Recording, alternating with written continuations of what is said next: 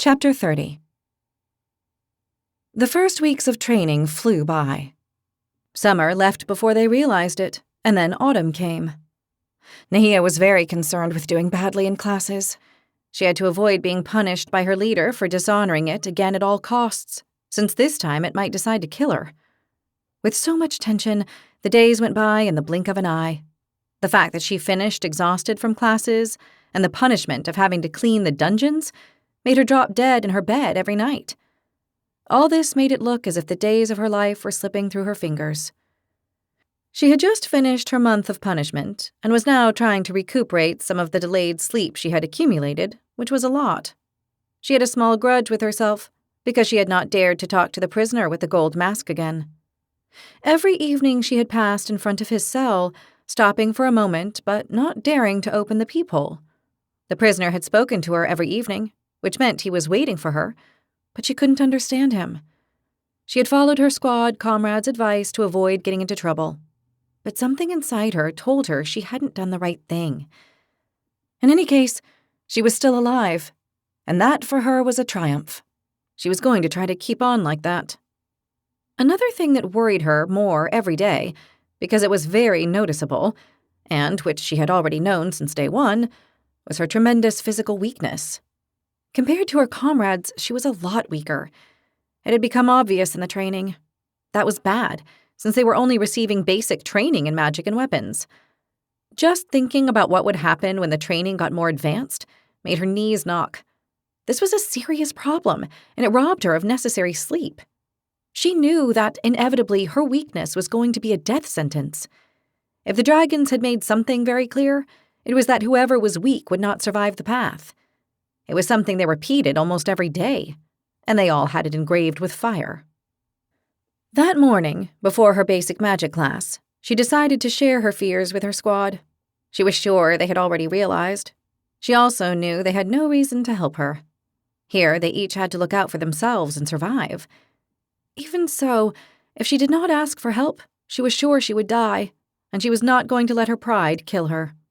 She would rather appear weak than die for not admitting it to her comrades. Not that she was not proud.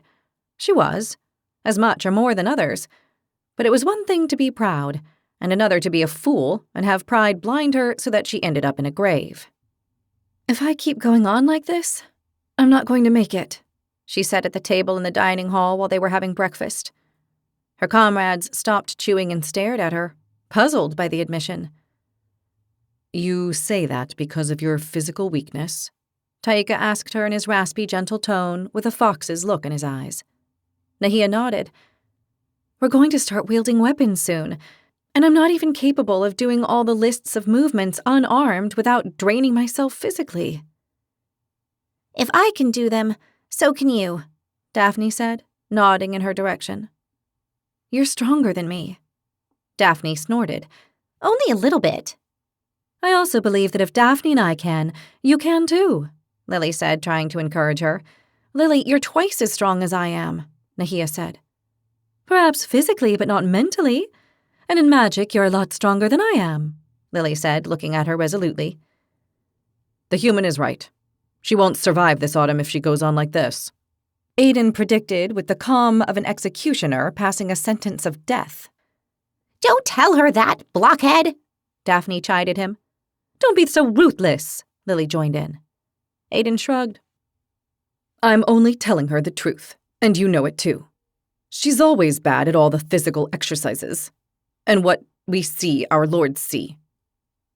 "I feel like hitting you with a chair on that horned head of yours," Daphne told him, mimicking grabbing a chair and hitting him. Aiden didn't flinch. "Instead of that, you might apply yourself, because she won't survive autumn, but neither will you. As for the Scarlatum, she won't survive winter. That's the simple truth. You're weak, and you won't survive the year." Daphne and Lily stood on the table and nearly jumped at Aiden, who went on eating without a care. "Quiet, please," Taika pleaded. "They're watching us," he said, and looked toward the dragons in the middle of the dining hall. Daphne and Lily glanced furiously at Aiden before they sat down reluctantly. "Our Draconid comrade is not very gifted in the art of communication, but he's right," Evo stated. It's undeniable, and everyone sees that our human has serious problems in the physical and magical areas, derived from her small body. It's also obvious our Fatum isn't far behind, and her weaknesses are more evident every day. Those of our Scarlatum will become notorious in the last part of the year. Daphne and Lily were about to protest, but Taika intervened. What we ought to concentrate on is solving our problems, and not arguing among ourselves. That will only lead to defeat and death. The first thing we must do is help Nahia improve. Only thus will she survive. She has to improve, and we can help her do it. We can? Aiden asked, gaping at Taika with disbelief. I believe we can, Taika assured them. Do you believe it too? Aiden asked Evo. The great Taruk looked at Nahia as if evaluating her. I'd like to think so, although I have my doubts, I won't deny it. Her body is too fragile, like the branch of a young tree. It snaps with the strong wind of autumn. Aiden has the tact of a shark, but you should have a little more. Nahia is sitting right in front of you, Daphne reproached Evo. In my opinion, although it hurts, the truth is always 1,000 times better than a pitiful lie. When you get philosophical, there's nothing we can do with you, Lily told him, dismissing him with a wave. I don't mind listening to truths, even if they're harsh. Everything that has been said here is the truth, Nahia said with her head down. We're not going to let her die, said Daphne determinedly, wagging her finger. Why not? It's not our problem. It's hers, said Aiden. You're a monster, Lily yelled at him.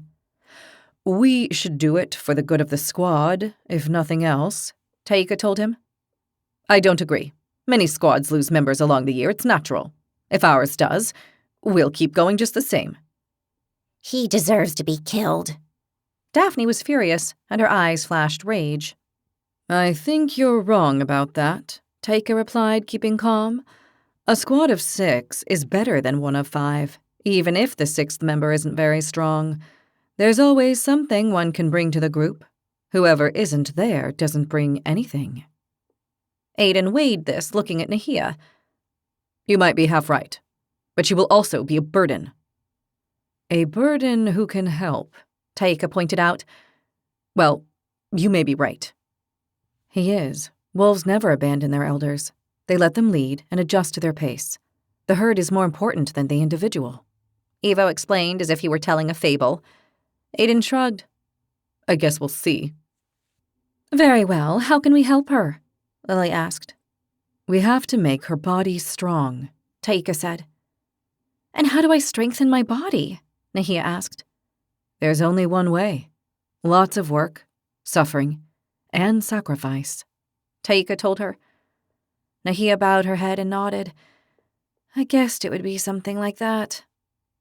It's either that or die, Taika assured her. You choose. I choose work, suffering, and sacrifice, said Nahia. Taika nodded. That's the way to talk. Lily gave Nahia a pat on the back. You'll make it, and don't listen to this brickhead or the forest philosopher here, Daphne said cheerfully. Nahia nodded. This afternoon, when we finish classes, we'll go to the gym. We'll work on that body of yours, Taika said. I really appreciate it. You're welcome. Nahia cheered up a little. There was hope. Her squad was going to help her. That evening, when they finished magic training, Nahia went to the gym with Taika. She was very grateful to him for coming to the gym with her, because he didn't need it. He was a strong tiger and didn't need to exercise. The Felidae had an extraordinary physiognomy. From what Nahia knew, only the humans, Fatum, and Scarlatum went to the gym, since they were the weakest races physically. Evo and Aiden didn't go, and neither did Taika, until now. They arrived at the building, which looked quite solemn.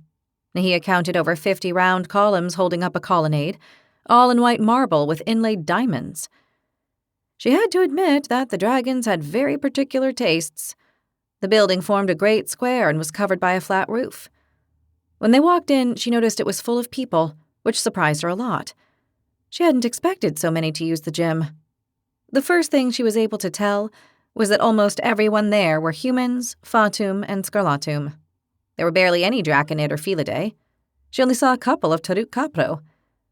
The other thing that drew her attention was that there were people of all 3 years, not only the first years, who obviously needed it more, but also second and third years. She identified them easily because they were clearly separated. The third years near the entrance, the second years in the middle, and the first years at the far end of the building, which is where they headed. As they went by the different areas, she could see there were parts where they were exercising alone, others where they fought on mats, and still others where they did exercises of strength, lifting what looked like heavy rocks carved with rectangular markings. Seeing them lifting those heavy rocks with one arm or with their legs, she was completely discouraged. She would never be able to lift such heavy things. Taika seemed to notice her sinking spirits.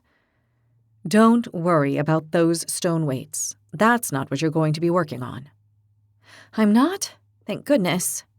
Nahia sighed in relief, looking everywhere as if she had entered a whole new world populated by people with extraordinary strength. Taika smiled at her. In order to build a house, you have to start by placing a block on the ground.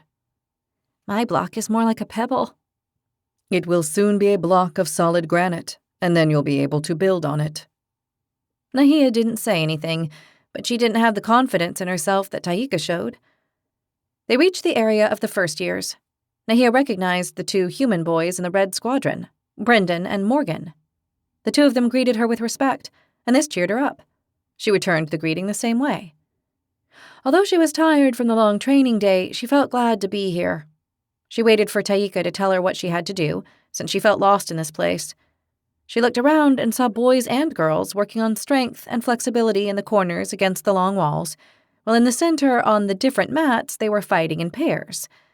They all looked as if they knew what they were doing and were exerting themselves to the maximum. The intensity they were applying themselves with was apparent. I should have come here from the very first day, said Nahia, finding herself so lost and lagging in comparison with the people there. Don't torture yourself with the past. That can no longer be changed. Focus on the future, which is unwritten, and work to reach your goals there. Yes, you're right, but Taika, I've lost a whole season. No, you haven't lost it. In your case, it wasn't possible for you to start this way. You arrived broken and weak. Just the training exhausted all your strength. And then, when you were beginning to recover, you were punished. That's true. So stop turning it over in your head. Now you can, and you're pretty whole. Let's seize the opportunity. You're absolutely right. Taika smiled at her, and his intelligent eyes narrowed. You'll do it. What weight element should I start working? Nahia asked him confidently, seeing others exercising nearby. One which you always carry with you, Taika told her. I carry it with me? Nahia looked at herself. She was only wearing the academy clothes, which were not very heavy. You will perform a series of exercises using the weight of your own body in order to work and develop those muscles of yours, which are still somewhat stunted.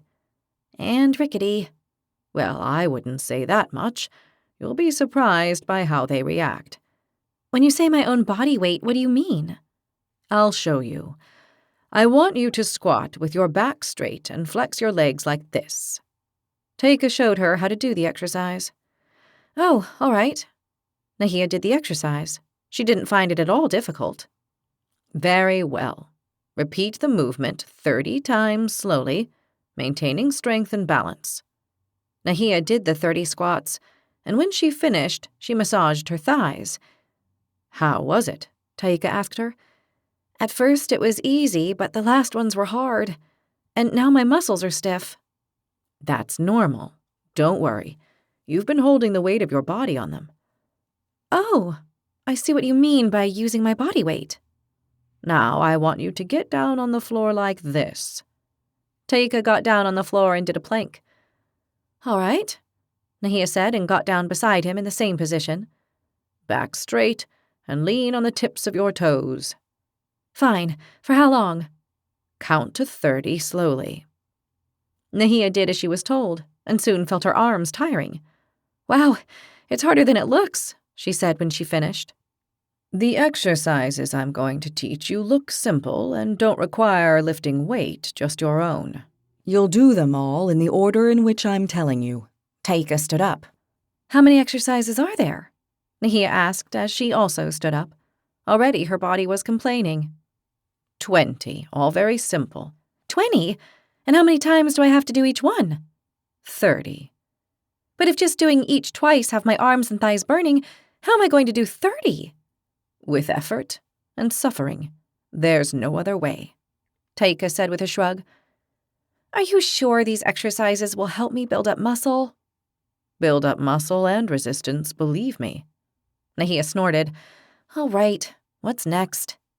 Flexed stride, Taika said, and showed her how to do it by extending one leg forward and lowering his body, keeping his balance.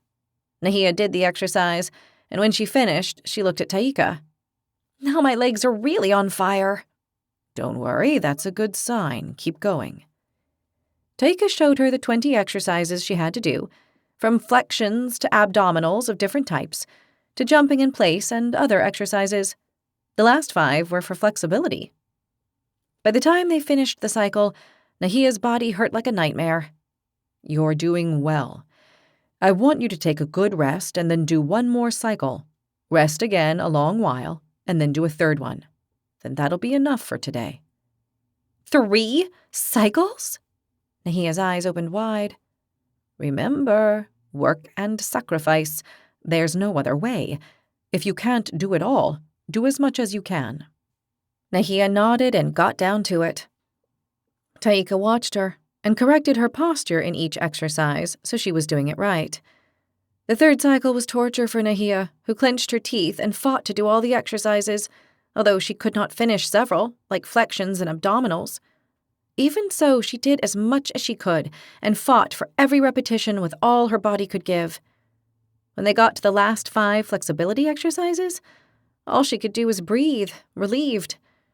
She finished bone-weary, lying on one of the exercise mats. That wasn't bad at all for a first time, Taika told her, and in his raspy voice she could hear that he wanted to cheer her up. But I couldn't do all the exercises, Nahia said regretfully. She was breathing with difficulty, lying on her back on the mat, exhausted from the effort. She was sweating more than she ever remembered having sweated with her grandmother. You did well, another voice Nahia recognized at once said. She tried to rise to look at him, but her abs muscles burst with pain, and she dropped back on the mat. Logan's head appeared above hers. Honestly, you did pretty well, the dark-haired boy said, looking at her with his light blue eyes like the sky in summer. You saw me? She asked, trying to hide how embarrassed she was, but she could not stop her blush, and it showed about a league away. Yeah, I was just coming in to exercise, and I saw you. I didn't do well at all. You made the effort, which is what counts in the end. The results will come. That's what I tell her, Taika intervened. Hello, I'm Logan, Whirlwind Squad, White Squadron. He introduced himself and bowed lightly, showing respect to Taika. Taika, Igneous Squad, Red Squadron. Taika bowed as well, returning the greeting. A pleasure, Logan said courteously. I think that's enough for today. I'll see you at the barracks, Nahia, Taika said, and with a parting nod he left. Is he training you? Logan asked. Yes, he is. I need to get better, a lot better, and fast. Logan nodded and got down on his haunches. You will. You have a lot of spirit. You think so? I'm sure. But I can't even stand up. That's a good sign. It means the exercises have worked your body, which is what you have to achieve in the end. I feel a little ridiculous. Logan looked at her and bowed his head. Don't be. Feel proud. You're a step closer to surviving this place. Will we survive? Do you really believe it? Logan looked into her eyes. We will, he promised. Chapter 31. Autumn was rough. If training with weapons was difficult, magic had become most complicated. They had to study several chapters of magic to prepare each class, and they were hard to understand and assimilate. Dragons treated magic as if it were something intrinsic to everyone, when it was not for the other races. Neither Nahia nor any of her squad mates had any knowledge of magic, its fundamentals, or how to use it. They'd already been working a couple of weeks on how to use the bond that existed between their mind and the dragon that represented their inner power. The exercises weren't very difficult. They consisted of creating a small sphere of power the size of a marble on the palm of their hand, while, with the other, they used the learning pearl for help. The first times they had almost all failed, but little by little they had managed to create the small sphere of pure energy. The next exercises had consisted of keeping them hovering over their hands and making them rise and fall, keeping control with their minds. That morning, they were heading to magic class, and their nervousness showed in the group. "Have you prepared for today's lesson?" Nahia asked her comrades as they headed to the lineup. "Of course. We all have to have the theory part well learned before we enter the training classroom," Aiden replied. "Well learned has several meanings," Lily commented. "It has no other meanings. Well learned means exactly that. Well learned." Aiden gave her a look that meant he did not understand what she was talking about.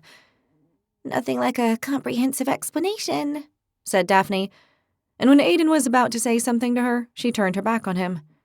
Aiden muttered a string of things that sounded like unbearable, unbelievable, and worst squad in the world. "I tried to understand it, but these concepts are very far from spirituality, peace, and harmony," Evo commented. "I don't fully understand them." "We're in an academy of war, Evo. There's little peace, spirituality, and harmony," Lily told him. "We're here to learn to kill with weapons and magic," Daphne specified in an almost cruel tone. "It's not anything I share or like." Evo shrugged. "Unfortunately, we have no choice," Taika said. "You'll have to apply yourself and learn to do it, or they'll make you pay. The dragons will see it as a weakness, and you'll be in serious trouble." "I know, but I don't like it." "Cheer up, big guy. You'll make it," Lily said, trying to boost his morale. Evo smiled at her, but his eyes were dull. They went into class, and Mag Zilar-Ond was waiting for them at the far end of the classroom with Maybriggs Arbor by the pedestal. "Red Squadron, welcome. Today we will begin to use that inner power you have and are starting to master. We will channel it, so you will be able to attack with it as you have read can be done in the tomes of knowledge." The Silver Dragoness messaged them, and they all felt that it was also an important moment. "I will get the target ready," Marber said, and with his usual parsimony he headed to the west end of the classroom. Once there, he raised a pole with a solid target stuck at mid-height. "Very well. Now that you know how to interact with your inner dragon of power and create a small sphere of energy, you will learn to increase it and then use it to attack.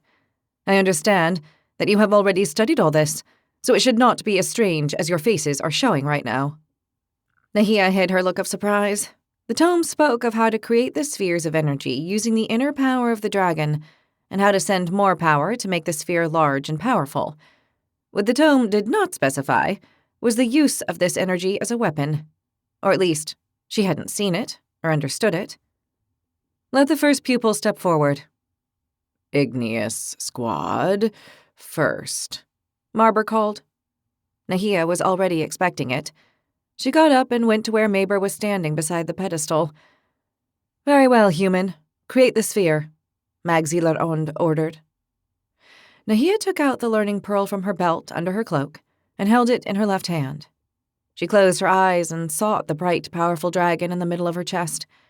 When she looked for it, she felt as if she were calling it, and it came to meet her.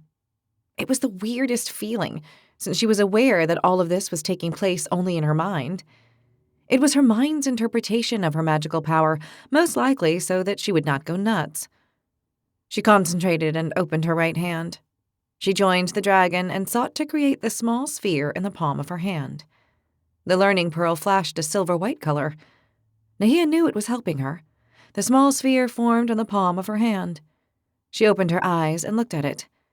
It was translucent and gave off flashes as if it were alive. She concentrated on keeping it hovering above her hand.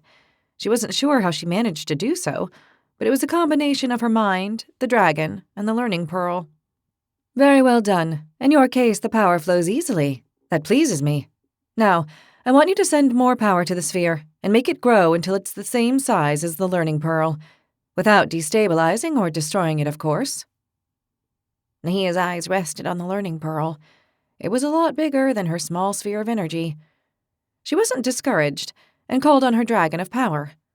From what she had read in the tomes, her mind had to send the orders to her inner dragon and the learning pearl simultaneously so that both forces worked together. She did this and began to send the dragon's energy to the sphere hovering above her right hand. As she did this, the learning pearl gave off a flash, so Nahia knew it was helping her. The sphere began to increase in size as it received the energy that came from the middle of Nahia's chest and went into the sphere. It went on growing, and Nahia concentrated on preventing it from destabilizing and getting destroyed. What she did was strengthen the outer layer of the expanding sphere, sending extra energy so it would hold. It took her a moment, but she managed to make the sphere the same size as the pearl. She looked at both and felt very pleased. She had done it. You have managed to form the sphere of energy. Very well done. Now is the time to learn how to use it as a weapon. There are 2 ways of doing this. One is by sending the sphere against the target with the force of your mind. The other one, simpler but also effective, is throwing it with your hand as if you were throwing an object. They both work and are both destructive. In your case, since you are akin to your power, I want you to use your mind. Nahia breathed deeply. She didn't know whether she could do that. Throwing an object with her mind sounded impossible. It seemed like trying to move an object with her mind. That was impossible. Or was it really? At least in the earthly world it was. Up here, in the sky world of the dragons, who knew? Anything was possible. Focus your mind on the sphere, and then on the target. Do it repeatedly, and faster every time, until you cannot do it any faster. The instruction was clear, albeit a little complicated to carry out, but Nahia did as the dragoness told her. She focused on the sphere, and then on the target, on the sphere, and then the target, and began to pass from one to the other, going faster every time. All of a sudden, the sphere left its position and headed straight to the center of the target at great speed. The sphere hit the target, and there was an explosion of pure energy. Pieces of wood flew off in every direction. The target was completely destroyed. It could not be. Nahia's jaw dropped, and her face showed absolute astonishment. She couldn't believe what she had just done. Excellent work. I am very pleased. You are a star pupil, Flameborn. Now go back to your place, and let us see what the rest do.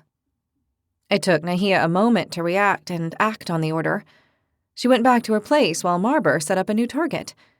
Spectacular, Daphne told her when she sat down. Awesome, Lily congratulated her. Very well done. Aiden also congratulated her, looking very pleased. I don't know how it happened. Nahia was stunned. Next, Marber called. It's my turn. Let's see what happens. Daphne jumped up determinedly. They all watched the Fatum. It turned out that she did pretty well. She was able to increase the sphere and throw it with her mind, but she couldn't hit the target. For some reason, it went to the left and the sphere exploded against the wall. Mag Zilar-Ond told her to repeat the exercise. Daphne did so, and the sphere failed again, missing the target and hitting the wall a little to the right. That was enough. She would have to work on improving her focus on the destination. Lily was next. She managed to create the sphere full of energy, then tried to throw it with her mind, but failed. Mag Zilar-Ond told her to try with her hand. Lily threw the sphere as if she threw a ball, and it headed toward the target. The throw seemed to have been short, but it hit the lower part of the target, and there was the explosion which destroyed it. Lily gave a cry of joy. Without euphoria, Maber chided her as he went to set up another target. Aiden was next, fully convinced he was going to succeed. The wind quickly left his sails. He had serious trouble increasing his sphere. The first time he lost control and destroyed it. Luckily, when it was destroyed, it didn't explode, but instead seemed to implode. The second time he managed to create the sphere, although it was quite smaller than his pearl, he did not seek to enlarge it because it became unstable. He tried to throw it with his mind, and the sphere did not budge. He had to give up after 3 attempts and throw it with his hand. This he did well, hitting the target in the middle, but the explosion was not very strong and only split the target in 2. He returned to the group looking very disappointed with himself. It was Evo's turn, and he headed to it with his calm walk. He had trouble simply creating the sphere and keeping it hovering. When he tried to send more power to make it bigger, he failed. In the end, seeing he could not, he threw his sphere at the target with his powerful arm, but the explosion was minimal and didn't even damage it. He shrugged and went back to the group when Mag Zilar Ond terminated his exercise. Taika headed to do the exercise with his usual calm and concentration. He also had trouble creating and maintaining the sphere. In the end, he managed to create one larger than Evo's and smaller than Aiden's. Like them, he had to throw it with his hand. He hit the target in the center, but the explosions did not even split the target. Once the Igneous Squad finished, it was the Ardent's turn. Its members did the exercise, and then it was the Searing Squad's turn. No one equaled Nahia's feat. It was clear that the Fatum and Scarlatum were the most apt in the use of magic. The humans were close, but the Draconid, Felidae, and Tarakapro were pretty poor at it. Very well. Now that you know how to do it, I want you to all repeat the exercise against the wall, 5 paces away from it. Separate well so that you do not hit one another by accident. Throw the spheres with energy against the wall in front of you. Imagine an opponent wants to run you through with his sword. You will do this until you run out of inner energy. When the dragon runs out, you will have no energy left. Keep practicing until that moment. They all stood as Mag Zilar Ond had told them, and they practiced the whole day. Some were faster, those who had been the most apt, and others were slower, the ones who had trouble. Nahia noticed that she was good at this, both throwing the sphere with her mind and with her hand. She even tried to overcharge the sphere to make it larger and more powerful, and she was successful. But when it exploded on the wall, it made a lot of noise.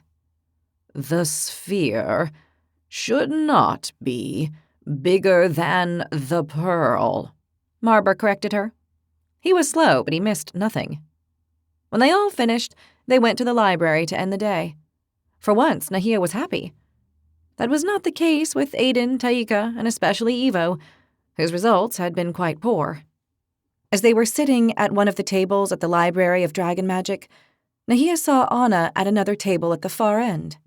She was so glad to see her that she stood up and ran like an arrow to speak to her without saying anything to her comrades, who watched her run off. "Anna, I'm so glad to see you," she said when she reached her side. Anna looked up from the tome and realized who it was. "Nahia!" she cried with eyes moist with joy. They both hugged tightly, as if making sure the other person was real and flesh and blood. Nahia sat down with her friend. "I've tried to talk to you, but we never run into each other," she whispered, noticing that an ex-arbor was watching them. "I usually see you in the dining hall, but since we're not allowed to talk—" "Yeah, it's the same with me. Even so, we should at least wave so the other knows we're glad to see them and that everything is going fine." "I'd like that." "So let's think of a gesture we can make," Nahia suggested. "I can't think. Wait, a wink?" "That's going to be difficult with so many people in the hall. Besides, there's a lot of movement between those going for food and those coming back with it." "True, but it can't be too obvious.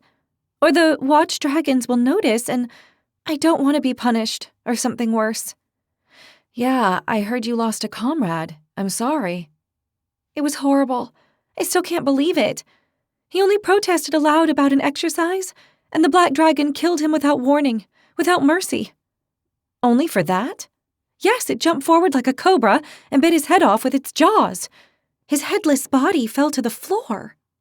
Then the dragon spit out the head to one side. It was horrific." "They're ruthless by nature." "There was no need. He simply complained. The dragon killed him for speaking up, for not agreeing." "I'm sorry you had to witness that." "I have nightmares almost every night. In many, it's me they kill. I live in constant anguish." "I'm so sorry. You can relax in magic class. I don't think the Silver Dragoness is as evil as the Black Dragon. The Dragoness is tough, but I don't think it has a bad heart." "They're all horrible. They'll kill us without any consideration. Don't be fooled. I know. I see it in their reptilian eyes." Nahia nodded. "Yeah, you're right. Any of them could kill us at any moment.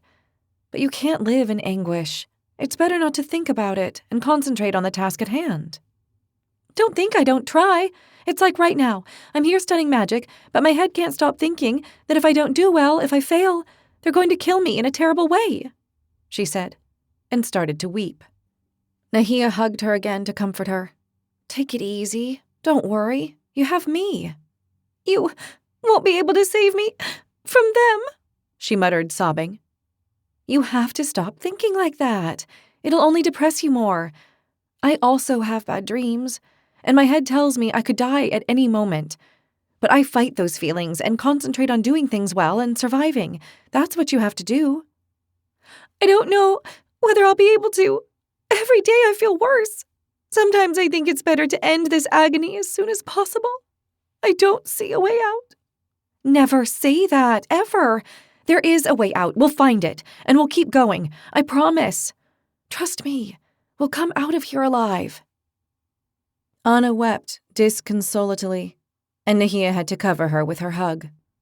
They would see her weeping as a sign of weakness. There were no dragons here, but there were ex-arbor, and they might report. Nahia did not know whether she could trust the ex-arbor or the Turgnamos of the academy. Most likely not, even if they were also slaves like them.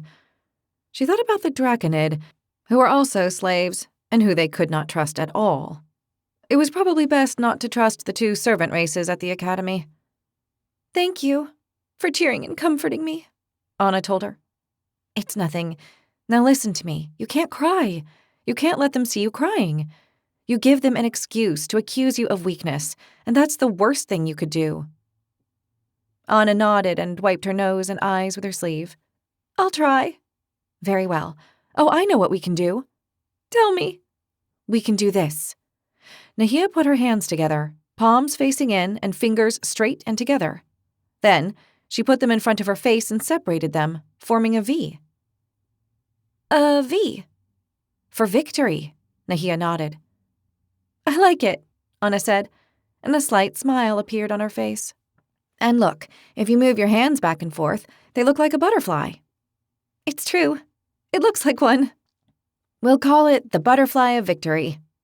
"Pretty name," Anna agreed, and she smiled, watching Nahia moving her hands and creating the effect of a butterfly. "When we see one another, let's make this gesture. We'll remember that we have to defeat this place and the dragons." "Yes, let's," said Anna, looking confident. "If you see Maika or Logan, tell them. I'll do the same if I see them. That way, all four of us will be able to greet one another and give one another courage." "I will." The two hugged again for a long moment, and Nahia wished with all her heart that Anna would not give up and would go on fighting despite everything. She had to survive and achieve victory. Chapter 32. That morning in martial training, after half the morning was through, the instructors stopped the class. The 3 squads belonging to the Red Squadron had been practicing all the offensive and defensive movements in pairs for the umpteenth time. "Line up and listen," the instructors ordered. Maibelt's Geitz stood straight. Every time Nahia felt the dragon was going to address them, she got very nervous. If she had another seizure in that class, she was sure she would not come out alive. The rumor had spread that there were already 5 first-year pupils who had died during the training. 2 for not having been able to awake their inner dragon, another for not behaving properly toward a dragon, and 2 in martial training. She had been lucky, but she was sure this dragon would not spare her life again. She couldn't afford to have another seizure or do badly in class, which, on the other hand, was a very real risk. She was the worst of the whole squadron by far. "With this last set of unarmed combat exercises, you have completed the initial basic martial training. Now you can begin weapons training," the dragon announced. The members of the 3 squads of the Red Squadron looked at one another with restrained joy. They were lined up firmly, as they were supposed to when they walked into class. No one made an excessive show of joy, since the 3 instructors were watching them with stoic poses and surly looks on their faces. "I can't believe I survived," Nahia whispered in a low voice. She was in shock for having achieved this small victory. "I knew you would. Don't lose your confidence in yourself," Taika cheered her in a barely audible whisper. "I'm also very pleased. I wasn't sure you would," Daphne said in another whisper. "Those who put in the effort receive the fruit of the tree of life in the end," murmured Evo. And bruises, too, Lily complained, who had several on her arms and legs, which, according to her, made her look like a little monster. This is only the beginning. There's nothing to be proud of yet, Aiden told them. This one's always so amusing, Daphne said without looking at him. The Dragonblood Warlocks use only 3 weapons and 1 defense element, and those are the ones you will have to master. You will begin this year with 1 weapon and the defense element. In the next 2, you will learn the use of the other weapons, so you will be able to graduate from this martial academy with honors, my Beltskites announced. Anyone knows what weapons they are? Nahia asked. I guess one is the sword. The 3 instructors carry one, Taika guessed. Yeah, but the other 2? Lily asked. I bet the blockhead knows it, said Daphne. Of course I know. So, Lily snapped. I prefer our Dragon Master and Lord to announce it, Aiden replied. I could kill him, Daphne muttered. You will be wondering what those weapons are. Your instructors will show you. The 3 instructors bent down. In front of each one were 2 large blankets. Nahia had noticed them at the beginning of class and wondered what they were going to use them for. Since it was forbidden to ask either dragons or instructors, no one had. Nahia almost preferred it. That way, they didn't get in trouble for asking what they should not. The Felidae lion unfolded the blanket and took the weapon he kept in it. He stood up and showed the class. The first weapon worthy of being wielded by a Dragonblood Warlock is the dagger, my Beltskite said. They all looked at it. Nahia snorted under her breath, relieved. She knew how to use knives. She had learned with her grandmother. They used them for a number of healing tasks, from cutting plants and roots to skinning hairs.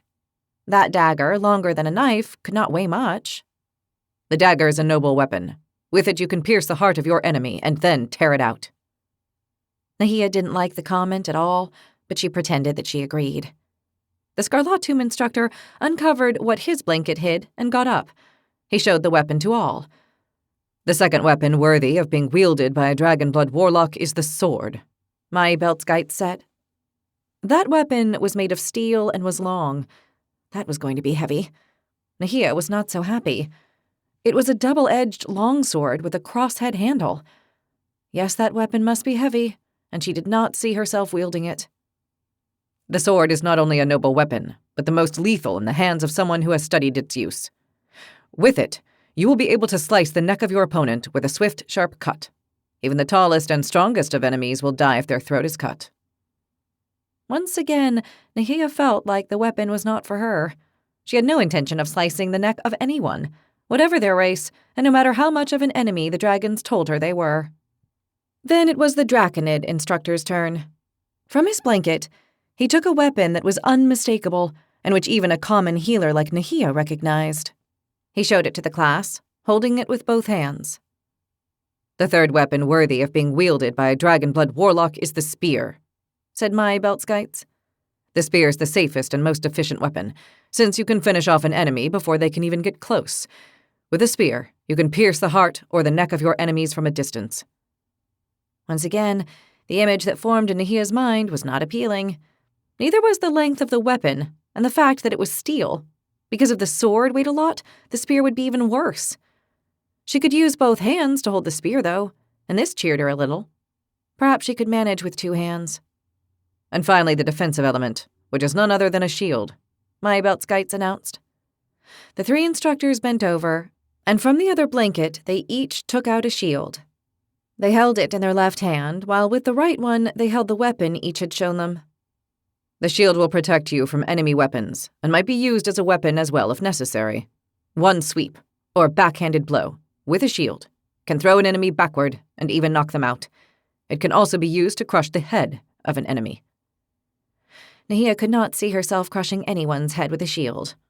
Seeing the 3 instructors with the shield in one arm and the weapon in the other, her spirits dropped.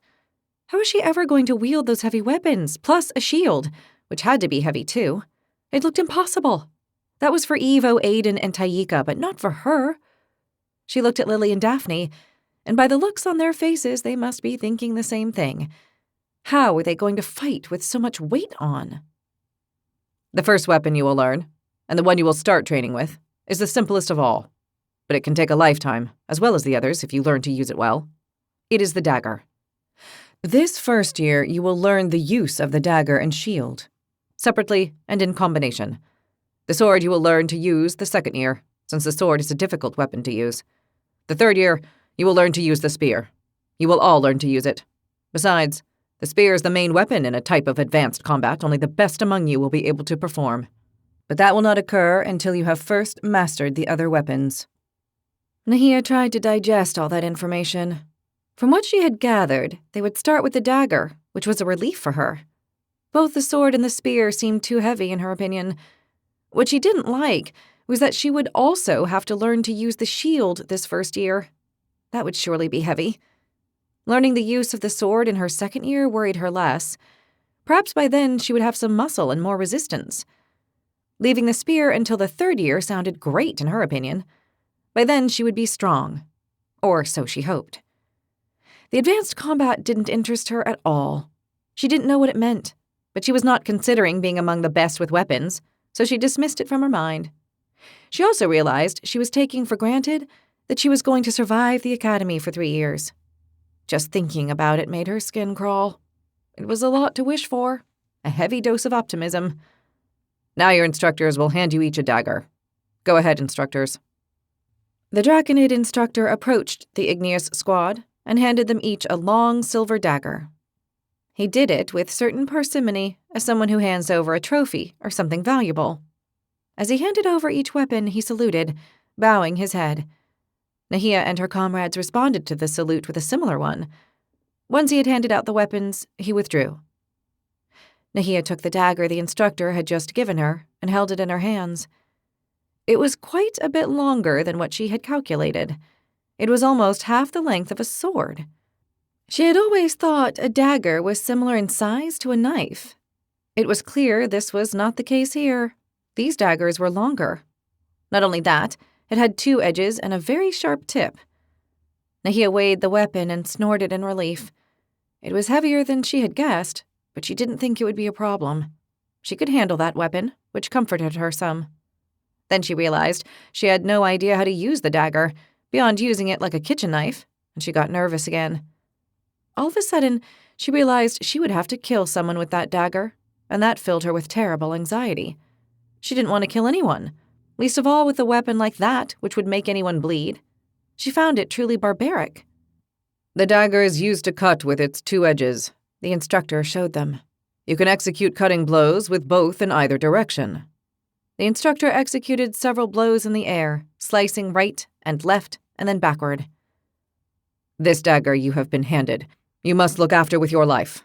Whoever loses it or mishandles it will be punished. The Draconid instructor addressed the squad. The dagger is carried at the waist on the opposite side of the hand you are going to use it with, he explained. This allows it to be drawn quickly in case of unexpected combat. He demonstrated, taking out the dagger from his belt at great speed and delivering a thrust in front with it. They all understood at once what he meant. Now, we'll do exercises similar to the ones we've been doing in the unarmed combat, only using specific attacks and defenses with the dagger. Stand in a defensive stance, with flexed legs and a balanced body, with the unarmed arm ahead and the arm with the dagger gathered by the body, he said, and showed them how to stand. They all stood as the instructor indicated. They knew the position well. They noticed now that the other 2 instructors were doing the same with the Ardent and Searing squads. We'll begin with some simple moves. Do them like me, on my count. 1. Slice from the inside out, seeking the neck of the opponent. He ordered and attacked. 2. Maintain a defensive position and be alert of a possible counterattack. He stood in a defensive stance. 3. We move forward and launch a thrust straight to the heart. 4. Defensive stance once more. Nahia and her comrades made the movements, following every instruction and imitating their instructor in every detail. He had them doing offensive and defensive movements all day. When he finally finished the session, he ordered them to line up and returned to the Black Dragon. The other 2 instructors did the same. You have begun the path of the dagger. You must travel it and become experts in its use. What you learn here is an art, and you must see it as such. You will become masters in the use of this weapon. With it, you will be able to kill the enemy and bring glory to our realm. Now go. And remember that the path to victory is sowed with blood." Nahia didn't like those last words at all. She didn't want to kill anyone or shed blood for the glory of dragons. She was glad, though, that at the end of the day of training, she was not as tired as she thought she would be. The dagger was not so heavy. And exercising with it would not be more tiring than their unarmed combat training, just a little more, which made her very glad. After dinner, they withdrew to rest. Nahia sat down on her bed and took off her boots. She sat there contemplating her silver dagger. "If it weren't because it serves to wound and kill, it would be beautiful," she said, more to herself than to the others. Daphne heard her and turned toward her. "It also serves to maim for life." Nahia was surprised by that comment. "Yeah, I guess so." "Don't guess. I can swear to it. They've used it on me," she said as she took off her cloak. "Were you maimed with a dagger like this?" "A very similar one, yes." "You mean your wings, right?" Daphne nodded. "The dragons don't allow us to fly, and the only way to keep us from flying is to clip our wings." Nahia nodded. "I think it's atrocious." "It is," Daphne said. "Forgive me for asking. Can't you use them at all?" Nahia asked, pointing at the wings folded on her back. "It doesn't bother me that you ask, because it's you. Someone else would bother me. I can use them, or flap them, but not fly," she explained, and spread her 4 wings. Then she flapped them. "Wow, they're beautiful," Nahia said. "I've wanted to see them since we met, but since you always carry them folded, I didn't want to bother you." "That's because you're a girl with good manners and a good heart. That's why I'm showing you now." "Thank you, really." "You're welcome. See the cuts?" Nahia went up closer to Daphne's back and studied the wings. They were indeed beautiful. They seemed woven from translucent silk and featured designs that looked like elaborate embroidery. Then she saw the 4 cuts, one on each wing. They began on the inside part and went along almost the whole wing. They did not tear the wing off, but rather divided the surface like the sail of a ship with a long tear. "I see them. They stop you from flying." "That's right. In order to fly, the wings have to be whole." "Can't you heal those cuts?" "We could, but whoever does is sentenced to death if they're found out." "I see. The risk is too big." Nahia felt awful for poor Daphne. Only a heartless creature like the dragons would do something like that. They'd robbed the Fatum of flight and maimed them for life. "It is." "Did it hurt much?" Nahia was feeling one of the wings with the tips of her fingers. It was a material she had never seen before, like human silk. "They do it to us as children so we don't fall into the temptation of flying. Then, every certain number of years, the cuts are done again. I still have 1 more cut when I turn 25. It hurts, but it pierces my soul more." "What they do to you is atrocious." "Yes, it is." Lily joined them, coming out of the bathroom. Daphne turned to her and showed her wings. "Beautiful. I love them. They give you I don't know, ethereal air," Lily said with a broad smile. "I like that. Ethereal." "I have something too I'm sure you're also curious about," Lily told them and pointed at her head. "It isn't your prodigious mind," Daphne said, joking. Lily laughed. "My horns," she told them, and reached up to them. "Ah, true," Daphne nodded. "May I touch them?" Nahia wanted to know what they were like. They intrigued her. "Of course, don't be silly. Go ahead." Lily bowed her head. Nahia and Daphne felt her horns studying them. "They don't look it, but they're hard and sharp," said Daphne. "Of course, they're a defensive weapon. You didn't think they were only to make me more irresistible, did you?" Lily laughed. "I might have," Nahia admitted. "Not at all. With these little coquettish horns, I can take an eye out of anyone, or make a hole in their neck if they make me very angry." "That's why the Scarlatum have such a good reputation," Daphne said, making a face. "Because of that, and many other things of a twisted nature," Lily laughed, taking it as a compliment. Daphne and Nahia looked at one another and shook their heads. Then they laughed with her. Chapter 33. At dinner that evening in the dining hall, they talked about the weapons issue. Now they all wore the learning pearl hanging from their belts on the right and the dagger on the left. All except Daphne, who was left-handed and wore them the other way around. "It's a shame that we don't start weapons training on the sphere," Aiden commented while he enjoyed a grilled bull steak with garlic and a side of sweet red peppers. "Why do you say that?" Taika asked with interest. "Because it's the most noble weapon." "Isn't that the sword?" Taika asked again. "Not for a Draconid. For us, it's the spear." "In my culture, it's the sword," Taika said. "We are more partial to daggers," said Daphne. "To tell the truth, I have no idea." Nahia didn't know what weapons humans preferred. She didn't understand anything about weapons. "For us, it's the double-headed axe," Lily said. "But here they don't use it." "They don't use bows either," said Daphne. "That's funny." "Bows are for cowards," said Aiden. "Here we go again, with the absolute opinions." Daphne raised her hands. "In the dragon culture, bows and arrows are considered lesser weapons, and only used by those who are unable to master the noble weapons," Aiden explained. "Or perhaps dragons don't like them for some reason," Daphne said. "Because the bow is a lesser weapon," Aiden reiterated. Maybe Daphne is onto something," Taika said with narrowed eyes, thoughtful. "If the dragons loathe the weapon, it might be because it really is a lesser weapon, or maybe it's because it's a weapon that bothers them somehow." "This is becoming interesting," Lily said, looking at Taika and Aiden, first one and then the other. "Nothing bothers a dragon. Steel can't pierce its scales.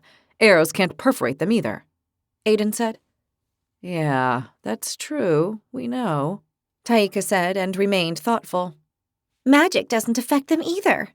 They have innate magic defenses," said Daphne. "So if that's true, how did the races join up to fight against the dragons during the Great Insurrection?" Nahia asked, bowing her head. She couldn't understand. It was something she had always wondered about. If the dragons were so formidable, how did the races unite against them and rebel? If they had no way to defeat them, it was a massive suicide. They all looked at her in surprise. "Don't you know what happened?" Daphne asked her. "I don't, to tell you the truth. My grandmother hasn't told me much, only that the races joined to fight against the dragons and tried to free us from slavery." "It's true. They did," Evo confirmed. "The path of war is not that of wisdom, but they did so." "But if steel can't kill them and magic can't either, why did they try? My parents weren't suicidal. They wouldn't have tried if there wasn't a chance to defeat them," Nahia reasoned. "Neither your parents nor the rest," Lily said, bowing her head. "They did it because they believed there was a chance," Daphne explained. "And they were all fooled," Aiden sentenced. "Fooled?" Nahia asked. "The leader of the revolt, Dramken Udrex, a Draconid, made all the leaders of the other races believe he had discovered the way to kill dragons," Lily explained. "But he fooled them," Daphne added. "And because of his lie, all those who revolted died," said Lily. "The Great Insurrection is also known as the Great Lie," Taika said. "But I don't understand. Why did my parents believe it? Why did the leaders of the other races?" "Because they were naive and gullible, and they were fooled. Nothing can kill dragons," Aiden said with his usual crudeness and certainty. "And because, what more can you expect of a Draconid? Betrayal. That he sells you to his dragon masters. Nothing more or less," Daphne said. "He didn't have the support of the majority of Draconids to begin with, and the races deserved what happened to them." "Take that back, if you don't want me to cut off your tongue." Daphne got up and loomed over Aiden threateningly with her hand on the pommel of her dagger. "And I'll gouge your eyes out." Lily joined her, getting up and also bending over him with her dagger half drawn. "Take it easy, both of you. If you attack him, the punishment will be severe," Taika warned them, and he gestured toward the two blue dragons watching the dining hall. Aiden didn't move. He watched them without backing down. The two looked at the dragons and sat down a moment later, throwing daggers with their eyes at Aiden, who ignored them and went on eating. I refused to believe that. There had to be another reason. Nahia could not believe that her parents were so innocent that they allowed themselves to be tricked by false promises. And not only them, but the rest of the races too, because thousands had died in the revolt. Dramken Udrex made the leaders of the other races believe there was a way to kill dragons, Taika explained. They would not take him on his word only, least of all because he was a draconid, Nahia said. True. He proved it. From what we know, Dramken Udrex killed several dragons in front of the leaders and persuaded them, Evo explained. Because of this, they joined forces and prepared the uprising. The leaders told the other races that Dramken Udrex had the means to kill the dragons, and that if they all joined together, they'd bring them down, Lily said, a little calmer now. But when the moment of truth came, it turned out that Dramken Udrex and his means to kill dragons were nothing but a lie. They couldn't kill them. The dragons, on the other hand, destroyed the insurrectionists, killing thousands, Daphne said with rage in her voice. That's how it was. Evo nodded with great sorrow. War and bloodshed only lead to more war and more bloodshed. Nahia was shaking her head. Her parents, like her grandmother, were people with good heads who knew the world they lived in. How could they have let themselves be fooled like that? What was the lie, she asked. They made the races believe that dragons could be killed when that's impossible for the slave races, Aiden said. Yes, but how? Nahia wanted to know because she needed to understand. Who cares how? It wasn't true, and all who believed it died, Daphne replied, shaking her head enraged. I need to understand, Nahia said, annoyed. She was beginning to feel sick. Heat was beginning to wash over her body. We all want to understand, but there's no answer we can give you. I at least don't know it, Lily told her. The leaders of the 8 races were persuaded, so the evidence must have been convincing, Taika said. Dramken Udrex must have found a way to hurt them, but it wasn't divulged. Only the 8 leaders knew about it, precisely so the dragons wouldn't know they had a weapon to use against them. Nahia was listening, and her body temperature was rising. Her heart began to beat faster and faster. Unfortunately, it didn't work. Then the rumors spread that it had all been a lie, said Daphne. And that's what everyone believes as of today, added Lily. A great lie or a failure, Evo commented. In any case, it brought death to thousands. Nahia continued shaking her head. I need to know whether it was a lie or if something happened that prevented the revolt. Nahia could barely breathe. She realized she was having a seizure. Are you all right? Lily became concerned when she realized Nahia couldn't breathe. Yes, it's only that you're having one of your seizures, Daphne said, putting her hand on Nahia's forehead. You're burning up. Nahia nodded and took out one of Aoma's tonics, bit off the stopper and drank it in one gulp. They all looked on, worried. It will pass soon enough. I don't want to reach any hasty conclusions, but it would seem that talking about certain subjects that are important to you upsets you, and that brings on the seizures, Taika reasoned. Nahia, who was already beginning to feel better, looked at the Felidae. It might be. Yes. In that case, you'd better learn to control your emotions, or you'll get yourself and your squad into trouble, Aiden told her. Don't listen to anything this blockhead says, Daphne told her, stroking her hand to soothe her. I'm feeling better, Nahia reassured them as she felt she could breathe again and that her heartbeat was calming down. The truth is that no one really knows what happened. Only the 8 leaders knew, and they all died. The dragons had no mercy on them, Taika said. It might even be that the great lie was no such thing, and that the dragons created the fake rumor so that no one ever tried anything like that again, he reasoned. That might be, Lily said, looking at Taika interested. I bet the Draconids spread the lie throughout the 8 nations, said Daphne, glaring at Aiden. Maybe it was what it was, a great lie, and the truth was divulged, Aiden sentenced. Nahia was stunned. She had not known all this. Why hadn't Aoma told her? Had it only been to protect her, or was there something else? She didn't want to believe that her parents had given their lives for a great lie. She was sure they would not have let themselves be fooled like that. But what if it had been like Aiden said it was, and they had really all been fooled? What happened to Dremken Udrex? She asked. He was the last of the leaders to be captured. He wasn't killed by the dragons. He's somewhere unknown, Daphne said. Then, if he didn't die, or was executed, it does look like it was a lie. Nahia's spirits dropped to ground level. Or that's what the dragons want us to believe, Taika casually let fall in his fox's tone. They all turned to him. If they killed him, it would look like it wasn't a lie, but that something went wrong, Nahia reasoned, following Taika's suggested train of thought. But if they let him live, it looks like he betrayed all the rebel leaders and everything was a lie. That's right, Taika nodded. Which leads us to consider that either thing might have happened, said Evo. Believing in the worst result doesn't necessarily make it the correct one, or the best. The balance is usually the most likely result. You can lucubrate all you want. It was a great lie, and it shows that the dragons are invincible, Aiden pronounced himself. He got up from the table and left. I still think there's something behind all this, Nahia said. We'd all like that to be the case, said Lily. But we also have to consider that the blockhead might be right, Daphne said. And I want to know the truth of what happened, one thing or the other, said Nahia determinedly. You're not the only one. We'd all like to know. Taika joined her.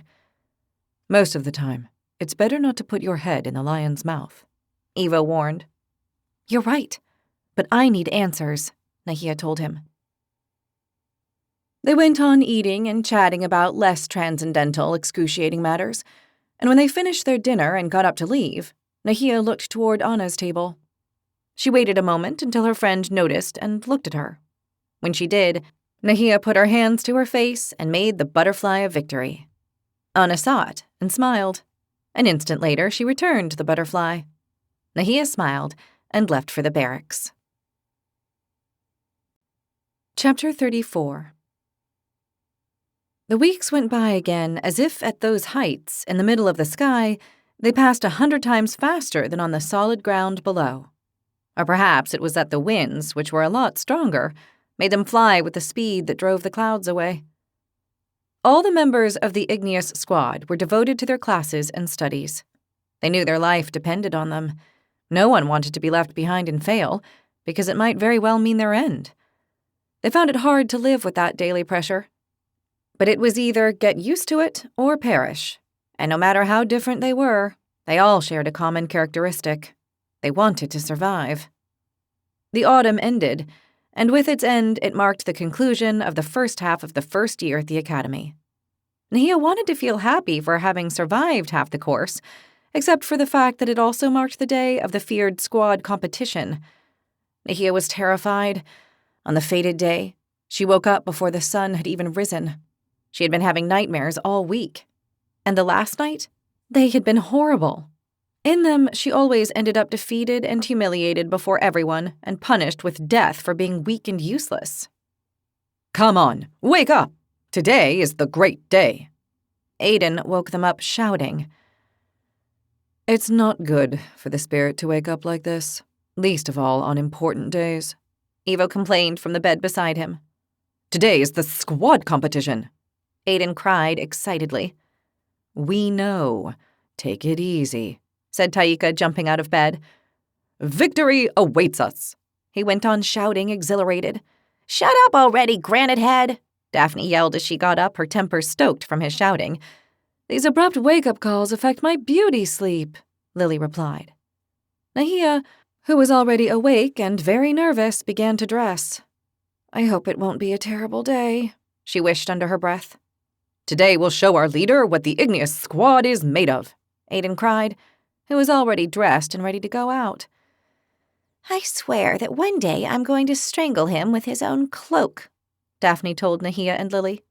And I'll hold him for you, Lily smiled. Nahia tried to smile too, but she was so anxious she barely managed the ghost of one. They got dressed and took their daggers and learning pearls. They hung them from their belts, one on each side. Nahia thought they would need them today, not for class but for the competition, and she became even more nervous. Once ready and impelled by Aiden's cheers and encouragement, they came out into the great parade ground. It was still dawn. They were heading to line up like every other morning at their marked positions by the flaming banner where their leader Irakis Godigaitz was waiting. Only this morning, that would not be the case. As soon as they set foot in the square, they stopped. Their leader and the flaming banner were not where they always were, but in front of the great castle. The 6 leaders were lined up, 3 on either side of the gates with their backs to the building. The banner stood in front of each leader. "Let's go with our leader," cried Aiden, running toward the red dragon. The others had no choice but to follow him. As they ran, Nahia saw the rest of the squads doing the same. Every squad ran to line up before their squadron leader. "Red Squadron, line up!" Irakis Godigaitz's order reached them, strong and urgent. They lined up as they always did. The Igneous squad on the left, the Ardent in the middle, and the Searing on the right. Aiden was upset they couldn't be in the center, which is where he believed they should be. The rest could care less, except Taika, who had commented that the central position was the safest because they had both flanks covered. So now, formed up like this, with Nahia as the first one on the left, she was left feeling very exposed and vulnerable to attacks. "Maintain the formation and await orders." The command reached them, together with a feeling that this was an important moment. Nahia looked unobtrusively askance. Beside them was the Blue Squadron. She was able to see Anna, who looked terrified. It was followed by the Black Squadron, and then there was a great empty void in front of the castle gates. The White Squadron was the next, and she glimpsed Logan. He didn't look afraid. He had the same hard look as usual. On his right was the Brown Squadron with Maika, although Nahia could not see her well. The last group was the Crystal Squadron. Everyone was feeling the tension. They were lined up with clipped faces and rigid bodies. Suddenly, the gates to the majestic castle opened, and Colonel Lihan Godigogor, executive leader of the academy, appeared. Nahia watched it, trying to digest how huge and powerful that red dragon was, measuring over 150 feet long with lavender streaks on its back. The ruby eyes and that 1,000-year-old dragon head were very intimidating. Nahia took a deep breath to calm down. If she had been nervous before, now she was even more. Escorting its colonel was Commander Bigan Zuri Indar, second in command over the academy. Nahia watched the commander unobtrusively.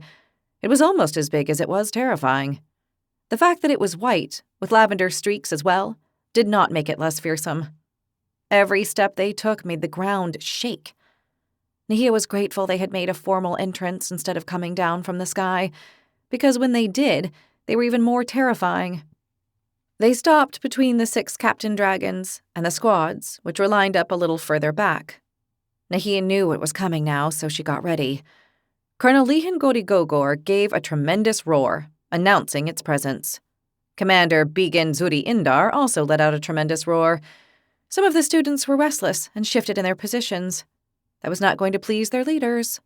Luckily, the Igneous squad stayed put. The colonel roared again after a moment, and they all paid attention. "Today is a special day at Dracoros, the Academy of the Dragonbloods. As the leader of this institution of martial training, I always await this day with anticipation. Today is the half-year squad competition. I can promise you, it is one of my favorites. It is because we can evaluate the progress of the first years, who, although still very green, have the chance to prove that they have what it takes to become Dragonblood warlocks.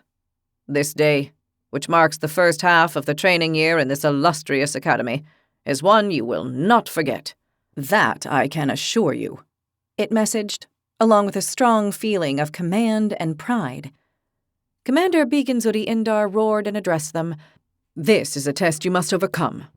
Whoever does not pass this test will not be apt to continue with the second part of the training year. You know the fate of those who fail. There will not be any benevolence or mercy, so I advise you to make your best effort." Nahia was already afraid of that, so the commander's message was no surprise. They had no idea what the test would be like, since they couldn't ask the second and third years, but they were already anticipating it would be hard. They had been discussing it for days in the dining hall, and at their dorm in the barracks, and with the exception of Aiden, they were all very worried. Aiden, of course, was sure he was going to triumph. "There is no reason why you cannot pass the test, all of you. This is not the case most years, but there is always a first time. I myself will judge the test and the results. Your captains and leaders expect the best from you. You will do well not to dishonor them." Nahia sighed and tried to calm down.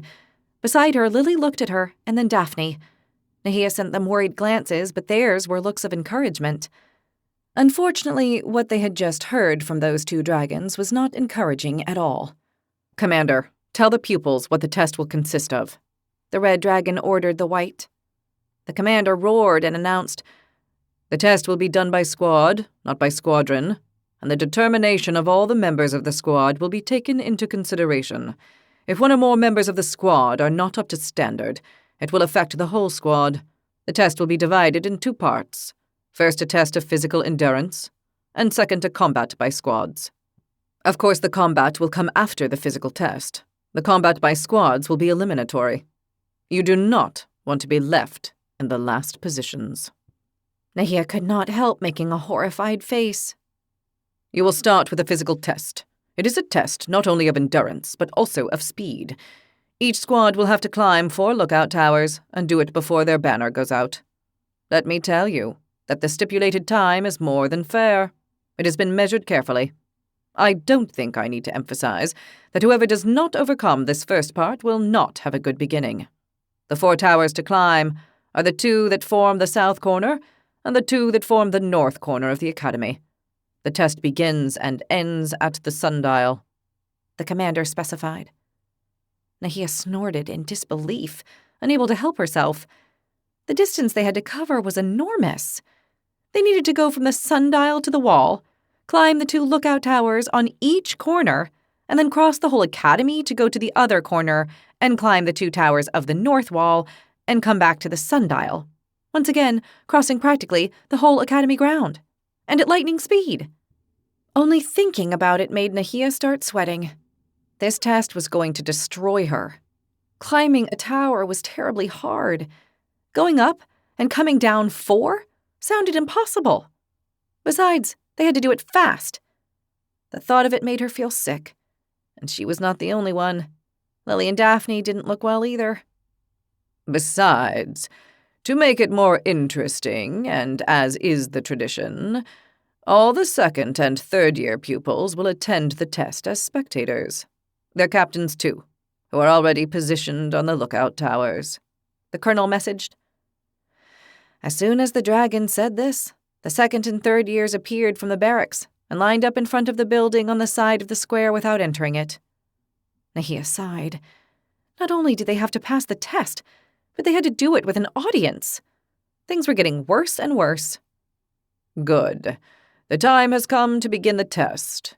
We will do it 6 squads at a time, 1 from each squadron. That encourages rivalry and motivation. We will let the captains choose their squads," the colonel messaged, and beat its huge red wings as if it were truly thrilled by the test. Irakis Godigites stood tall. "Igneous squad first. March in formation to the sundial. Take the banner. Do not dishonor me before everyone, or you will pay with your lives," it messaged. Nahia was terrified.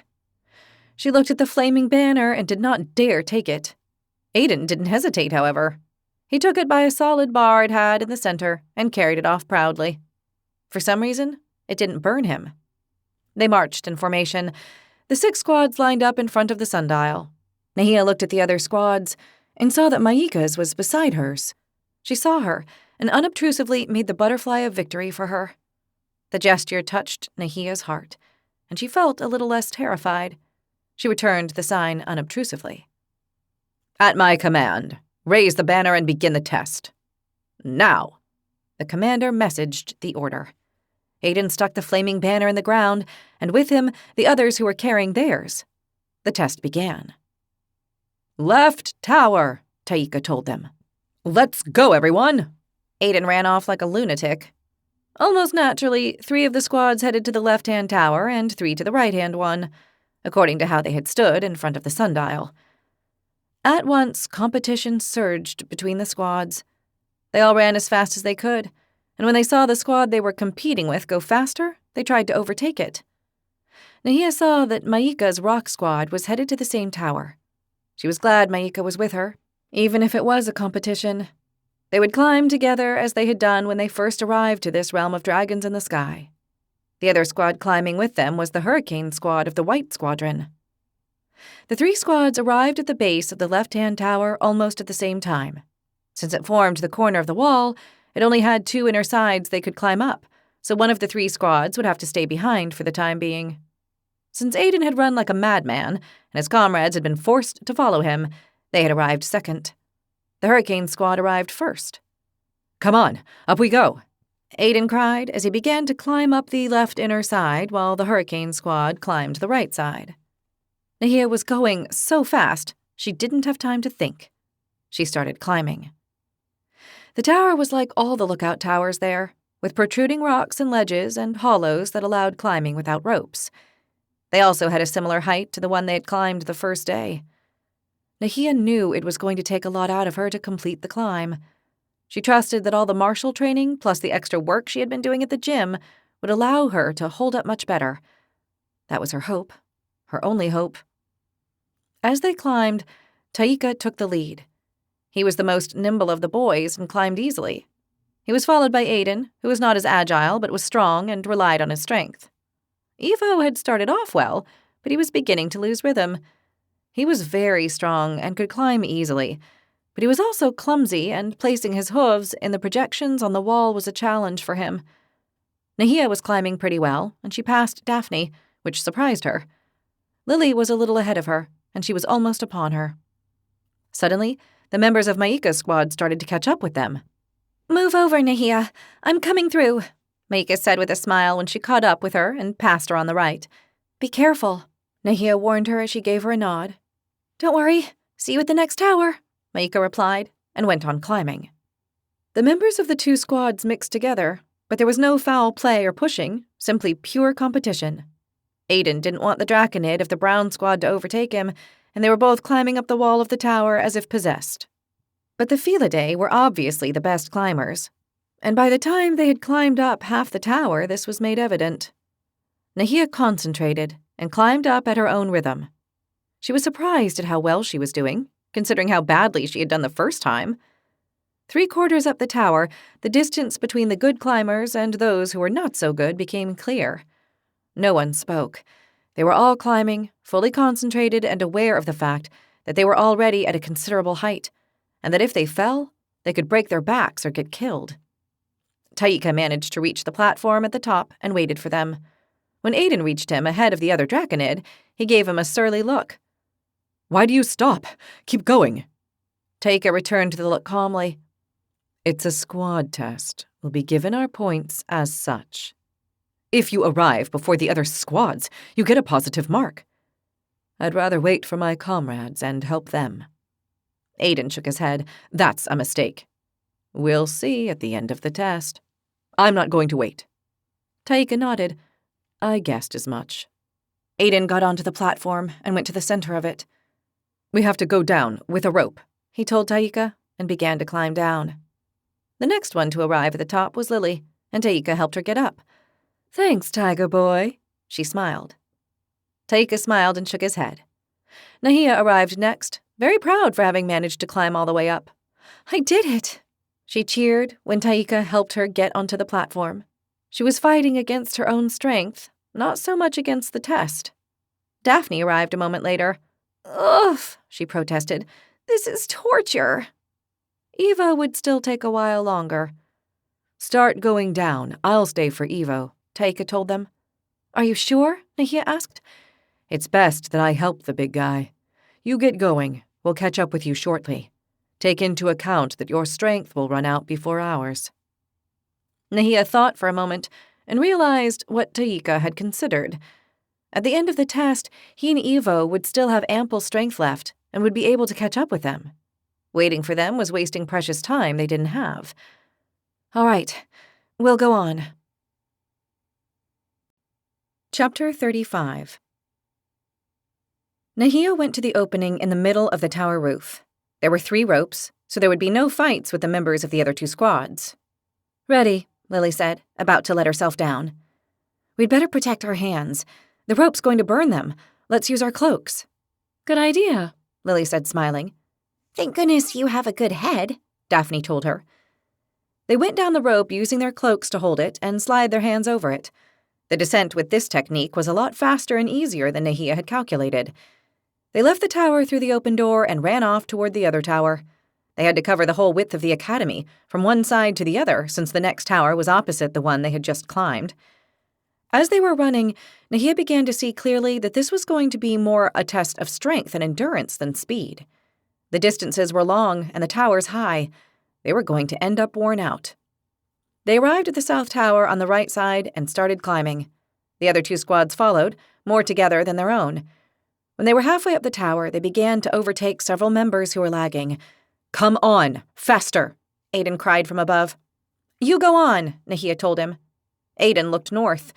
The tower on this side, he indicated, pointing. All right, Nahia replied. Lily and Daphne were having a hard time climbing. Exhaustion was beginning to sink in. Nahia felt it too. Come on, Nahia, you can do it, Maika cheered her from the top. Keep going. I'll catch up with you soon, Nahia replied, although she doubted it. Maika smiled and vanished. My hands are beginning to hurt, said Daphne. My feet hurt, said Lily. We'll make it. Keep going, Nahia cheered them. In spite of everything, she was still pretty whole. They arrived at the top when Taika and Evo were still at the lower quarter of the tower. Courage! The tower on this side, Nahia shouted. Thanks, okay, Taika replied. Evo was climbing, very concentrated on where to put his huge hands and hooves. Nahia, Lily, and Daphne went down the rope with the cloak trick and overtook a couple of the other 2 squads. They went out and started running. Let's go in a straight line, hugging the wall on our left, Nahia suggested. You do know how far the north wall is, don't you? Daphne said. Yes, unfortunately, Lily nodded. Don't think about it. Come on. Let's run, Nahia urged them, and the 3 started running. As they ran, Nahia saw Maika and another member of her squad ahead of them.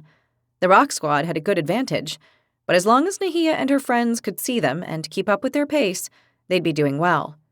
With this in mind, Nahia ran, pulling Daphne and Lily along. She wasn't worried yet because she knew they were stronger than her, and for now she was holding up. They went by the sundial and the banners. Nahia was appalled to see how fast the flames on theirs were being consumed. They weren't going to finish the test before it went out. They passed the captains and the other squads who were watching the test. They also passed the colonel and the commander. Nahia didn't even glance at them just in case. They went on and covered the whole length of the academy until they reached the north tower that formed the corner. When they got there, they had to stop to catch their breath. Come on, climb, Aiden shouted at them. But now he was only halfway up the tower. They had gained some distance on him. Rockhead isn't doing so well in the race, Daphne said, panting. His body is too heavy, and his head even more, Lily said, panting too. The joke made them laugh, and Nahia started to cough. They began climbing the 3rd tower, and here they did notice the effort and the exhaustion. Nahia felt her hands beginning to cramp. Her arms and legs were sore, telling her they were reaching the end of what they could endure. She realized that although she had improved a lot since she had started practicing in the gym, she still had a long way to go in order to face tests like this one. Lily seemed to be holding up better than she was. Daphne was beginning to lag, which worried Nahia. They continued climbing, and now every foot they covered was a triumph, and the effort a torture. I'll go on to the next tower, Aiden yelled at them already at the top. Keep going. We're coming, Nahia replied, already halfway up. If that rockhead can do it, so can I. Daphne clenched her jaw and continued climbing out of self-determination. We're all coming, Lily cheered. They arrived at the top, exhausted, and dragged themselves to the opening. They rested a moment and breathed in the refreshing air at that height.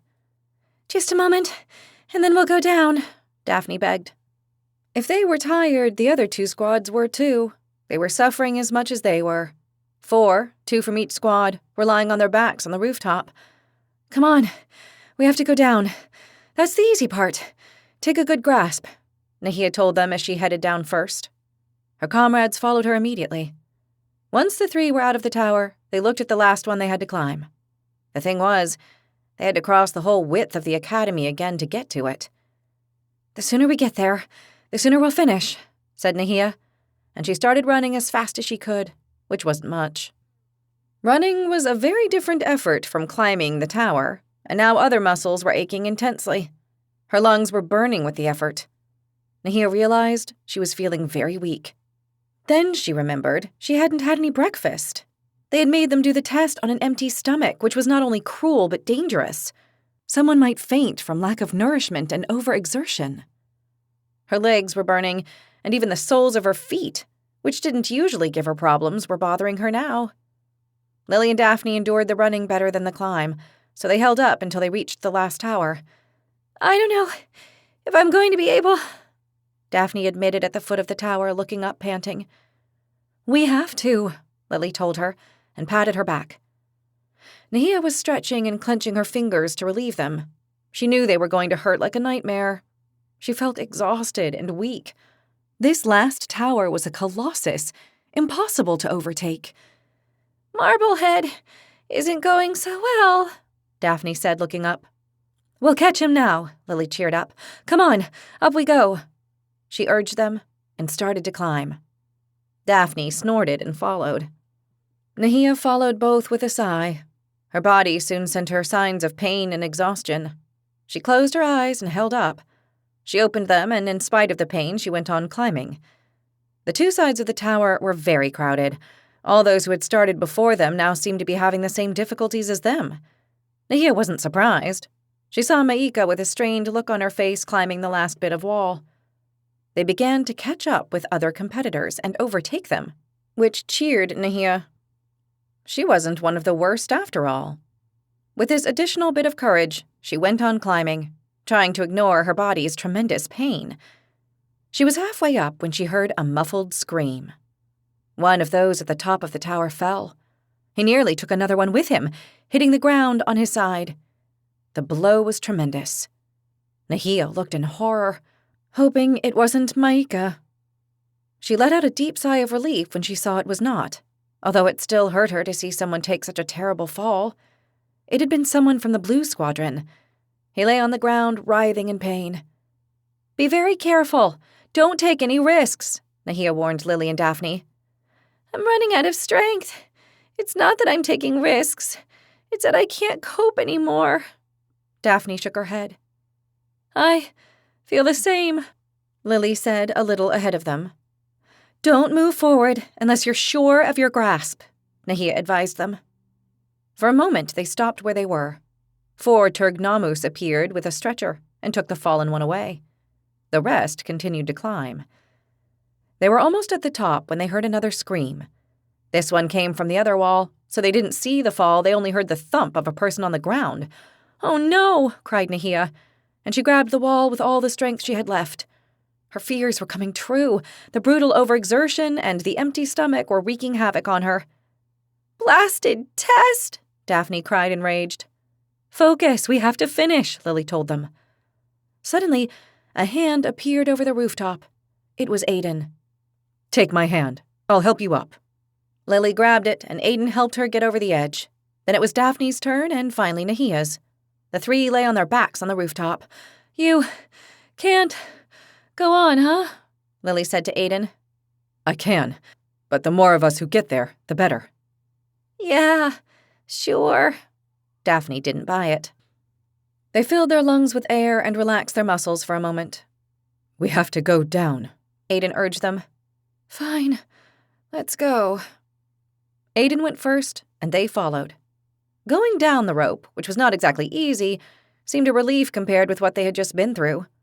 They came out of the tower and saw the fallen one being taken away. He was from the White Squadron. "Let's run in a diagonal to the castle, and we'll border it on this side," Nahia suggested. The others nodded. They ran off, and soon it was clear they had no more strength left for anything. And they were not the only ones. The way to the parade ground was a river of lagging participants. The 4 of them were going at a sort of loping gait, which was closer to walking than running, because they couldn't even think straight. Suddenly, Daphne fell down. They stopped to help her get back to her feet. I'm spent. We all are, said Lily. At that moment, Taika and Ivo caught up with them. I'll deal with this, said Ivo, and he lifted Daphne with his powerful arm to keep running. The others went on. Nahia was suffering terribly.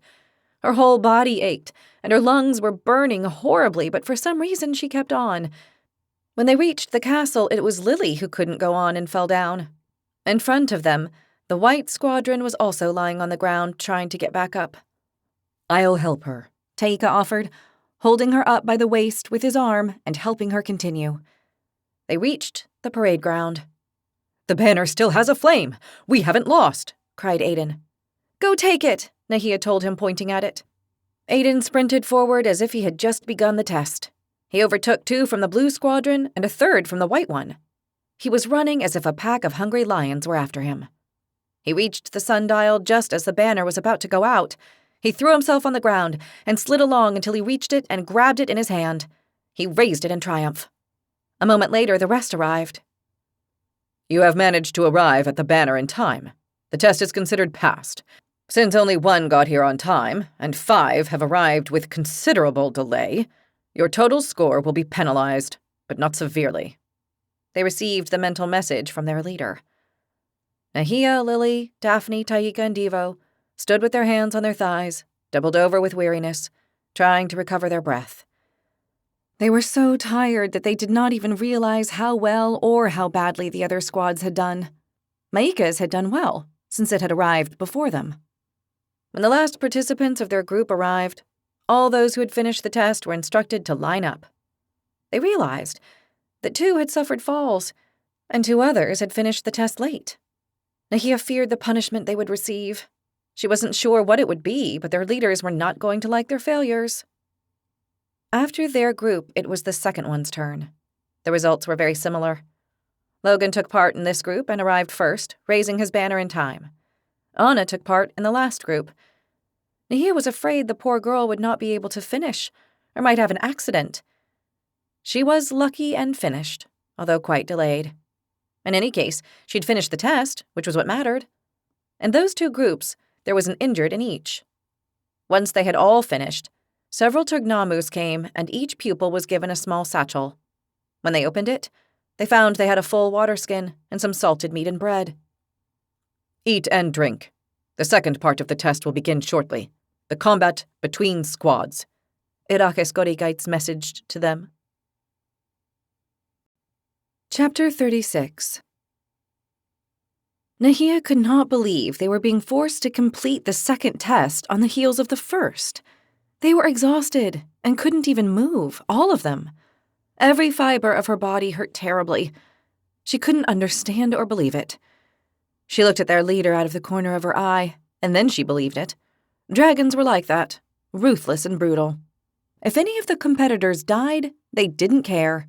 They would even find it entertaining. The hatred she felt for them grew with every day she spent at the academy. They heard a tremendous roar they already recognized as the colonel's. Now that you have rested, it is time to move on to the combat test. I wish you all luck. Lichen Gorigogor messaged to them. The white dragon roared next. We now go on to the combat tests by squads. This test is eliminatory. Those who get the best positions will be rewarded. Those who finish last will be punished. I advise you to fight with all your heart, because your lives are at stake. Beganzuri Indar messaged. Nahia felt her stomach turning. Who knew what horrors they would have to go through now? The colonel added, I am told that several squads do not have all their members available for this test. That is a disgrace and a dishonor to their leader. As for the competition, it will take place with the remaining members of each squad. Go ahead, Commander.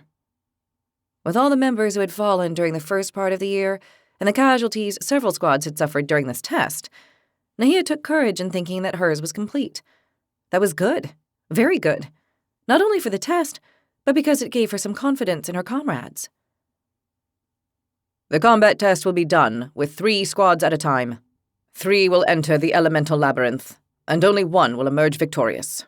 Of course, the squads cannot be from the same squadron, at least not until the final. You will fight with daggers and magic. You may create spheres of energy, but not big ones. You will be given a special training pearl.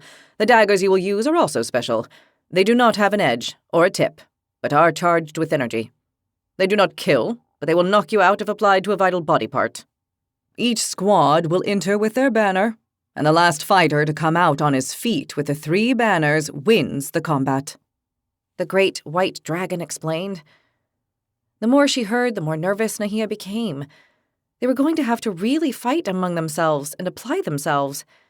Until that moment, they had only been fighting in class, and everything was kept under control. Here, everything would be different. 2 final notes. The combat will take place right here, on the parade ground. But to make the combat more interesting, the square will look somewhat different. I advise you not to touch the walls, other than those you are sure aren't harmful. This is also a timed test. The banner will consume itself over time. If you do not win before it is consumed, you lose. All of a sudden, the floor of the square started to flash in the different elemental colors of the dragons: white, red, black, blue, brown, and crystal. Lines of these colors formed on the floor. Then the lines became walls 15 feet high. A moment later, different passages and geometric shapes were formed throughout the square, creating an indecipherable labyrinth of colors. 3 equidistant gates appeared in the outer wall. The squads that competed would have to go through them. Nahia was looking at her comrades. They were all dumbstruck. That labyrinth of elemental walls that had just risen before them was surreal. The world of dragons and their magic never ceased to surprise them. Where a moment before had been the great parade ground they knew so well, there was now a battle labyrinth with walls and shapes of elemental magic. Leaders, present your squad, the commander ordered. Igneous squad, to the competition, south corner. Carry the banner, fight with honor, defeat the rival squads, ordered Irakaskorigaits. Aiden picked up the banner, which was already burning again, and it shrank to his height. He was so proud he puffed up so much he almost burst. The rest followed Aiden, who was already on his way toward the south end of the square. As they bordered the square, they took a look at the walls that surrounded it and began to worry. Some were made of fire, others of ice, and there was one made up of a troubling blackness. The walls were not whole, but were made up of pieces of elemental walls on top of one another. How they remained raised or stuck to each other they could not fathom. At the south entrance, 2 Turgnamus were waiting for them. "Your daggers and learning pearls," one of them asked. They handed them their belongings. "Here are the competition ones," the other one offered. They took the daggers, and when they held them, they immediately noticed a living energy surrounding the whole edge and tip, which were dull. The learning pearls for the test were a little smaller than the ones they normally used. "Hoods on to protect your heads from blows," the Turgnamus who was handing them the weapons said. They all put their hoods up, which were also covered in scales. Nahia didn't like the sound of blows to the head. "Ready, squads? Go now!" The commander's order reached them. They crossed the door and appeared in a rectangle of bright walls. A wall appeared behind them, shutting the entrance. "So, what's the plan?" Daphne asked, touching one of the walls with her dagger and causing a blinding flash. "Not touch the walls to begin with," Lily said, trying to see again. "It's easy.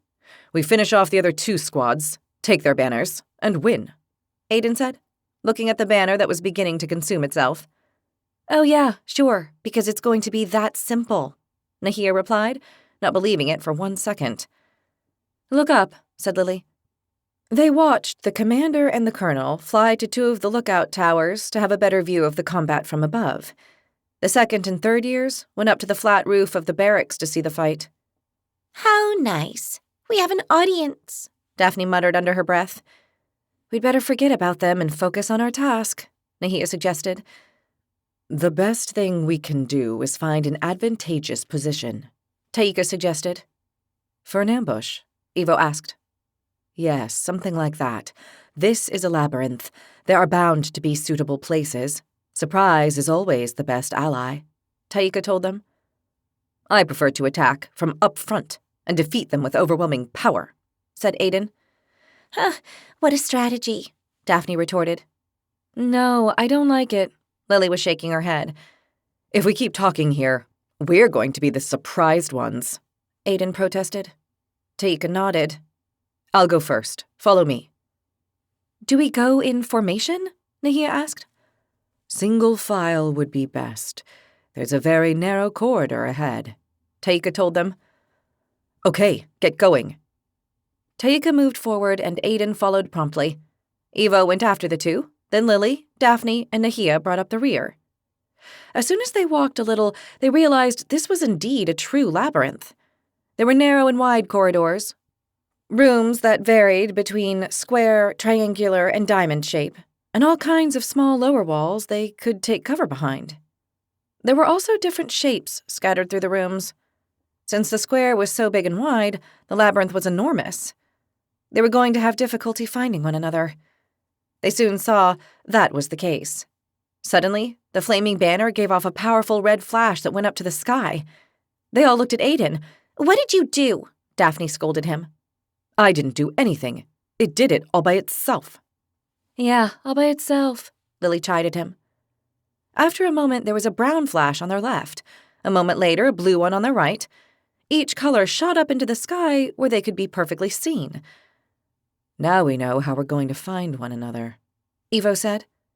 See how it wasn't me, Aiden said defensively. Everyone get behind this low wall, Taika said, indicating it. Don't touch it. It's made of the air element, and who knows what it can do, Lily warned them. Nahia figured it would deliver a discharge of energy or a strong blast. They crouched behind the wall. The room they were in was triangular, with 3 entrances, one at each corner. Nahia, Lily, and Daphne use spheres of energy. We'll need to surprise them. The rest of us will use the daggers. Yes, that's better, Evo said with a look on his face that meant that magic was not his forte yet. I agree, Aiden nodded.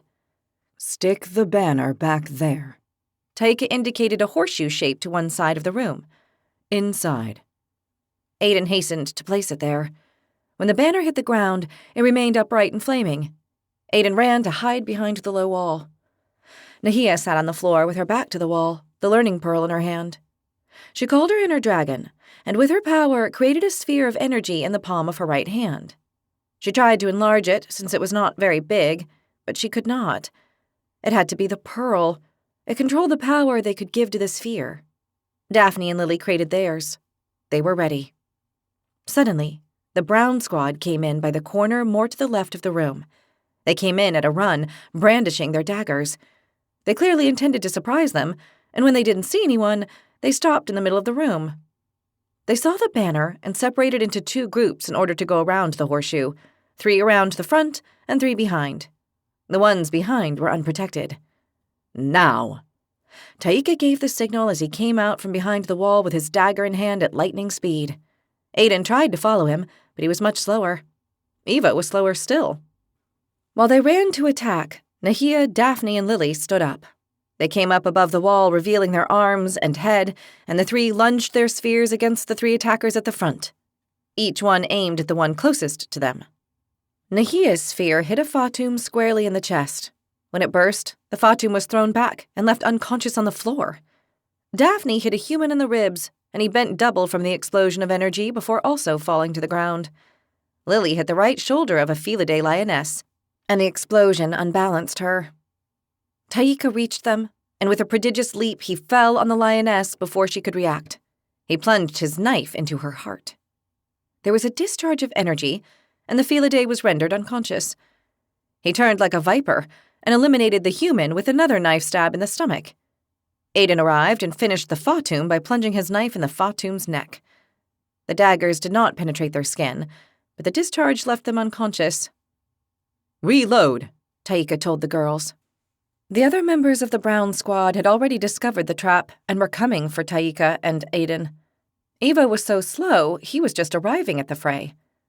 Taika faced a Draconid, and they started to exchange cuts and thrusts while they moved, nimbly avoiding and blocking to attack again.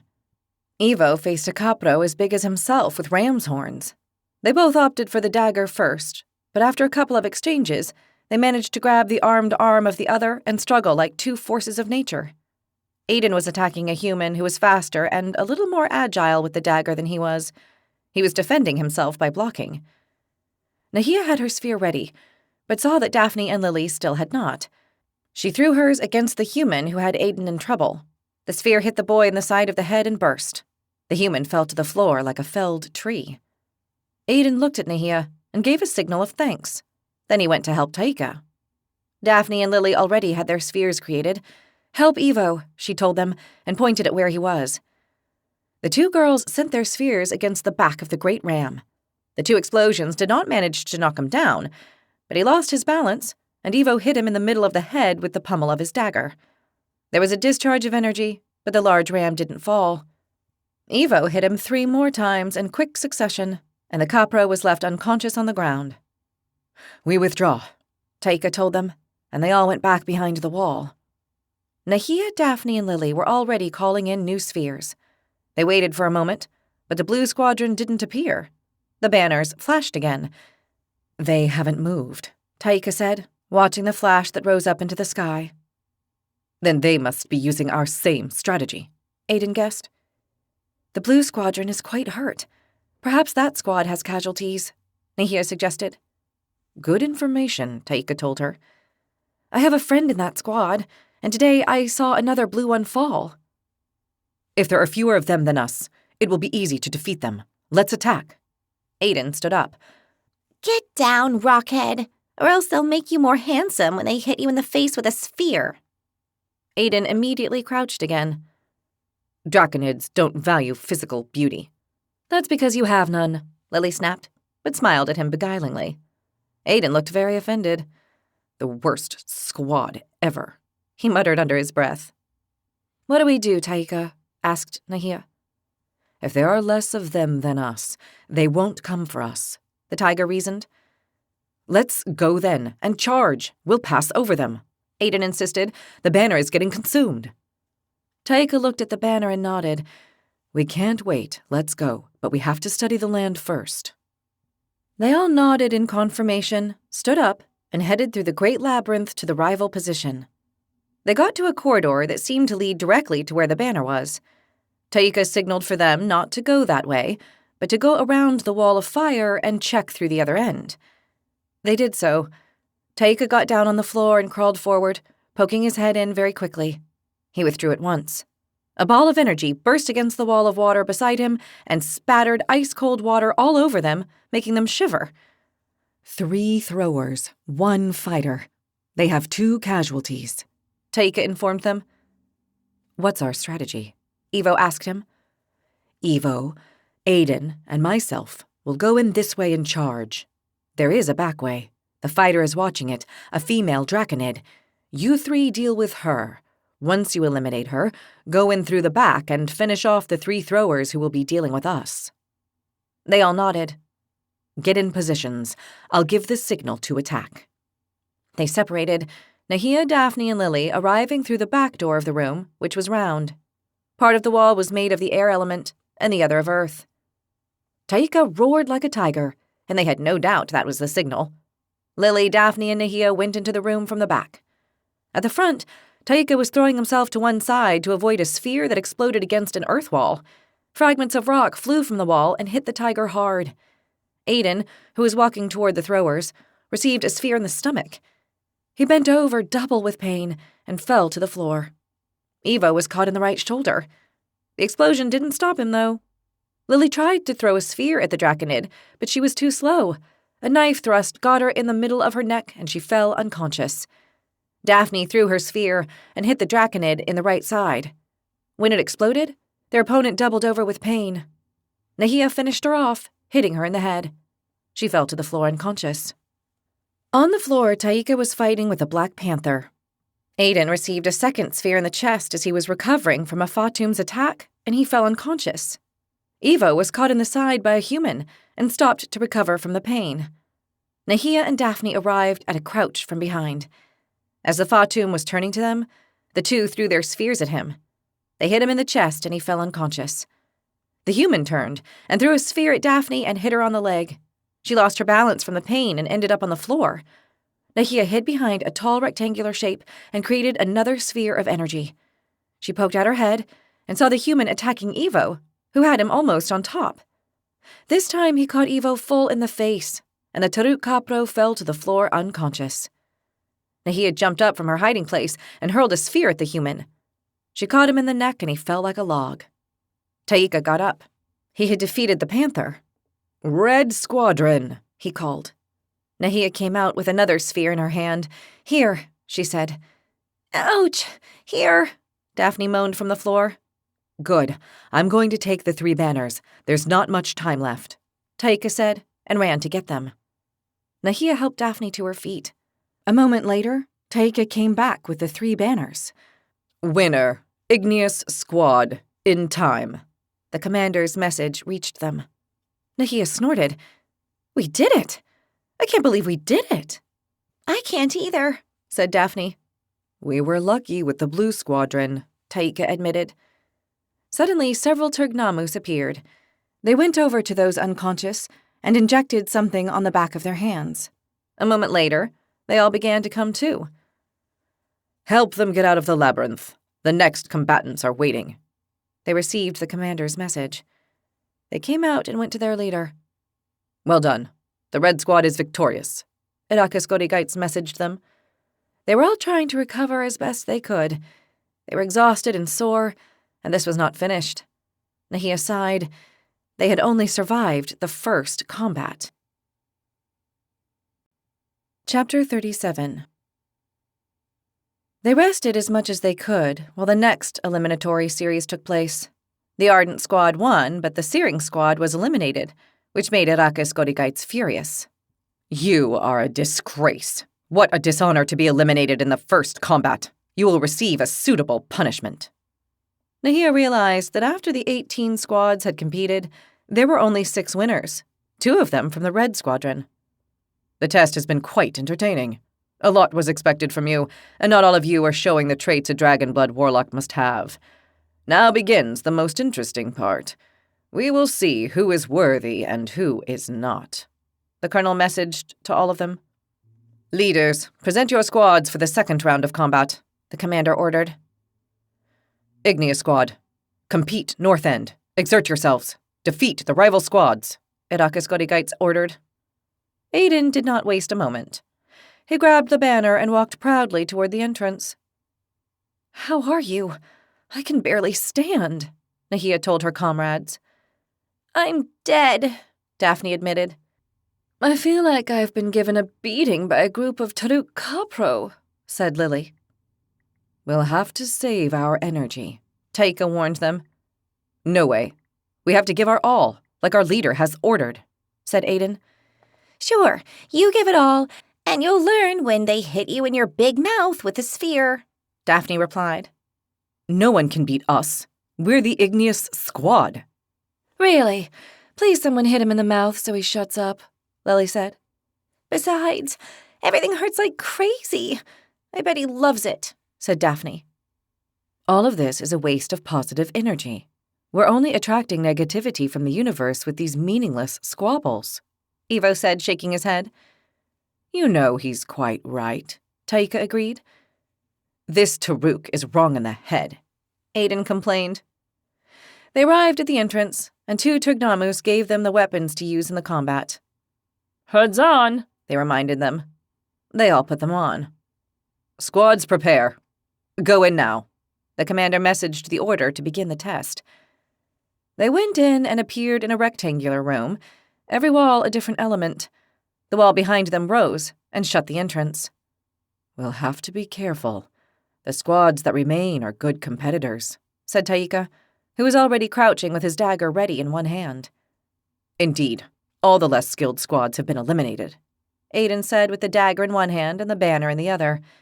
"What's the plan?" Nahia asked. "I vote for not moving. I'm dead on my feet," said Daphne. "This entrance area has no place to hide," said Taika, indicating the wide-open space ahead of them. "So let's look for one with protection, but not too far away. I'm also at the end of my rope," Lily said. "Fine. Follow me." Taika moved forward, and they left the entrance to enter a long corridor with walls of fire. "This labyrinth is so charming," Lily joked. "Yeah, a beauty," Daphne joined her. They had to take a few turns right and a few left, always in a southern direction, until they found a wide hall with places to protect themselves. "Here? We've already left behind 6 halls at least," Daphne said. "Yes, this one will serve. The others were too small or unprotected," Taika explained. Suddenly, their banner gave off a flame and a red light rose in the sky. They all watched to identify the rival squads. To the east, they saw a beam of black light, and to the west, one of bright crystal. "There they are." "The Black Squadron and Crystal Squadron," Nahia said. "Is it the Crystal Squadron or the White?" Aiden asked. "It's too bright to be the White," Lily told him. "It's the Crystal one." Nahia let out a deep breath. She didn't know anyone in those 2 squadrons, which was a relief. She wouldn't have to fight Maika or Logan. Anna, unfortunately, had already fallen and been eliminated. She thought about it again and realized then that Maika and Logan would have to fight in the next eliminatory round. "Why don't we let them fight first? That way we can rest a little," Daphne suggested. "That's dishonorable," Aiden was adamant. "It's rest, and we need it," Lily corrected him. "It's not a bad strategy," Nahia agreed, since she felt more than exhausted. "What a lack of spirit and initiative." Aiden was furious. "How do we do it then?" Nahia asked Taika. The tiger was thinking. "For there to be a fight, there have to be 2 who want to fight," he muttered. "I want to fight." Aiden couldn't believe it, and was moving the banner furiously, an outraged look on his draconid face. "Shut up, Granite Head," Daphne scolded him. "If they don't find us, they can't fight us," suggested Taika. "We hide then?" Lily asked. "We do, but let's think this through first. We can't run around the whole labyrinth either. We don't have the strength to do so," the tiger explained. "Yeah, I can't even stand on my own 2 feet," said Nahia. "Aiden, you'll carry the banner. Let's move 100 paces to the east," he told them, and they did. They arrived at another room which was pretty spacious. They waited in silence, sitting on the floor behind 2 square columns of water and fire. Time went by until the next flash of the banner sent a red beam to the sky. They saw the black one. It was close, and the crystal was also nearby. "We're playing cat and mouse," Taika realized. "Let's move 100 paces south in silence." They moved on until they arrived at another hall and hid inside. They all got behind something without touching it and sat on the floor. More time went by, and once again the banners gave off their flashes up toward the sky, marking the positions they were in. Now they were all very close. Too close. They heard shouts and combat noise on the other side of the wall of earth they had on their right. "They're right here," Nahia warned. As she did, 2 members of the Black Squadron appeared. They were each brandishing a dagger in one hand and carrying a ball of energy in the other. They were a Fatum and a human. They saw Aiden's banner standing out over the wall behind which he was hiding, and realized they were all there hidden. They went around the half-wall behind which Evo and Aiden were and attacked. Evo received 2 energy balls to the chest as he was rising, and he bent double with pain. "Attack!" Aiden lunged at the rivals with the banner in his hand and the dagger in the other. "Help them!" Taika was already standing. The Fatum and the human lunged at Evo, who was affected.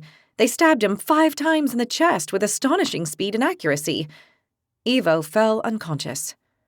"Evo, no! Treacherous!" Aiden attacked, delivering blows with his dagger and banner. The Fatum and the human were surprised by Aiden's strange and uncontrollable attack. They avoided it and delivered 2 stabs to his ribs, and Aiden bent double with pain to one side. Nahia, Daphne, and Lily jumped up to attack the assailants. Nahia caught the Fatum in the neck, and she fell like a sack of potatoes. The human received 1 impact in the chest and another in the stomach, and he dropped to his knees in pain. Taika arrived and finished him off with a slice to the neck. Nahia was already creating another sphere of energy when a Taruk belonging to the Crystal Squadron appeared. She delivered a tremendous kick, and Nahia flew backward.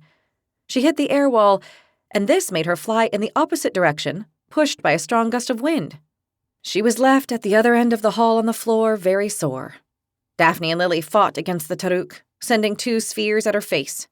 She fell on her knees, and they took out their daggers and finished her off before she could recover. A tigress from the Crystal Squadron appeared behind them and cut Daphne's throat with great skill and speed. The Fatum fell unconscious. Lily turned and fought the tigress, dagger against dagger. She defended herself and blocked until Taika knocked down the tigress with a prodigious leap. They both hit the earth wall and received a tremendous shower of stones as a result. The tigress could barely move, and Taika was having trouble getting up. Lily came forward and finished off the tigress on the floor. Aiden got up and looked toward the other room where the combat noises were coming from. "Igneous squad, forward!" he cried, and ran to attack. Lily looked at him in horror when she saw him charge. She ran after him to help him. Aiden arrived in the fray when there were 3 from the Black Squadron fighting against 3 of the Crystal Squadron. Aiden charged against the 2 closest rivals. A huge Taruk from the Black Squadron was fighting a Draconid from the Crystal Squadron. They were grabbing each other's necks with one hand, while with the other they were hitting their opponent's chest and stomach with powerful, dull blows. Their daggers were on the floor. Aiden reached them with eyes that flashed with the brightness of madness. "To victory!" he cried, beside himself, and started hitting the Taruk and the Draconid as if madness had overcome him. He hit them with his dagger and banner over and over so frenetically that they both ended up on the floor unconscious. Lily was behind Aiden without really knowing what to do. Suddenly, the Scarlatum of the Crystal Squadron threw a ball of energy at her. Lily reacted and lunged to one side with such bad luck that she hit the water wall. Half her body was wet and froze at once. She tried to get up but could not. One of her legs and arms had frozen stiff. "Aiden, help!" she called. But Aiden was beside himself. He neither heard or saw anyone. He did not heed reason, and was heading straight for the 2 combatants in front of him, intending to finish them off. A second sphere hit Lily on the side of her head, and she fainted. Taika jumped on the Scarlatum who had finished off Lily. He caught her as she was creating another sphere of energy. He didn't let her finish, stabbing her in the neck. The Scarlatum fell unconscious. Nahia entered the hall at that moment. She was doubled down in pain and was useless for combat, but she could not stay on the floor while her friends were fighting. She saw Taika jumping on the Draconid belonging to the Black Squadron, who was trying to get up.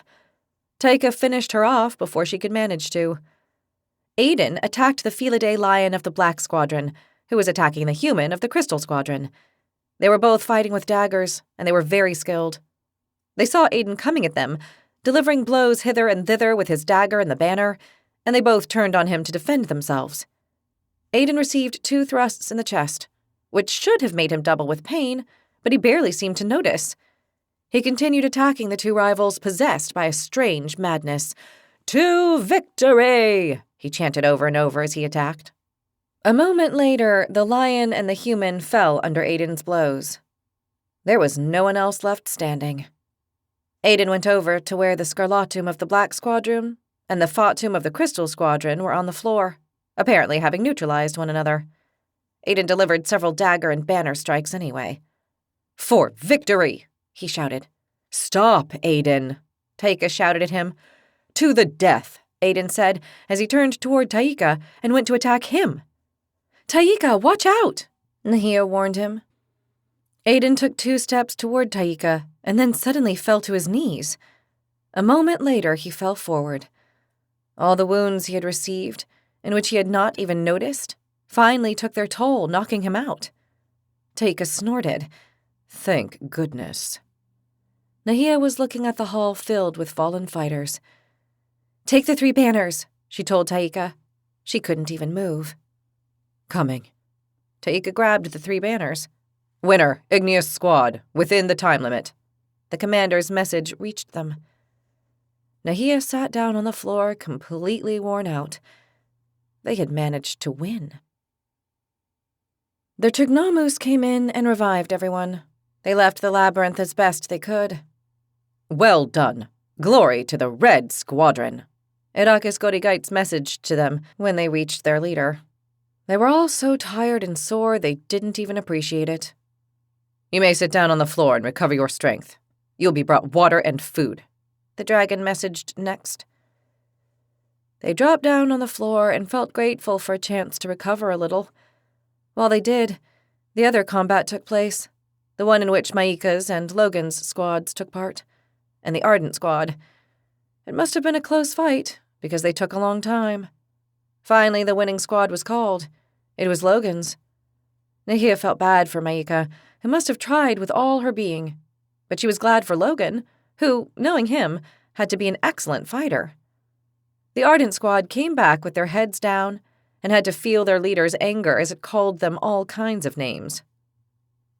They gave some time for Logan's Whirlwind squad to recover before there was the final combat. They were grateful for that even more. And we come to the great finale. The Igneous squad against the Whirlwind squad. I expect a good spectacle. This time it will be simpler. One squad will enter the north side and the other the south. The banners will be placed in the center of the labyrinth. You must quickly advance to them and claim them. If one team claims them before the other one, it wins, the colonel announced. Leaders, present your squad for the final, the commander ordered. Igneous squad, compete. The glory must be ours, Irakis Gorigaits ordered. Chapter 38.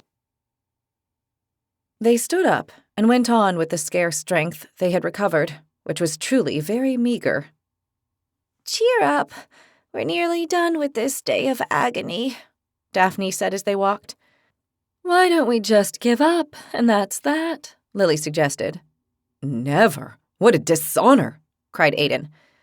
Take it easy. You're losing your head, Lily said.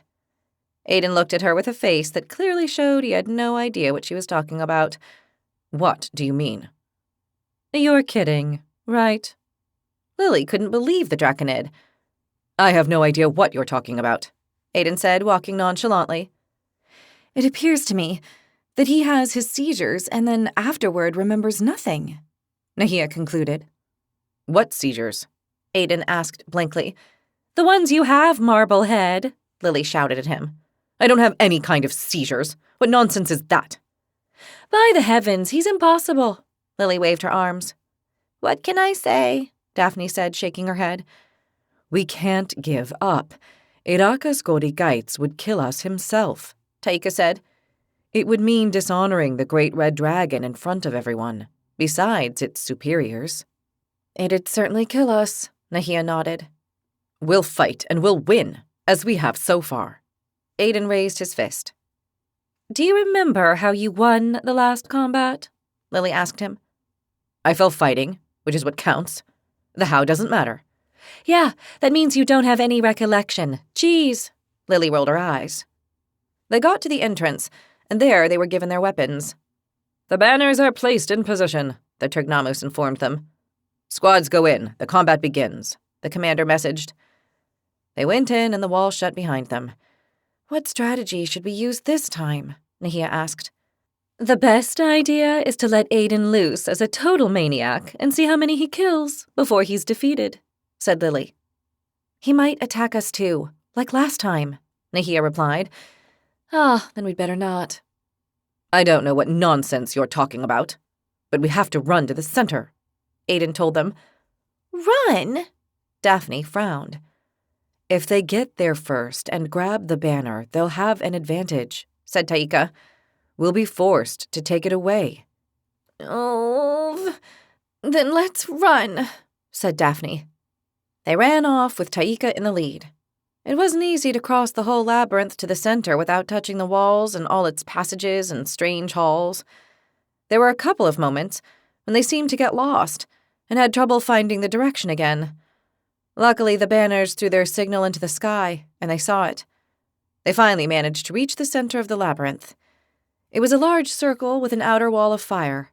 It was completely empty, with the exception of another circle in the center with walls of water within, which were the banners. As soon as they arrived, they saw that the Whirlwind squad was already there, but they had not attempted to go for the banner. As they came in, the entrance they had used became a wall of fire. There was no way out. It was a trap. They couldn't get to the banners or abandon the great circle of fire. They've played us, Daphne said furiously. Does that surprise you? Lily said, raising her arms. The dragons want their entertainment, said Nahia. We'll have to give it to them. That's how ruthless they are.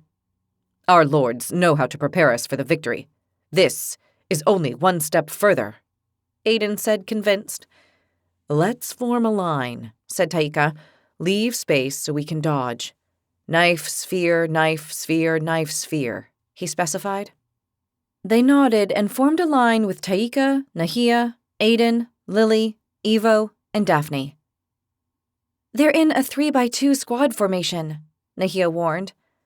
That formation isn't favorable in this environment, Taika said thoughtfully. It's the one we've been taught, Aiden retorted. Here in the open, with throwers, ours is better. Believe me, Taika said. Logan and his squad started to move forward to the center of the circle. Between the two squads was the square with the banners. There was no way to access them because the walls were water, and anyone who touched them would be frozen stiff. Don't move. Get your spheres ready, Taika told them. Us too? Evo asked. Yes, but keep the dagger in your hand. The six took out their learning pearls, called on their inner dragons, and created the spheres, which appeared on the palms of their hands.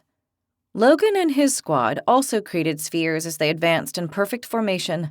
They reached the center, and in an unexpected move, they split apart. Do we attack? Aiden, eager to charge, asked. They're still far away, Nahia told him. She had calculated the throw, and it would fall short. She was so tired that simply standing was a titanic effort. She didn't know how she was going to be able to fight.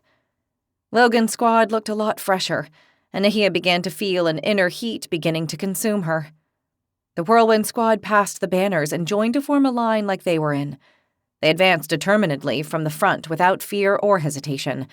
Get ready. They're almost within range, Taika told them. They all prepared to throw their spheres. The Whirlwind squad stopped. They stared at them. The Igneous squad stared back, without showing fear, hiding any sign of anxiety. There was a long pause. Logan gave the order. Attack! His squad stepped forward. Throw them now, Taika ordered. The 6 Igneous members threw their spheres straight at the rival in front of them, and the combat began. Nahia was watching Logan, whom she had to fight, since the two groups were practically identical. But Logan had swapped positions with the Scarlatum of his team. Nahia was not sure whether he had done it on purpose, so he would not have to fight her. She guessed he had. Since they were friends, he must have chosen not to fight her, apart from the fact that he would definitely beat her. She focused on the Scarlatum, who looked a lot like Lily, although she wasn't as pretty. She threw quickly and hit her in the right shoulder, making her drop her sphere before she could throw it at her. Nahia created another sphere of energy rapidly before the Scarlatum recovered. Nahia was beginning to feel very sick, intense heat running throughout her body, and she felt her heartbeat increasing. Lily focused on the Felidae lioness in front of her, who had an impressive physical appearance. She was almost as big as Taika. Being a Felidae, she would be weaker at magic, but very good with a dagger and unarmed combat, so the Scarlatum threw the sphere at the lioness before she could get too close. The lioness received the impact in the stomach, and the explosion of energy made her double forward. She couldn't throw her sphere, which fell to the floor. Immediately, Lily created another one. Daphne sent her sphere against the rival Fatum. At the same time, the other one threw her sphere at Daphne. The balls of energy crossed in the air, and they both hit the other in the chest. When they exploded, they threw both of them backward on the floor. Aiden faced the Draconid of the rival squad. Come and perish, he cried, exulted. For victory, cried his rival. They both threw their balls of energy and hit one another. Aiden was hit in the leg and had to drop to his knee in pain and unbalanced.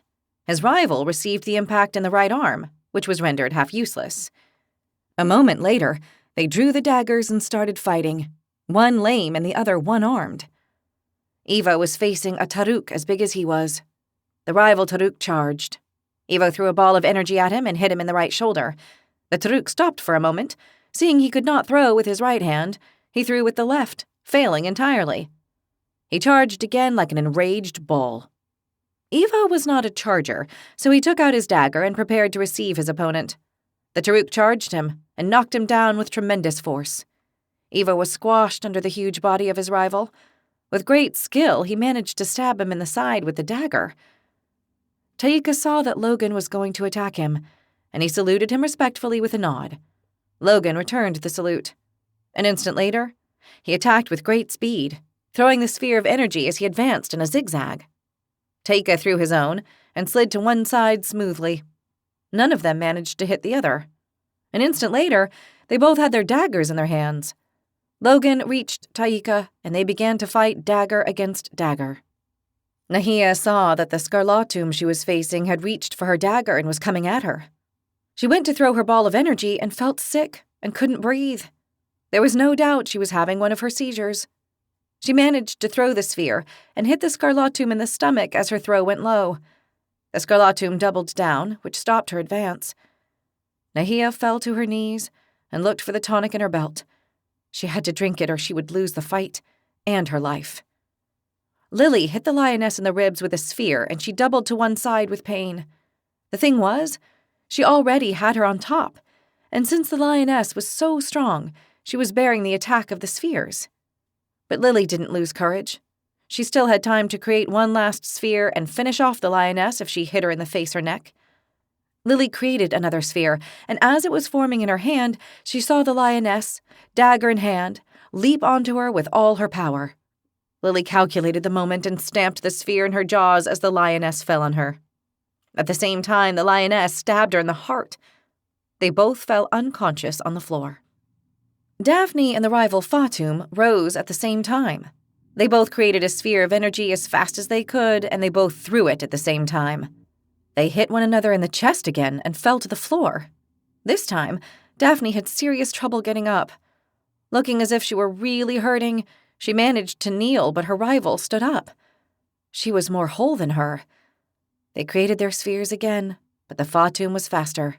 She threw it before Daphne finished making hers and hit her in the head. Daphne fell unconscious to one side. Ivo rid himself of the Taruk he had stabbed in the side until he had fallen unconscious. He stood up and saw the Fatum who had beaten Daphne. He went to her calmly, dagger in hand. The Fatum saw him and created a sphere and threw it at him. Ivo didn't flinch as he crossed his arms in front of his face. The sphere hit them, and he felt great pain, but he kept coming. The Fatum stopped creating and throwing spheres, and hit him in the hand holding the dagger, which flew in the air. Ivo reached the Fatum, who took her dagger out and stabbed him in the side. Ivo doubled over in pain. With his unarmed fist, he hit her in the head from the top down, and the Fatum fell unconscious. "Sorry," Ivo apologized. Aiden received a stab in his left shoulder, while he delivered another to his rival in the chest. The pain of the stab seemed to awaken something in Aiden. His eyes shone with a spark of irrationality. He suddenly began to deliver thrusts hither and thither without any consideration to technique or his own defense. He hit like a madman. His rival, surprised by the unexpected, crazy attack, withdrew, avoiding him. He delivered a couple of strikes at Aiden's stomach, which he didn't even seem to feel as he continued his crazy attack against his enemy. He advanced without stopping his hits until he managed to get his opponent in the chest. The Draconid felt it and hesitated. He received 3 more slices and ended up on the floor unconscious. Taika and Logan were launching measured attacks and precise blocks followed by counterattacks. The two of them were very good with the dagger, and their offensive and defensive movements were fast and balanced. Taika was more nimble and stronger than Logan, but the human had a better technique with the dagger, which balanced the combat. On her knees, Nahia was trying to get the tonic to her mouth, but she was having spasms, and if they continued, she wouldn't be able to. The Scarlatum was recovering. She was going to attack and leave her senseless with a true stab. If that happened, and she had not taken her tonic, Nahia would die. Fear made her stomach turn. She had to take the tonic before she was hit by the Scarlatum. She finally managed to put it to her mouth and bite off the stopper. The Scarlatum was on top of her. She drank the tonic and fell to one side on the floor. She reached out while the spasms shook her. The Scarlatum looked at her blankly. She was standing beside her. Nahia could not get up or defend herself, not after a seizure. But at least she wouldn't die. She had drunk the tonic. But she felt bad. She had failed her squad. She hadn't been able to fight like the others because of her condition. She felt ashamed, a failure. The Scarlatum crouched beside her and put the dagger to her neck. "I'm sorry, but I have to do this," she told her. Nahia did not answer. She was looking at the sphere the Scarlatum had dropped on the floor a few paces away. She focused on it, then she looked at the Scarlatum, and with her mind, she hit the sphere and directed it from the floor at her rival's head. The sphere flew and hit the Scarlatum just as she was getting ready to press Nahia's neck with her dagger. The sphere exploded and the Scarlatum fell to the floor unconscious. Ivo turned around and found Aiden. "Let's help Taika," he said, indicating the tiger. "For the victory!" Aiden cried, who did not recognize Ivo. He didn't recognize anyone. He delivered 3 stabs to Ivo's head in a furious attack. "What the?" was all Ivo could say before he fainted.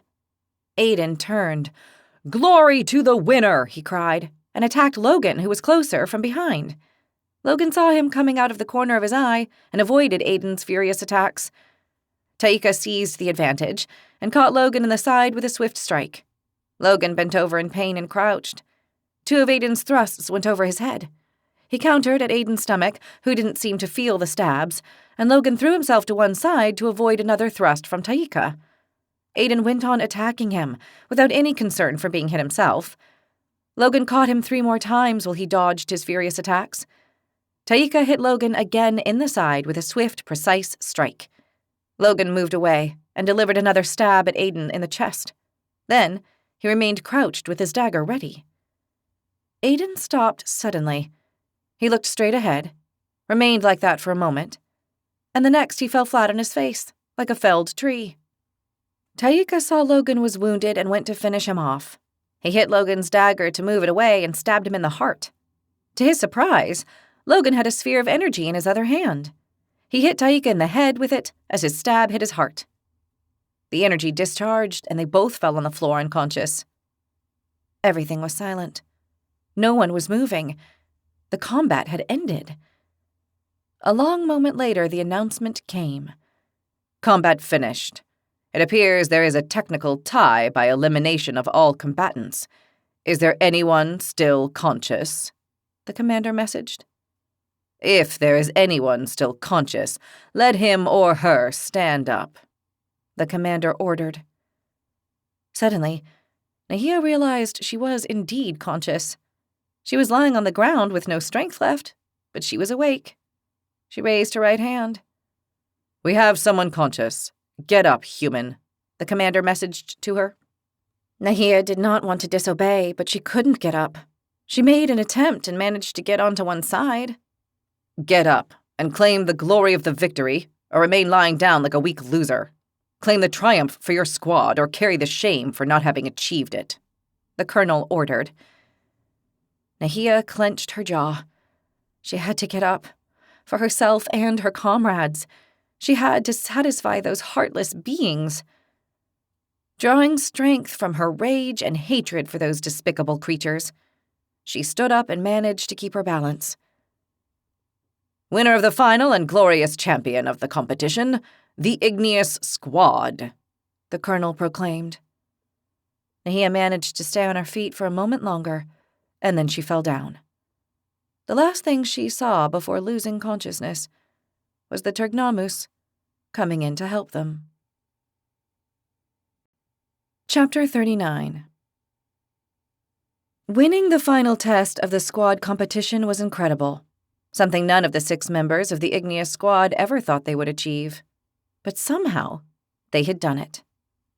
There were no ceremonies or acknowledgments. According to the commander, the glory of victory was reward enough, and the minimum they could all aspire to. Their leader didn't reward them in any way either, although since they had brought glory and honor to the Red Squadron, Irakis Godikites granted them an additional break of 3 days to recover and a pardon for the next mistake they made. Nahia found it generous, coming from their leader, and knowing they would indeed make mistakes, she was grateful. What there was plenty of, in all the squads, were punishments, especially for all those who had lost in the first combat. People were sent to clean the dungeons, assist with reconstruction work on the wall with the Turgnamus, fortify the lookout towers, hammer rock, and perform double shifts of marching and formation in the mornings for a month. This last punishment was tough, because they missed the morning meal and only had the evening one.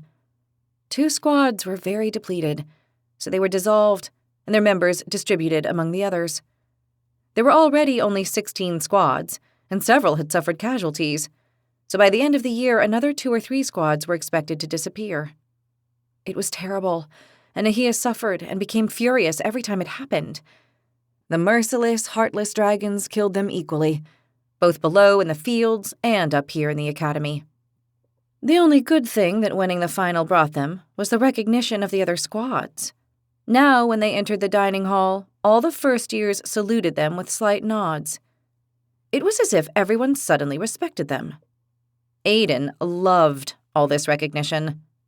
"It's so nice to be respected for being victorious," he told his comrades on the first day back to normal as they were having breakfast. "Respect isn't won in victory. It's won by being a good person," Ivo told him as he was already finishing his serving of roast turkey and getting ready to go and ask for a second. "That's nonsense. Of course it's won in battle." They don't salute you out of respect, Granite Head. They do it out of fear, Daphne told him. "They fear me? Even better." Aiden puffed up even more. "Because of how crazy you become," Lily told him. "I still don't believe I have those seizures you say I get." Aiden shook his head. "We've all told you. You can't deny the evidence. We've all witnessed it," Lily told him. "Yes, I can. I don't remember it, so it didn't happen." "Taika, Ivo, you tell him. We've been telling him for days, and he won't believe us."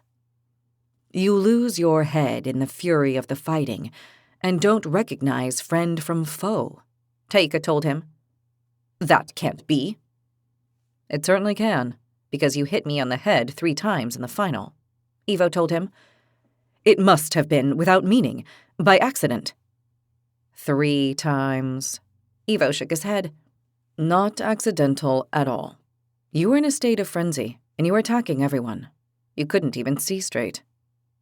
Fury blinded you. You attacked like a possessed person," Taika told him. "You should believe them for your own good, or you'll end up hurting yourself," Nahia advised him. "Well, but I don't remember anything." "Exactly. That's why you should listen to your comrades and what we're trying to tell you," Nahia told him. "Fine. I'll think about it." "That's plenty." Daphne raised her hands to the sky. "I want to take the opportunity to congratulate Taika. You were superb," Nahia said, and raised her glass of water in a toast. "Me? I just did the best I could." Taika blushed a little, which was funny to see on a great white tiger. "You should be the leader of the squad," Daphne said. "Undoubtedly. You have a very good head," Lily joined in. "Thank you. You flatter me, but I don't want to be the leader. That's not my thing. I'm a born survivor, guided by the law of the jungle. Be strong, smart, and survive. Not guide others. That leads to death," he said, and lowered his gaze to his plate and stopped eating. "Well, it's a pity, because you do have the guts and talent to lead," Daphne told him. "Everyone must find their own calling and destiny in this life," Ivo intervened. "All of us are different and have different virtues and failures. Let Taika live his calling and find his destiny." "Yes, you're right. We don't mean to pressure you, Taika. Just thank you," Nahia told him. "I accept very gladly and I return it, because you managed to triumph where the rest of us failed." "That's true. We owe our victory to you," Daphne said. "Perhaps you should be the leader," Taika told Nahia. "Me? No way. I'm a walking hazard." "Sure. One who's capable of attacking a rival with said rival's own sphere using nothing but her mind? You're a prodigy," Lily told her. "More than a prodigy, a calamity. I had another seizure and almost left you in the lurch, besides nearly dying." "You have a slight problem, that's all." Daphne made light of it with a wave of her hand. "A giant problem, rather," Nahia replied. "Life sometimes provides us with problems so we can solve them and become fulfilled, Evo said. Well, I don't see how to solve this one. I also can't be the leader. I'll fail you. I'll suffer seizures again at critical moments. I just know it. You need someone more reliable. That's me, said Aiden confidently. How can it be you when you don't even remember what you've done? Daphne said. You're disqualified for losing your head all the time, Lily said. Aiden made a face but said nothing. Don't look at me. I'm good only for war squads. My thing is peace, love, and individuality, Evo told them. That a being so built for war should say that is shocking, Daphne said. Well, I don't want leadership. The responsibility of making difficult decisions makes you age faster. It gives you wrinkles and white hair. As you can understand, I don't want anything to do with that, Lily said, making pretty faces and tossing her beautiful jet black hair one way and the other. They all looked at Daphne, the only one left. I love to give orders, but with my bad temper, I would most likely punish you with death every other day. No, I'd better not be the leader. I'd be 3 times as irritable, which wouldn't be good for you. That's for sure, said Aiden, and before Daphne could reply, he got up and left the table. In that case, we still have the champion team of the first years without a leader. Just everyone doing what we can as best we can, said Nahia. They all nodded and smiled. They finished their breakfast and got up to leave. Nahia looked for Logan and saw him. He looked back at her and nodded to her respectfully. Nahia smiled at him. She saw Logan's lips curl slightly, which pleased her a lot. 3 evenings later, they were about to go to sleep when Lily left something wrapped in a piece of cloth for Nahia on her bed. What's this? Nahia asked, surprised. A gift. A gift? But we don't have anything to give. Don't you believe that? Open it and see. Intrigued, Nahia opened the cloth, and inside she found a leather necklace, which instead of a jewel in the middle, had a wooden container.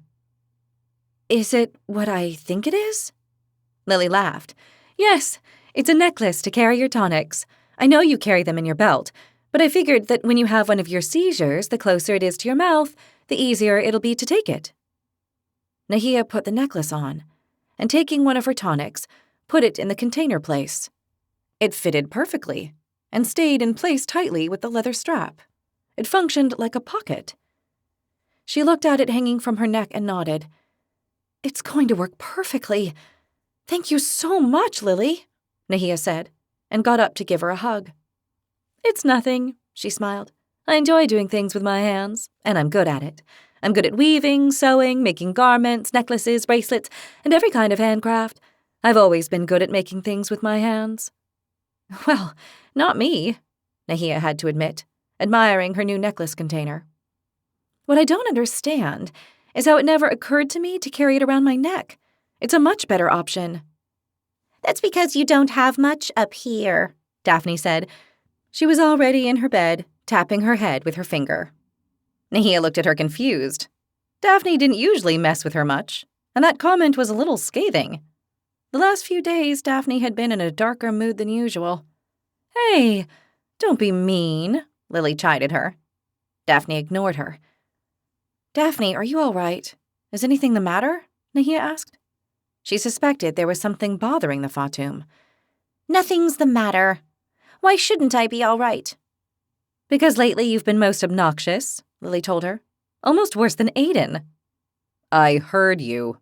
Aiden's voice reached them from the other side of the screen. So don't listen, Lily replied. If you spoke softer and let us sleep, we wouldn't listen, Aiden replied. Shut up and go snore. It's the only thing you know how to do well, Daphne said with a huff. They heard expletives in the Draconid language, which no one understood, but which they all knew were insults. What's the matter, Daphne? Nahia sat down beside her on her bed without touching her. Yeah, what is it? Lily asked, too, squatting on the other side of the bed to talk to her. Daphne crossed her arms over the blanket that covered her. I'm falling behind, she admitted in a soft voice so the boys would not hear. Behind? You mean in class? Nahia asked. Of course. I'm not talking about the snoring competition those three have every night on the other side of the screen. But you're doing very well in magic, Lily told her. You're doing better than I am. My, you are dense. There are days I'd rather talk to Aiden than to you. I mean the martial class, Daphne said. I'm the worst at weapons, Nahia told her. You were. Not anymore. Now it's me. You think? Nahia wasn't sure about that. Before it was you, but lately you've improved a lot. I manage pretty well with the knife, but the physical part is killing me. I can't cope with it. I'm always dead beat after class. Soon something's going to happen to me, and that black dragon without a heart will make me pay. And you know the rumors. Soon another first year is going to die. I don't want it to be me. I hadn't realized you had problems, said Nahia. I had, Lily admitted. And she's right. Now she's the worst, not you, she told Nahia. It has to be the strength training I do with Taika. It is true that I get less tired and can bear the classes better. Well then, Daphne, you know what you have to do, Lily told her with a look that meant it was obvious. Yeah, well, would you help me? Daphne asked doubtfully and bowing her head, ashamed. Of course we'll help you. We're in the same squad. We're friends. Are we? Or are we forced comrades? Daphne asked. We are friends, and friends are there to help one another, Lily reassured her. Perhaps you haven't worked much on this concept of friendship because of that rough personality of yours, but you'll get the knack of it, she said, and laughed. That's right. Of course we're friends, and we're going to help one another, Nahia promised. I don't have much experience with friendships either, but I intend to learn. Really, what a pair of newbie friends I ended up with. Lily rolled her eyes and then laughed again. And them? Do we consider them friends? Nahia asked. Those three? Not even in their dreams, Lily stated. Nahia and Daphne looked at each other, not knowing whether she was serious or not. An instant later, Lily broke into giggles. Nahia and Daphne nodded and joined in the giggling. Will you please stop making so much noise? We're trying to sleep here, they heard Aiden shouting. You're out for being such a granite head, Lily shouted at him, and they laughed again. Chapter 40. Winter had brought the cold, and although their clothes protected them from the rigors of the weather, they all walked a little faster through the open areas where the wind blew stronger. Already, living at that height meant dealing with lower temperatures, and now that the bad weather had arrived, it was even worse. Lining up in front of Irakas Gorigaits in the mornings was something they found harder every day. It wasn't because of the snow or the cold. They were warm enough in their clothes. But the red dragon made them line up and march all over the square in martial formation. It had been like this ever since the squad competition. The dragon hadn't told them the reason beyond the fact that every soldier should know how to march in formation. At first, they thought it was a punishment for not having done well in the test, but they noticed that they were not the only ones. All the squadrons did military marching exercises after lining up before their leader first thing in the morning. This puzzled them. What it clearly did was rob them time from breakfast, and that was indeed punishment, especially for Evo. That winter morning, they were on their way to weapons class after the ever-shorter breakfast under a totally clouded sky. The snowflakes started fluttering around them. Don't you find it strange? Nahia asked the others. What? The snow? Or the cold? Daphne asked in return. Both things, but especially the fact that I don't know whether it's snowing above or below us. Lily nodded and stretched her arms so that the snowflakes landed on them. I'd say that right now it's snowing above us, and very likely below as well. That I'd like to see, Evo commented. I meant the part where it snows below us. I don't think we'll be allowed to witness it, Taika said, looking toward the west wall and the two dragons watching from the two lookouts. True. We can't go up on the walls without our squad's leader's permission, said Aiden. It's not as if we could escape from here. Where would we go? Lily asked. In this realm, Apart from the white pearl we arrived through, there's nothing but this academy in the mountains we see to the north, right? Nahia asked. That's incorrect, Aiden told her, and they all stopped to look at him. What else is up here? Daphne asked him. Don't they teach you anything in your countries? The Draconid stopped under the falling snow and waved his arms. Evidently not as much as yours, Lily said. What else is up here? Evo wanted to know. Aiden heaved a deep sigh. I don't know everything there is, but I can tell you that the great core of power that sustains this island in the air is here. The great core of power? Taika asked, interested. I haven't seen any, but all the dragon realms have one. It's a core of great energy, whose function is to keep the whole realm in the air. It requires a lot of magical power, or so they say in my land. That I'd like to see, said Evo. It's not good to go near it. It's too powerful, and it could kill you, Aiden warned him. Well, then we can look at it from afar. Do you know where it is? Asked Lily. Aiden shook his head. No idea, and I don't think we're supposed to know. And apart from that, what else is there? Asked Daphne. Do we have to talk about it under the snow? Aiden protested. Yes, because once we line up with weapons, we won't be able to talk, Lily told him with a face that meant she wanted to know now. Aiden sighed while the snowflakes fell on the scaled hood of his cloak. This realm is known for having the Great Oracle and the Temple of Harmony. That's what makes this realm special, apart from this academy, of course. The Draconid said it as if it were a fact known to everyone. I've never heard of any Great Oracle or Temple of Harmony, said Daphne, crossing her arms and frowning. Me neither, said Lily, who stood like her, frown and all. It would seem that the Draconids have more information than the other races, Taika commented, raising an eyebrow. Privileged information, Evo added. Aiden shrugged. We're the Master's favorites. It's natural that they share more information with us than the rest of their slave races. When you talk like that, I feel like asking Evo to crush that stupid dragon face of yours, Daphne told him. Violence solves nothing, Evo said, shaking his head. Maybe not, but we'd love to see that regardless, Lily said, smiling. It's not my fault the Masters don't share information or knowledge with your races, Aiden said. Everyone here knows why they don't do it, Daphne said, waving her hands and pretending to say something to Lily. What's the Great Oracle? Nahia asked. She wanted to know, and also stop the argument. The Great Oracle is a dragon thousands of years old that can see the future. The leaders of the 5 clans consult it every now and then. And why is it here? Nahia wanted to know. I guess it's because this is a neutral realm, said Taika.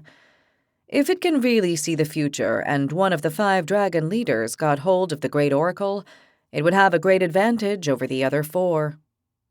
Aiden nodded. Taika's right. That's why the Great Oracle is here, in the neutral realm. And is it really an oracle? Can it predict the future? Asked Nahia. That's right. It's an ancestral dragon with great power, Aiden assured her. I'm not sure this is anything but unfounded beliefs, Evo said, wrinkling his nose. He was not at all convinced. It does sound to me like children's fairy tales, Lily joined him, shaking her head from side to side. Among my people, there is a belief in oracles and witches with power to know the future, Taika commented. Among my people, too, said Daphne. There are people who predict storms, bad harvests, calamities, and things like that. My people believe in the prophecy. One day a slave will rise against the dragons and defeat them, freeing the enslaved peoples, said Nahia. Every race except the Draconid believes that, but it's a chimera. It will never happen, Aiden said, sure of himself. Just because you say so, Lily replied. You all know the prophecy? Nahia looked at her comrades under the steady snowfall. Daphne nodded. We have it. Taika and Evo nodded too. It's one of the reasons why the Great Insurrection took place. Their leader rose as the chosen by the prophecy, Daphne explained. That's why he managed to persuade the rest of the leaders, Lily added. Oh, I didn't know, Nahia said, shaking her head. There's a lot your grandmother hasn't told you, said Lily. She must have done it for a good reason, to protect her, Taika said in a pleasant tone. Nahia nodded repeatedly. Yes, I'm sure of that. I think she did well. It's already been proven that the prophecy was a fantasy, and that rising against the dragons is futile, Aiden stated. Nahia didn't want to think like Aiden, but she had to admit that he was quite right. She didn't know everything that had happened during the Great Insurrection, but she found it impossible to bring down the dragons. And what about the temple you mentioned? She asked, changing the subject. The Temple of Harmony, Aiden said. It's a temple where the 5 dragon leaders gather to discuss matters of great importance. They don't do it often, only when something very important is going to happen, and they need the accord of all 5 clans. It also happens when they decide to consult the Great Oracle. Interesting, said Taika. I understand that they come without their armies. Aiden nodded. They come alone. Otherwise, there'd be disputes among them. That's why it's called the Temple of Harmony, because there must be harmony, accord, and agreement among them. They must agree on very little, Daphne commented. Yeah, I was thinking that too, said Lily, taking a snowflake off the tip of her nose. Well, enough chatter. Let's run to the weapons class. I don't want to be late, Aiden told them as he started running. As they ran to class, Nahia was thinking about everything they had talked about. She had many questions she wanted answers for. Aoma might have some, but she might find the other answers here, somewhere in the academy or its surroundings. When they arrived at the classroom, they found that Mai Belt's Geitz was not there. Instead, there was another dragon, as powerful as the black one, only this one was brown. In front of it, there was a Taruk instructor, another Fatum, and a human, all female this time, which surprised Nahia. Welcome. As of today, you will begin a new stage of learning after passing the half-year test. I will be your instructor from now on and until the end of the year. My name is Irma Margud. As of today, you will begin to work on a new stage of your development and pass on to the regular study of weapons, leaving behind basic instruction. The first thing you have to do is learn to work with a shield. It is a very important element, because it will not only protect you, but you will be able to use it to attack. Instructors, begin the training. Nahia and her comrades froze in place. They hadn't been expecting this. A new teacher and new instructors, plus a new level of learning. In this academy, they encountered surprises every day. Since whether they liked it or not, they were not allowed to say anything, they looked at one another and kept their mouths shut. This time, they had the Taruk instructor. She was very strong and big, almost as big as Evo. Out of a large chest by the west wall, she took a shield out for each member of the squad and handed them around. Nahia received hers, and when she felt it and weighed it, she saw it was metal. She realized that if, with the dagger at her waist, she had been lucky, this was not the case with the shield. It was heavier than she had expected. Besides, she had to carry it in her left arm since she used the dagger with her right, and that was her weaker arm. The instructor wasted no time and began showing them how to hold it properly, as well as how to stand to stop blows efficiently. You, Taruk, attack me with your dagger, she told Evo. Evo looked at her, and hesitation appeared in his eyes. You will attack me with a thrust straight to the heart, the instructor ordered. Evo's mouth opened to object, but the instructor did not let him. Not a word. Do as I tell you. Evo did not seem at all happy with that, but he did as he was told. He drew his dagger with his right hand, and with the shield in the left, he stood in position with his back legs a little flexed. Since its legs ended in hooves, it was a little odd. Deliver the attack, the Taruk ordered him. She only carried a shield in her left hand and was waiting in a defensive stance. Evo heaved a deep sigh and attacked. The dagger headed to the body of the powerful Taruk, but it didn't even graze her. With a very quick movement, she put the shield in the way of the dagger so that it hit the metal. When it did, it was deflected to one side and left Evo in a bad position. Without a word, the instructor delivered a tremendous blow to his face with the shield. Evo fell backward like a felled tree, and was left lying unconscious.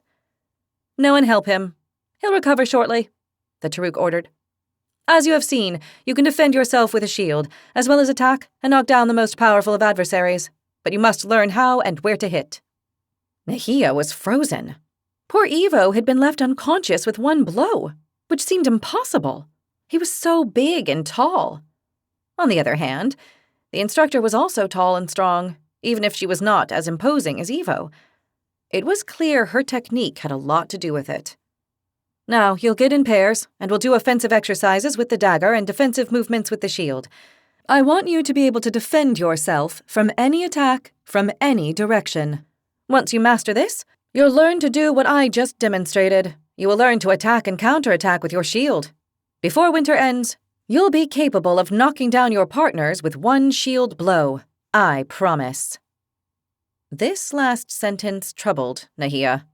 How were they going to practice knocking out a comrade? She had the feeling it was going to be precisely by hitting them in the face with the shield. Only thinking about it made a shiver run down her spine.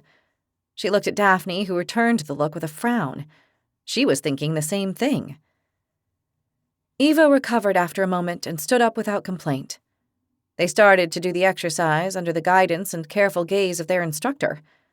By the end of the class, Nahia could no longer keep her shield up. She had no strength in her left arm, as she had feared. She would have to work on her weaker arm. This made her think of the extra training at the gym and Logan. She might see him there. The thought cheered her up. As soon as they finished here, she would go to the gym, although she could not do much with that arm. It was so heavy and sore. In any case, she might see Logan, and she could tell him about her troubles. That cheered her. Chapter 41. Winter went on relentlessly, and it seemed it was always snowing. The parade ground was always covered by a white cloak, and they had to wipe off the sundial to know the hour. Luckily, their bodies had become accustomed to the time schedule, so it was not a problem. That morning, Arrakis Gorigaits made them march a little more than usual, and they had to miss breakfast so they were not late for class. Ivo was very unhappy. Breakfast was his favorite moment of the day, and every day it was being cut shorter and shorter as his anger grew and grew. "I don't understand why we have to march every morning. We could do it after classes," he said, waving his arms. "After classes, many of us go to the gym," Nahia told him. "Or the library," Lily added. "So we should have breakfast first and march then. The mind can't reason if the body doesn't have its nourishment." "With that, I have to agree," Aiden told him. "Wow, this is the first time you agree with what our Taruk says." Daphne was looking at Aiden blankly. "Our Taruk is weird, in case you haven't realized, Fatum," Aiden clarified. "Unique. I prefer that term," Ivo told them, not in the least bothered by the comment. "An exceptional Taruk," Taika told them, patting his large back. "A hungry Taruk," Ivo said, and they all chuckled. They arrived at basic dragon magic, and there they found something unexpected that upset them. In the class they always used, there was no Mag Zealar Owned and Maber Exarber as usual. Their places were occupied by an enormous white dragon and another Exarber who looked even older than Marber, which was an incredible feat. "Welcome, members of the Red Squadron. Today is a special day in the walking of the path. You are already prepared to take an important step. You now leave behind the studies of basic magic to begin those of regular magic. Because of this, you will also have a new teacher. From this moment until the end of the year, I will be your teacher. My name is Andi Zurikoa, and the Exarber who acts as my assistant is Born. I am a white dragon, and as you have guessed, my main element is air. I hope I will not have to discharge a storm on any of you. I warn you that I am not as benevolent as Mag Zealar Owned, so if you are not up to standard, you will pay." The unexpected announcement about the change of teacher and their magic studies going forward left Nahia feeling restless. The fact that the new dragoness was more rigorous filled her with fear, and her stomach churned. Everything in this academy seemed to grow more complicated with every step they took. "Today we will begin the study of regular magic, and we will find out your elemental alignment," the albino dragoness messaged them, with the feeling that this was a crucial step. And if that change was small, there was something else different that day, something which left them puzzled. In the middle of the classroom on the floor, a long pyramid had been placed, with a silver sphere resting above it the size of Evo's head. "What's that?" Lily whispered as they sat down in their places. No idea, but I don't understand how it hovers over the top of the pyramid, Daphne murmured as she watched with a surly face. "It can only stay that way through the power of the sphere," Taika commented. The other two squads were also whispering about the two objects. "Be quiet. You're going to get us into trouble," Aiden told them. They all shut up when they saw the Exarber watching them. "I will prepare the process," Born said, and with the slowness of his people, he walked over to the pyramid and the sphere on top of it. "You have already discovered your inner dragon of power. You are able to interact with it thanks to the bond of the dragon and your mind. You can use the magic within you. That is the initial part you have already passed. Today, you will begin with the most advanced part of dragon magic that is taught during your first year at the academy. For that, you must first pass a test." The term test instantly made them all anxious, to a greater or lesser degree. Even Aiden, who always tried to hide that he had any feelings of fear or concern. The members of the other squads also shifted about restlessly where they sat. "The test of elemental alignment will mark an important milestone in your life. It will determine what type of elemental magic runs through your veins. Everyone of the dragon blood has one. It is what has been forming within you ever since you were born, and now it will reveal itself." "Everything is ready, my lady," Born said. "Very well. It is time to find out what type of magic you have inside you. Let the test begin." Born stood beside his pedestal with the great tome open on it. He flipped a page and called to the first pupil. "Nahia, of the Igneous Squad." A deep sigh came out of Nahia's mouth as she stood up. She looked at her comrades, who looked back at her with cheering gestures. She went to where the pyramid was standing with the sphere on top, which was now rotating upon the tip with perfect balance. Nahia could not tell whether it was leaning on it or if it rotated a little above without touching it. "Very well, pupil. Stand in front of the sphere and reach toward it with your hands without touching it. Leave a distance of 2 hand spans." Nahia did as was told. The sphere was a little higher than her head, so she had to reach upward. She didn't know what was going to happen, but she was nervous. Watching the sphere spinning, perfectly balanced, made her anxious. "Do not move until I tell you to," the dragoness messaged, closing its eyes. A moment later, the silver sphere gave off a flash. Nahia observed how a cloak of white energy formed around the sphere. It was a mist of power the sphere itself gave off. It grew until it was a hand-span thick around the sphere, covering it completely. When the sphere spun, the field of energy around it also spun, but not at the same speed or in the same direction, but the opposite, which caused an effect Nahia found most strange and against nature. "The sphere is ready to determine your elemental alignment. Now, first you must wake up your inner dragon and send energy to both your hands, as if you were creating a sphere of energy, immersing them in the cloak of outer energy. Go ahead. Whatever you feel, do not withdraw your hands. You must finish the process without taking your hands away from the sphere." Nahia obeyed, but not without concern. She concentrated and searched for her inner dragon of power and found it in the middle of her chest. She sent energy to her hands using her mind. She was able to feel the energy traveling from the dragon to her hands.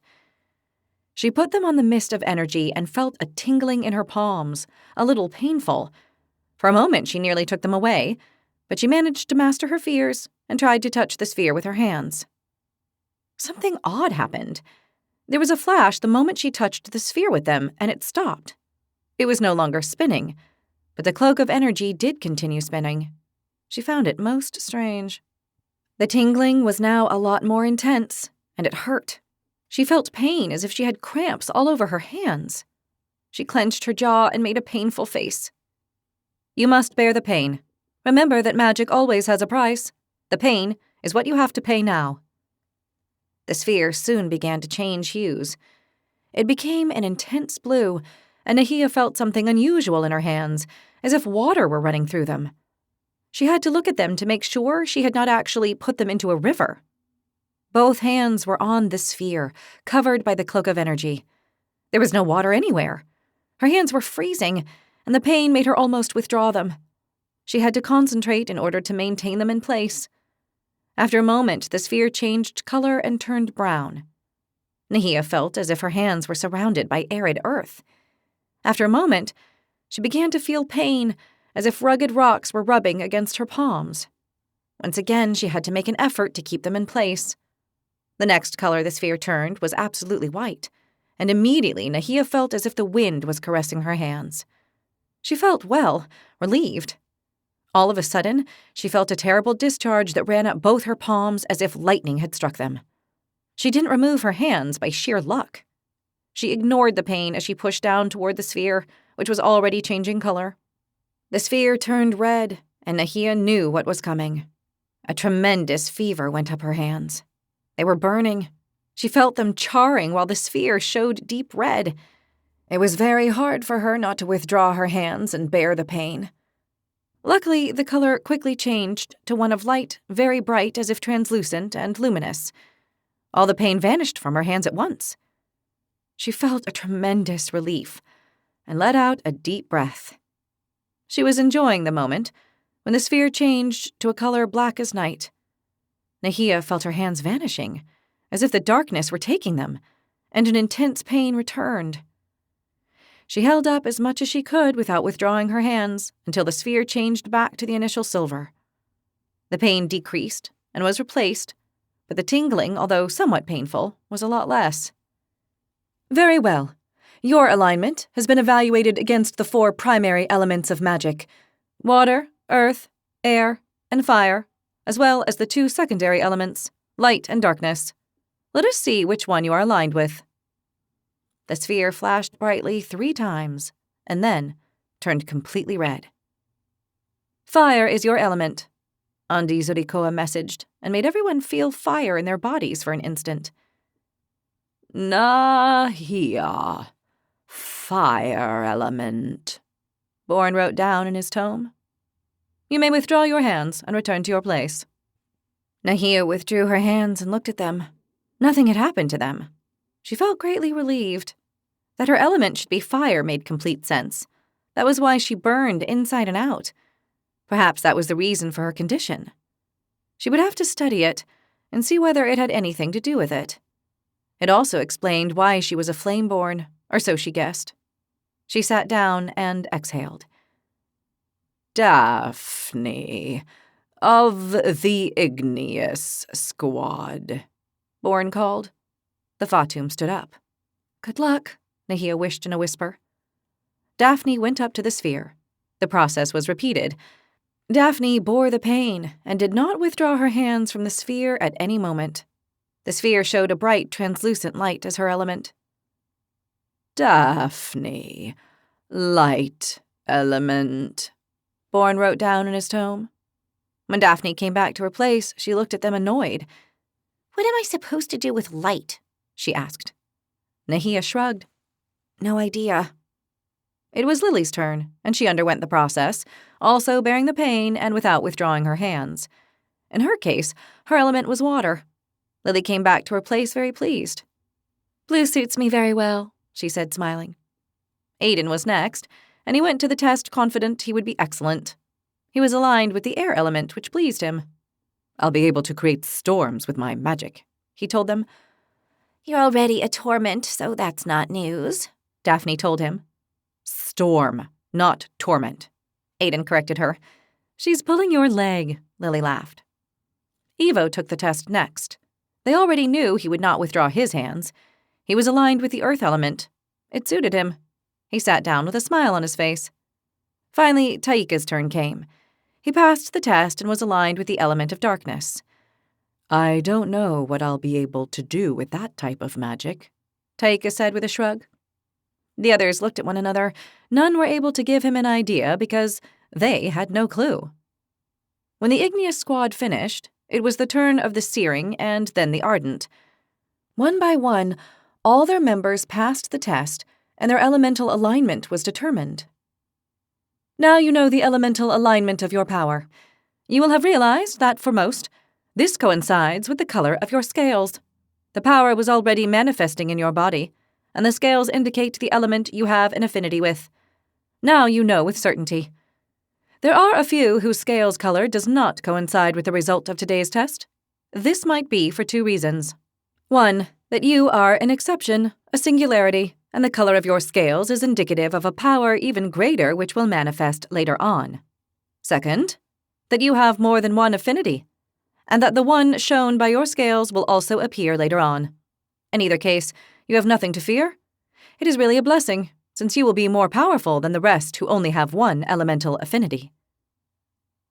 Andi Zurikoa paused so they could all assimilate the information it had transmitted.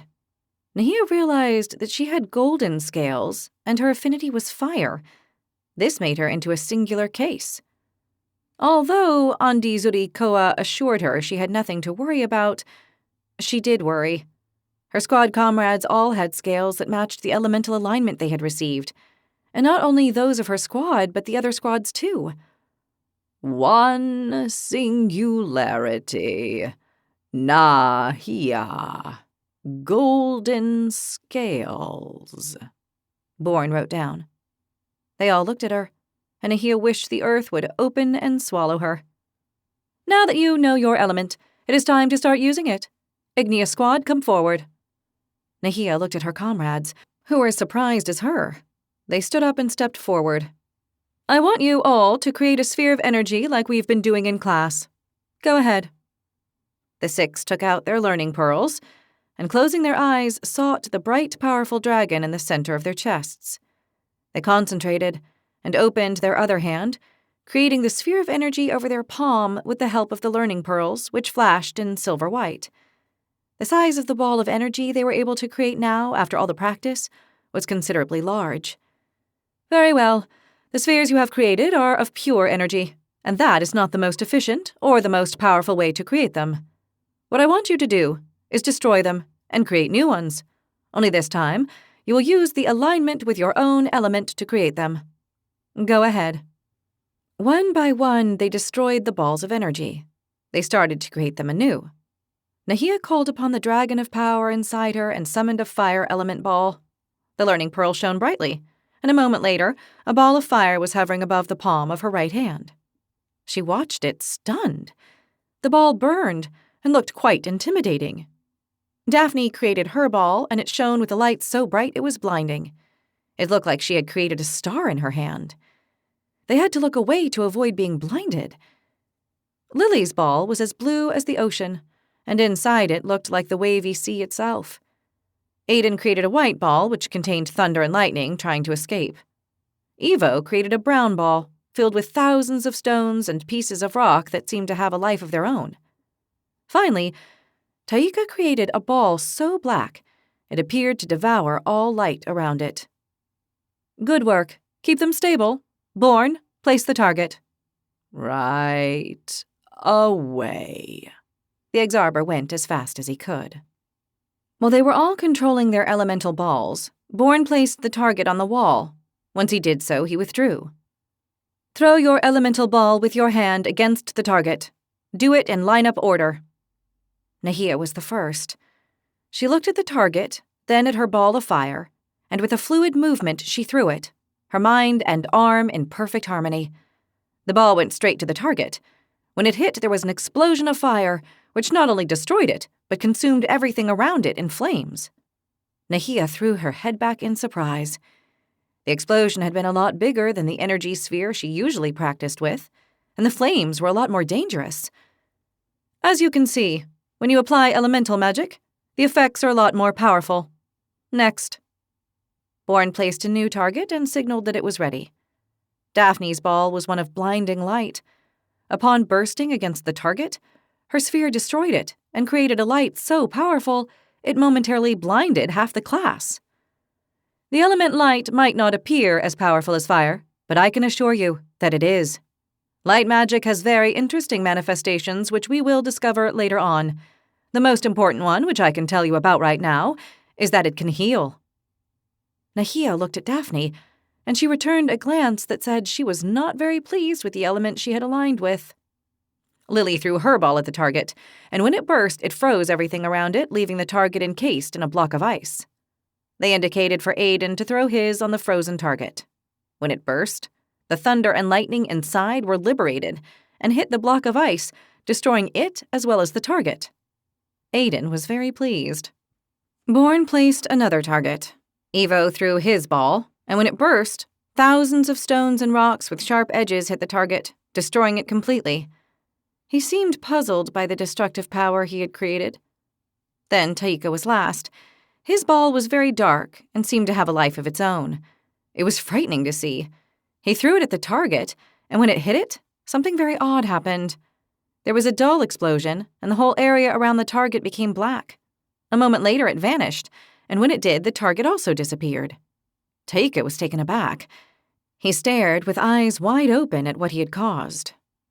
There you have the 6 main elements in action. You will learn to use them to perform more powerful attacks and develop other skills. You have a lot to learn and improve. After the Igneous Squad had finished its demonstrations, it was the Ardent's turn. Its members did the same exercise and showed off their elemental powers. Then it was the turn of the Searing Squad. Once they finished, Andi Zurikoa sent them all to the library to study how to master the use of elemental magic. For once, they were looking forward to studying. The new power they had acquired had them very intrigued. They all wanted to know how to use it and what else they could do with it. They were beginning to understand the true potential of the magic running through their veins. That evening, they were getting ready to sleep in their rooms in the barracks, but they were all excited with the day's new developments. I was frozen by what we learned today, Lily commented as she combed her long jet black hair. In your case, that makes sense, Daphne joked as she was folding her cloak. Lily looked at her and then realized what she meant. Oh, you mean because of my elemental power? Daphne smiled. I couldn't resist. Yeah, that's because you're so light, Lily replied, emphasizing the word light. Daphne looked at her with a raised eyebrow. Oh, because of light. Oh yeah, very funny. She laughed. Lily laughed too. You have an incredible sense of humor. It cheers my heart, Nahia said gratefully. If we don't laugh a little in this place, we're going to end up like the Rockhead, said Daphne. Be quiet, he might hear you. He does have ears, Lily told her. I hear you perfectly well, he said from the other side of the screen. But you're not going to ruin this day. Today, my elemental power has manifested, and it's an important one. I'm very pleased. Yeah, with yourself. We know that, Daphne replied. With what I achieved today. I can encapsulate the power of a storm in a sphere and make it burst, discharging energy upon the enemy. It's awesome. It certainly is, Taika agreed. What we learned today is something that leaves a lot to think about. Do you think it'll be dangerous? Nahia asked. I'm a little worried about the fire explosion and the flame that breaks out. It's not dangerous if you learn to control it. That's what we must do, and will be a force in the battlefield. Or we might kill ourselves in a moment of distraction, said Evo. I won't make such a mistake. I'll be invincible in battle, Aiden said confidently. Of course, how could it be otherwise? Daphne replied. The thing is, it gives us power we never imagined we'd have, said Nahia. Or at least I never imagined it. It worries me a little. Take it easy. If your fire gets out of hand, you always have me to put it out with my water element. I'm your natural enemy, Lily laughed. That's true. Don't go too far away from me just in case. Then I'm Taika's, said Daphne. I'm light and he's darkness. That's right. We're opposing forces of nature, Taika agreed. So what happens with Evo and Aiden? Or are they opposite forces? Lily asked. You could think of it that way. Lightning can do little against rock, Taika said. And rock can do nothing against lightning, said Aiden. Seeing it that way, they are indeed neutralized, Daphne said. Well, now we have the elements neutralized. Now if we never separate and always form pairs, everything is taken care of, Lily said. Poor Evo. Daphne took pity on him. He should be proud of being my opposite. I'm the most powerful, Aiden said proudly. Here we go again. Daphne put her hands to her head. We'll learn to control our elemental powers, don't worry, said Taika. For now, we can all feel very pleased for awakening and discovering them. Let's enjoy this moment. There aren't many joys here, and we have to enjoy the ones we have. Well put, Lily said. Let's rest and dream about our new powers. Good night, everyone, said Nahia. Good night, the rest replied almost in unison. That night, Nahia dreamed that she was capable of throwing enormous balls of fire at the dragons, and that they burned when her projectiles exploded against their bodies. She defeated all of them. No one could stop her. The dragons died as she passed by, and she went forward through the battlefield without fear. Nothing could kill her, and nothing could get in the way of her goal. A free world, without dragons, with the 8 races happy and living in freedom and harmony. Chapter 42. The winter days went by with all of them making efforts to not fail and stay alive. In the whole academy, there was only one place where it was never cold. Nahia was there that evening, doing her daily routine of physical exercises at the gym. Her arms, legs, and abdominals were sore, but she was happy. She only had one more series of exercises left, and then she would be finished for the day. Daphne was with her. The Fatum protested more than she exercised, but even so, she was good company. Keep going. I see you. The only way you'll make progress is if you give it your all, Nahia harangued Daphne. I haven't stopped. I'm only taking a break between sets, she replied, lying on her back and staring at the ceiling. The break between sets is only a moment, not an hour by the sundial. It's already dark. The sundial doesn't work at this hour, Daphne said. What an excuse. Go on with the next set before you get cold. Get cold? How am I going to get cold here? Don't you see all these people sweating around us? Nahia, also lying on her back, looked around and saw Logan exercising close by. This always cheered her greatly. There was nothing like going to the gym and finding him there. For some reason, her heart rejoiced by simply seeing him. Then she watched him exercise, and her joy was even greater. Why, she did not know, but that was how she felt. They really go at it. Unlike a certain Fatum I know who protests about everything and doesn't even perspire a little.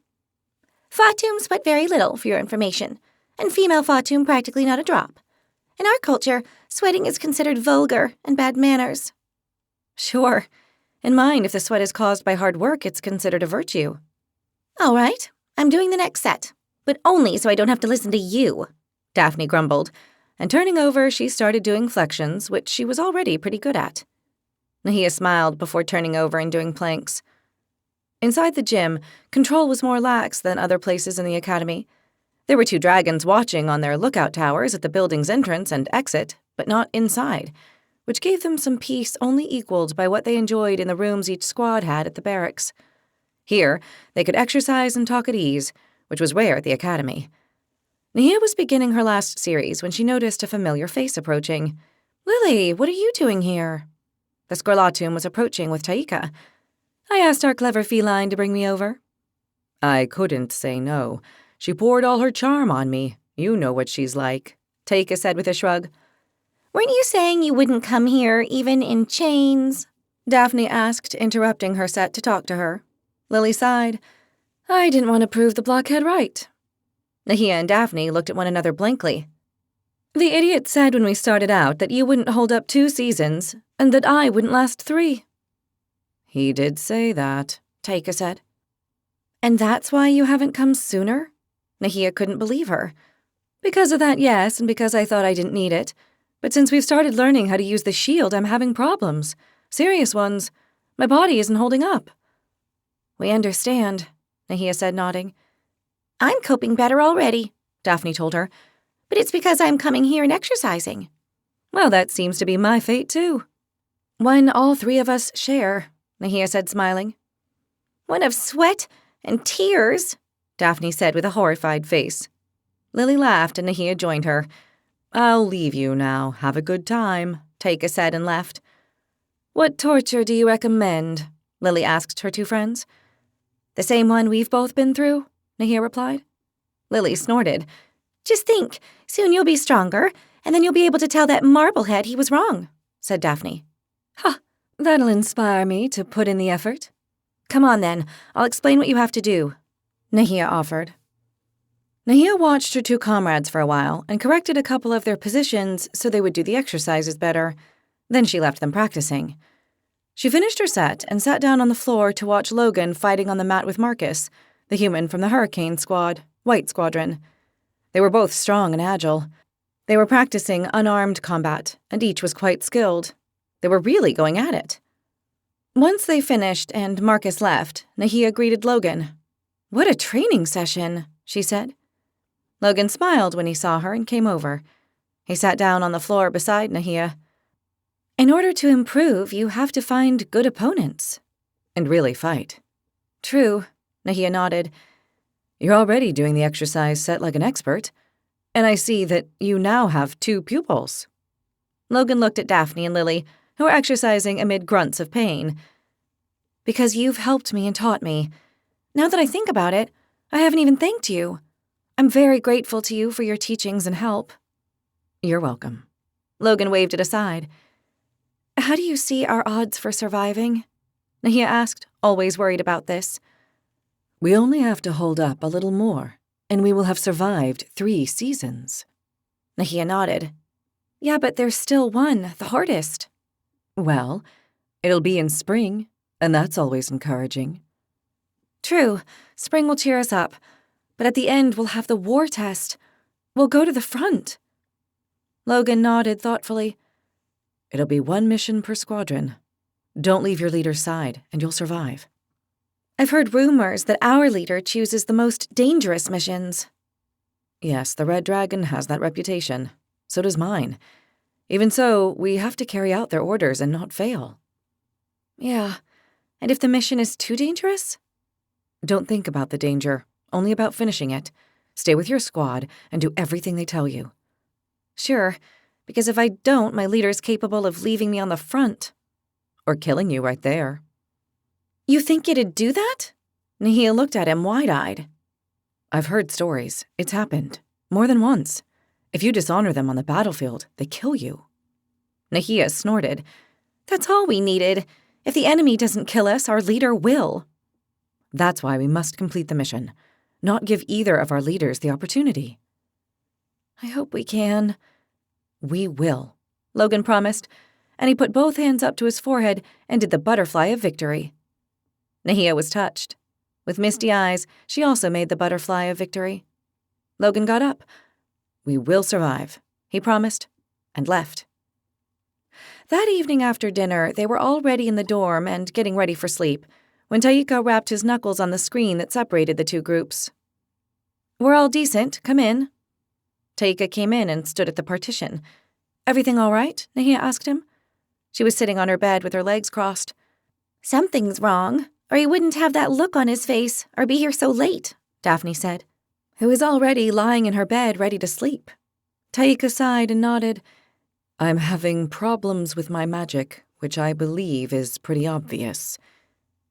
"Yeah, that black magic of yours is most strange, even a bit grotesque," Lily said. "I didn't choose it, believe me.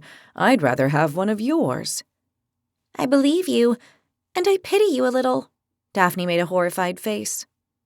"Well, I've tried to study and practice by myself, but I don't seem to make any progress in its dominion. And that's why, after seeing Lily reach out for help today, I thought I'd set aside my tiger pride and do the same." "Wow, that does you credit.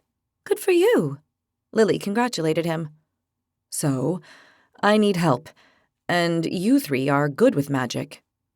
"Nahia and Daphne are good. I'm just average," Lily admitted. "I'll be delighted to help with anything I can," said Nahia. "You can certainly count on me, too," Daphne said. "Don't you dare practice magic in here," Aiden said from the other side of the screen. "Why on earth are you listening?" Daphne shouted at him. "Because you're not trustworthy. No magic in here.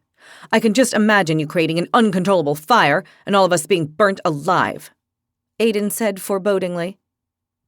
"This time the Draconid is right. It's forbidden to do magic in the barracks," Evo told them, "for reasons of risk for everyone." So where can we practice magic safely? Nahia asked. At the library, Ivo told them. On the top level, there are special halls. If you ask one of the Exarber for permission, they'll let you practice there. Nahia, Daphne, and Lily looked at one another blankly. And how do you know that? Daphne asked him. Because I use one. I'm the worst at magic in our whole group, so I asked one of the Exarber for help, and he explained all about the practice halls. You might have told us, Lily chided him. I just did. Go back to your meditations. We're not happy with you, Daphne said. Delighted, Ivo replied, who didn't seem to catch the irony of the comment, or else ignored it completely. Well, tomorrow after classes, we can go practice in the library, Nahia offered. I really appreciate it. Taika bowed his head. You helped me, and now it's my turn to help you. A favor must always be returned. If it's in goodwill, Ivo added. Weren't you meditating? Daphne said. I am, but you talk too much and too loud. It's difficult to concentrate. We'll start tomorrow and help you with your magic, Nahia told Taika.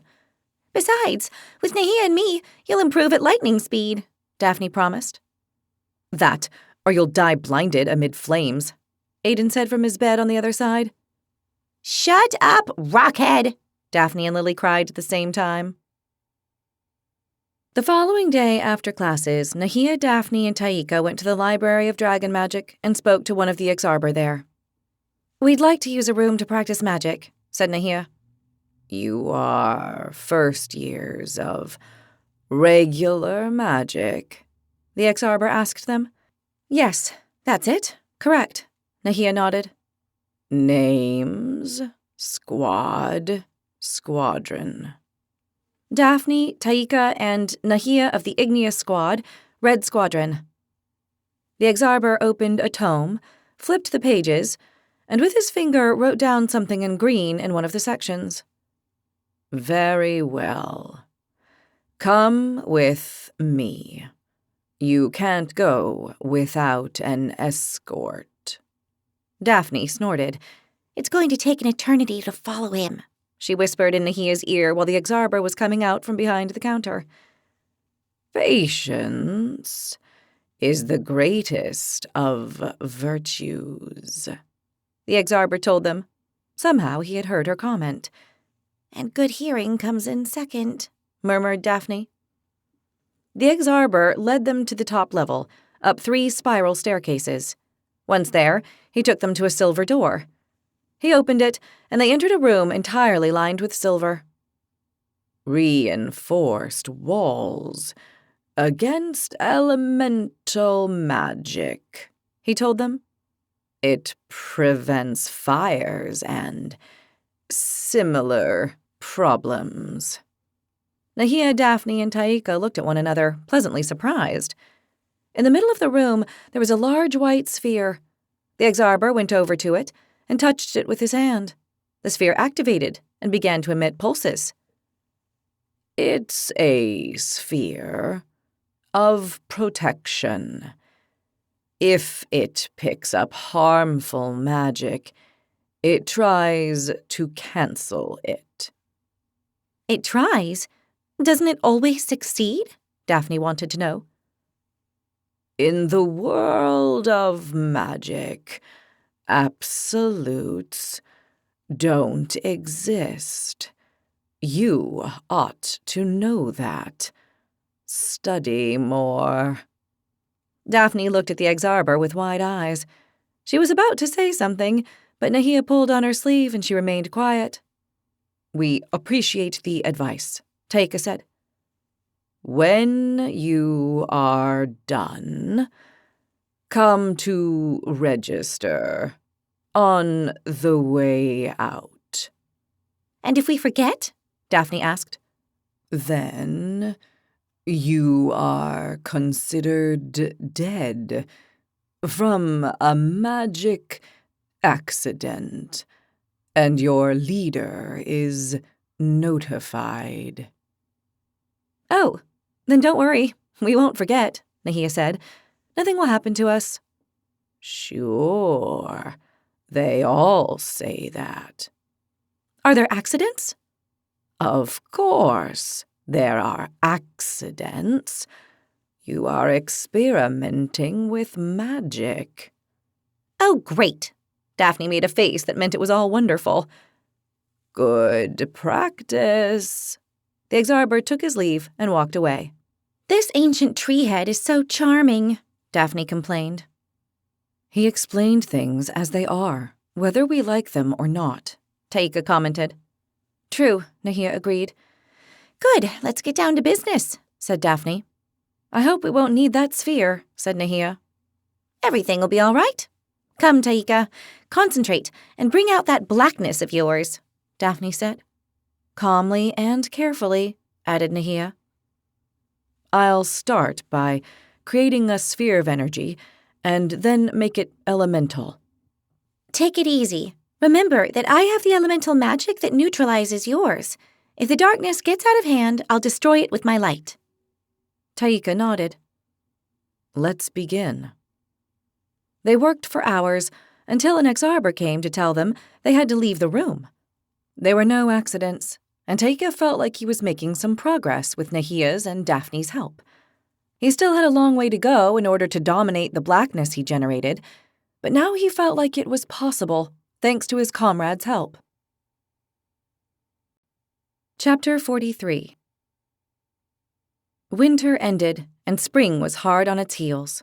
Nahia could smell it in the air, and that cheered her up. They were on their way to practice with weapons without having had time to fully digest their breakfast because, once again, their leader had extended the practice of lineup and morning parading. Irma Margaud and the 3 instructors were waiting for the class of dagger and shield. They had been practicing for weeks, and now, not only did each one have their own dagger, they also had their own shield they were responsible for. "Today, you will learn to combine your elemental power with the martial power of weapons. It is a lethal combination which only those of dragon blood have at their disposal," the great brown dragoness messaged, capturing everyone's attention at once. The 3 instructors stepped forward and showed their shields and daggers to the squads. "Everyone line up before the instructors and show them your weapons like they have shown theirs to you." The Fatum instructor stood in front of the Igneous squad, so Nahia and her comrades lined up before her. The Ardent squad did the same before the Human instructor, and the Searing lined up before the Taruk instructor. "Now, I want you all to put your shield across your back and take out your learning pearl. Do not put away your dagger." This order took them by surprise. In their weapons training classes, they had never used magic, so they never used their learning pearls. Since they all had to carry them at all times, however, they had them at their waists. They slung the shields across their backs, using a strap that crossed their chest. Then took out the learning pearls and waited with the pearl in one hand and the dagger in the other. "You must awake your inner dragon and send energy, your elemental energy, to the edge of your dagger. Each one of you must send the elemental energy you are aligned with. Do not only send pure energy, because that will not be valid for this exercise. It has to be elemental. Cover the whole edge of your weapon with it. Come on." Nahia looked at the dagger in her right hand and then the learning pearl in her left. Concentrating, she awoke her inner dragon. She sent an amount of energy to the edge, enveloping it as she summoned her fire element she was aligned to. Her mind led the energy and made sure it only surrounded the edge and nothing else. All of a sudden, the learning pearl flashed and the edge of her dagger began to burn with an intense flame. She had to stretch out her arm to not burn herself. I believe she is unable to actually burn, however, due to her special ability. She watched her dagger, which now looked like a fiery short sword, and was amazed. She looked at her comrades and saw they still had not succeeded. She waited, watching them out of the corner of her eye. "Once you succeed, make sure you regulate the intensity and energy you are sending to the weapon. It is not good practice to incinerate yourselves, or your fellow squad mates." Nahia regulated the power of the flame, covering her dagger, and controlled the energy she was sending to keep the fire alive. It was a little complicated, since she didn't have the skill to open or close her flow of energy yet. She finally managed to create a small, constant stream. After a moment, Daphne managed to cover the edge of her dagger with a light so powerful it was blinding. "Regulate your light or you'll blind us all," the instructor told her, who looked much older and more weathered than Daphne. She also looked surlier. Daphne nodded and tried to control the light her dagger emitted. "Less intensity! Control it!" the Fatum told her.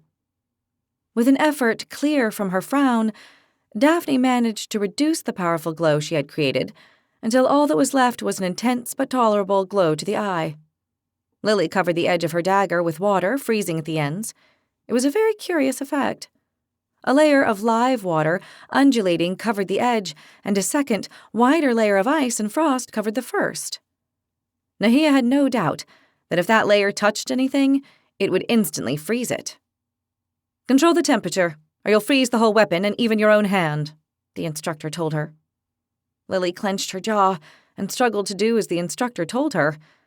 The layer of ice stopped expanding. The layer of blue ocean water looked like the undulating sea itself. Aiden created a layer around both edges of his weapon that contained lightning that seemed to be trying to escape. If that edge touched anything, the lightning would leap from the weapon to whatever it touched. The lightning was contained in a dark cloud that looked like a mini storm. "No matter how unbelievable the elemental effect you have created may seem to you, do not think of touching those edges, not only because you would hurt yourselves, but because you will look stupid in front of everyone else.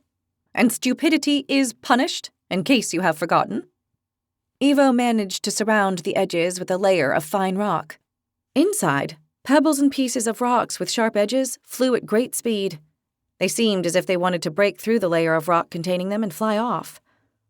Finally, Taika created a layer with a black substance inside it, which moved like a shadow with a life of its own. It looked like death itself covering the edge. Nahia was struck dumb. She was not the only one. Taika himself watched what he had just created, with eyes that looked as if they were going to pop out of their sockets. Gradually, all the members of the 3 squads managed to cover their daggers with the elemental energy they were aligned to. "Now your weapons are much more powerful than before. The dagger is capable of cutting with its edge and piercing with its tip, and now, besides the physical damage, you can give it an elemental edge, which you have just added to your weapon. Instructors, show them." The Fatum instructor stepped forward and stood in front of Nahia, presenting her shield. "Hit it," the instructor ordered her. Nahia obeyed and delivered a thrust to the shield. When she hit it, they heard the usual sound of steel hitting steel, but something else happened. Part of the shield began to burn. It was as if they had poured spirits on it, and upon contact with the flame, it had caught fire. She moved toward Daphne. "Hit my shield, but close your eyes when you do. The rest of you, watch out." Daphne nodded and hit. When she did, there was the sound of metal against metal and a flash of powerful, explosive light. They all had to look away. The instructor went on to Lily. Her blow froze the middle of the shield. When she moved onto Aiden, his blow caused a lightning bolt to leap from his weapon to the shield. The Fatum felt the discharge and had to shake her arm. Evo's blow sent a stone at the shield, and it sounded as if 1,000 pieces of rock were hitting it, leaving the shield with a bunch of dents. The final blow came from Taika, and his strike produced a very odd effect. When he hit the shield, the black substance surrounding his weapon moved along the shield like black tentacles wanting to entrap it. The instructor withdrew the shield quickly to get rid of them. The rest of the pupils did the exercise, and when they had all had a go, they remained still, expectant. "With each blow, the elemental power of the weapon will decrease. In order to maintain the elemental power around your weapon in all its intensity, you will have to send more energy and keep up the effect. Now you will practice the attacks with elemental weapons in pairs, working on your control over the power you must send to the weapon. It is very important to maintain your mental control while fighting. Whoever does not manage to control his or her power and allows themselves to be driven by the intensity or the feelings of the fight might end up dead or consumed by their own elemental power. In the fight, fury and rage might be your allies or your worst enemies. That is something you must learn to control." "In pairs, now," the Fatum instructor ordered them. Nahia paired with Daphne, Lily with Aiden, and Evo with Taika. The instructor indicated who was to attack first and who needed to defend themselves. Those who were on the defense put away their learning pearls and unslung their shields. "Begin," she ordered. Nahia attacked, and Daphne prepared her shield. When she hit it, there was a relatively large flame. When she withdrew the dagger to attack again, Nahia noticed that the flame was less intense. She sent more energy to intensify the elemental fire effect. The next attack, she sent another flame through the shield, and as she prepared to attack again, she recharged the dagger with more energy so the flame would remain powerful. Nahia wondered how much energy she could send to the dagger. She didn't want to overload it for fear of hurting Daphne. Beside the two of them, she could see Lily smiling as she froze half of Aiden's shield with every blow of her dagger. Evo, for his part, was denting Taika's shield with his earth attacks. They continued practicing for a good while. Nahia realized her inner energy was decreasing with every attack, consuming itself. If she kept hitting, she would run out of energy, and her dragon would die out. "Change roles," the Fatum instructor called. Daphne attacked, and Nahia protected herself with her shield. When she delivered a blow, her dagger gave off a dazzling flash. Nahia had to close her eyes, but it was already too late. She was blinded. If Daphne had wanted to kill her, if this had been a real fight, she would be dead. "I can't see anything," she said, so Daphne would give her a moment. "Stop," the instructor ordered. "You have to control the power of your elemental power. Light is a very powerful power, more than most. You can damage the eyes of your opponent if you're not careful. Control it," she told Daphne. "Yes, I didn't know." Daphne nodded. Beside them, Aiden delivered a blow that made a bolt of lightning fall on Lily's shield. The shield protected her from the blow, but not from the discharge. Her shield fell to the floor while she shook her arm.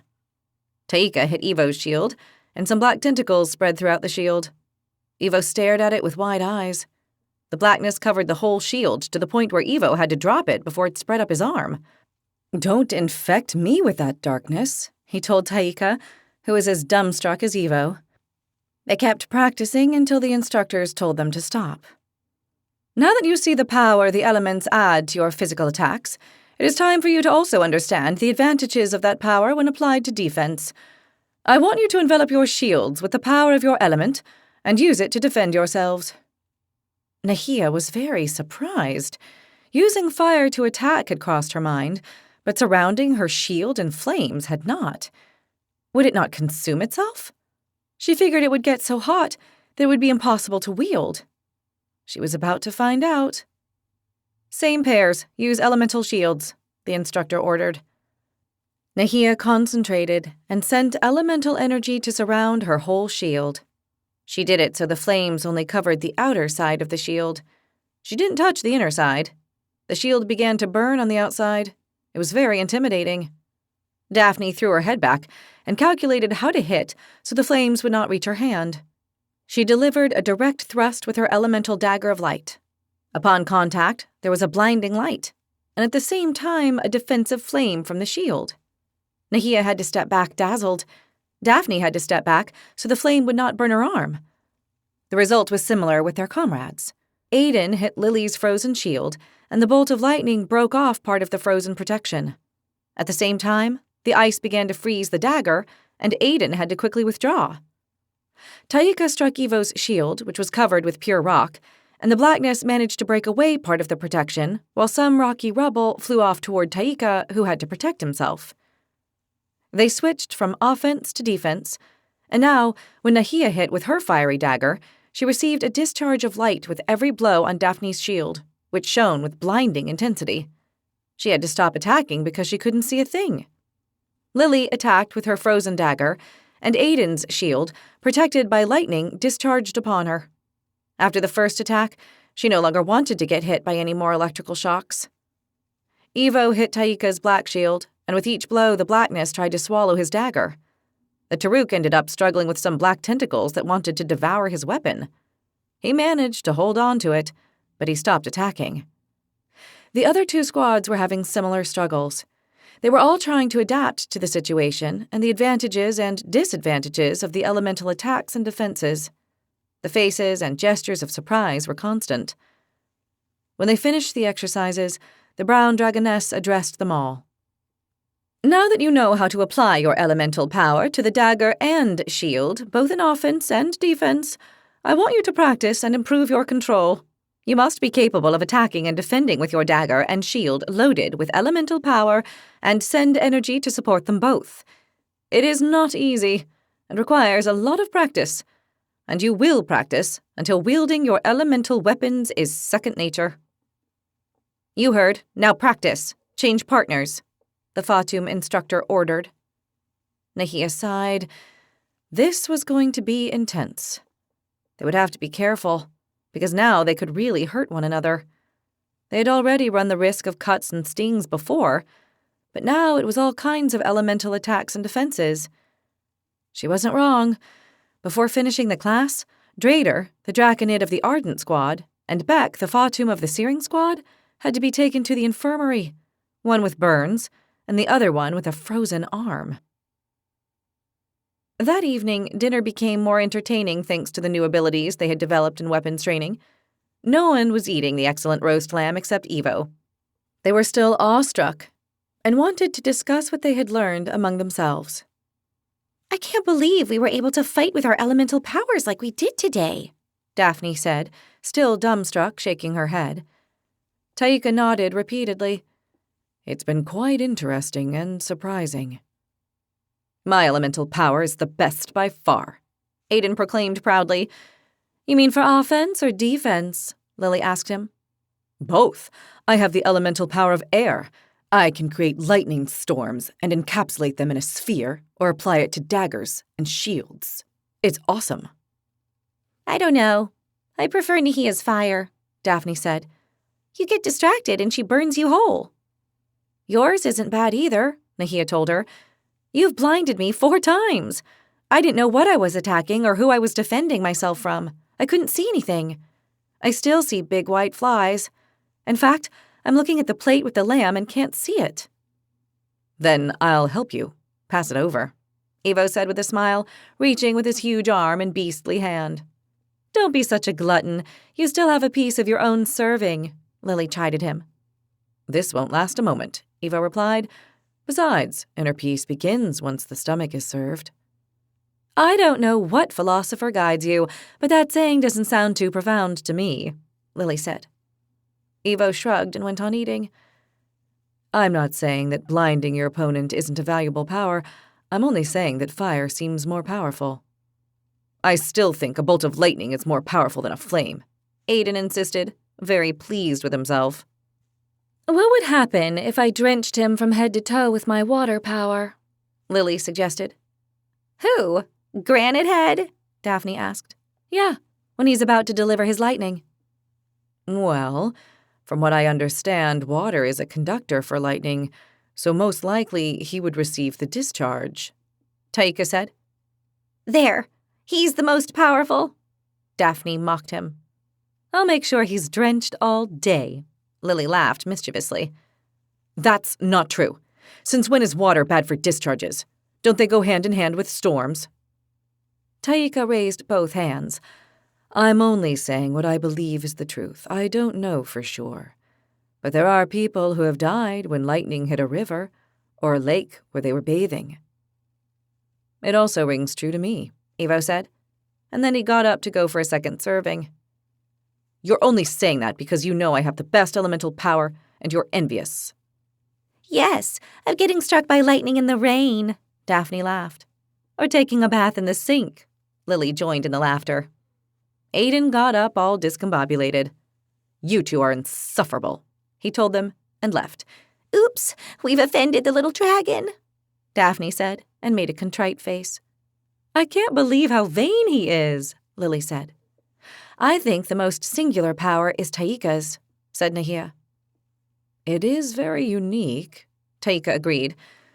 I still don't know how to use it very well. It's as if it has a life of its own. It tends to darken everything around it. It kind of gives me the willies, that power of yours, Lily admitted. Very dark. I don't blame you. It is dark, Taika agreed. What's important is that we learn how to use them so we can apply them to our weapons, Daphne said. Yeah, I've had to ask for another shield from the administration building. With his rocks, Evo left mine useless, Taika commented. It must be the metal that isn't very strong. Evo excused himself and went on eating nonchalantly. Or perhaps you're a little too brutish, Lily said, giggling. Nah, it's the metal that's poor quality, Evo said, convinced, and went on eating. The others smiled and went on debating the possibilities of applying their elemental powers to their daggers and shields. When they were leaving, Nahia saw Maika at her table and made the butterfly of victory. Maika saw it and returned the greeting with a smile. Nahia went to bed that day happy, a true novelty. Chapter 44. As soon as the sun was out, the Red Squadron formed up before their leader as they did every morning. Nahia guessed they would have another session of lined-up parading around the grounds, as they had been doing for some time. They were not the only ones their leader had doing this exercise. The rest of squadrons also did. She hoped they would have some time for breakfast. She always liked that moment of the day, not only for the food, but because she was able to greet Anna, Maika, and Logan, whom she couldn't see very often. Today is a special day, Red Squadron. One in which you must behave with the utmost discipline and honor, Irakis Gorigaitz announced, and the message came with a feeling of great importance. Nahia looked at Daphne and Lily, who were beside her in the lineup, and her comrades looked back at her with uncertainty. This announcement was new, and like almost everything new that happened at the Dracoros Academy, it would not be good. Today we will leave the academy and perform an escort mission and another of surveillance, both of the utmost importance. The news affected the squadron. They weren't expecting this. The members of the 3 squads were trying to hide their surprise and muffling cries of anxiety. Nahia was exchanging glances with her comrades. They were going outside of the academy. This was something they had never even considered. First, because it was forbidden, and second, because they had all taken for granted that once you entered the academy, you never left until the war mission at the end of the year. You will follow my orders at all times, and without the least hesitation. If you dishonor me today, I swear I will bite your heads off.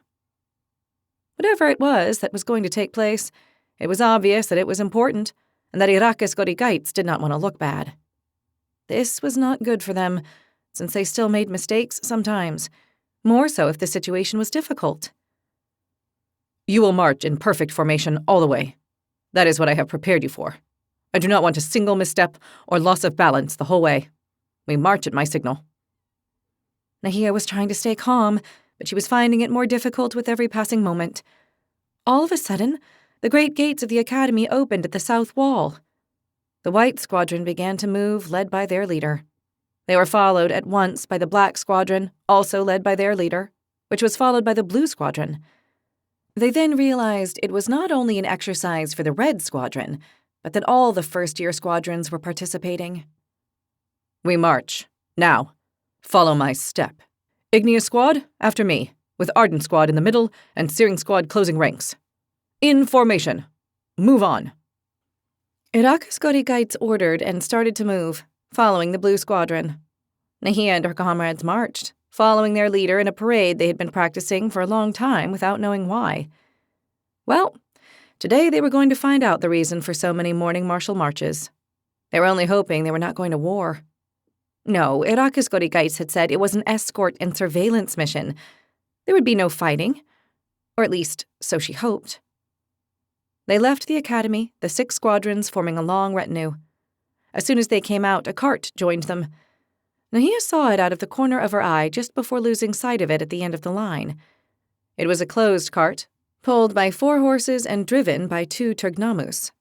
She wondered what they were taking with them and why. Supplies? Weapons? Some gifts? She didn't know, but guessed she would find out later on. They marched south. Daphne and Lily were smiling. They seemed happy to be leaving the academy and breathing the outside air. Spring was arriving, and the truth was that filling their lungs with the breeze of the landscape around them made them feel very well. They moved at a martial rhythm, and without stopping until they reached the Square of Neutrality. The journey reminded Nahia of how they had arrived at the academy. She felt she should thank Maika, Anna, and Logan again for carrying her practically all the way. When they arrived at the square, instead of going south toward the bridge of the sky through which they had arrived, they turned left. They left the square and went on along a wide, cobbled avenue. On both sides of the road were thick forests, oaks on one side and beech on the other. Nahia would have given anything right then to lose herself in that forest, looking for medicinal plants and mushrooms like she used to do at home.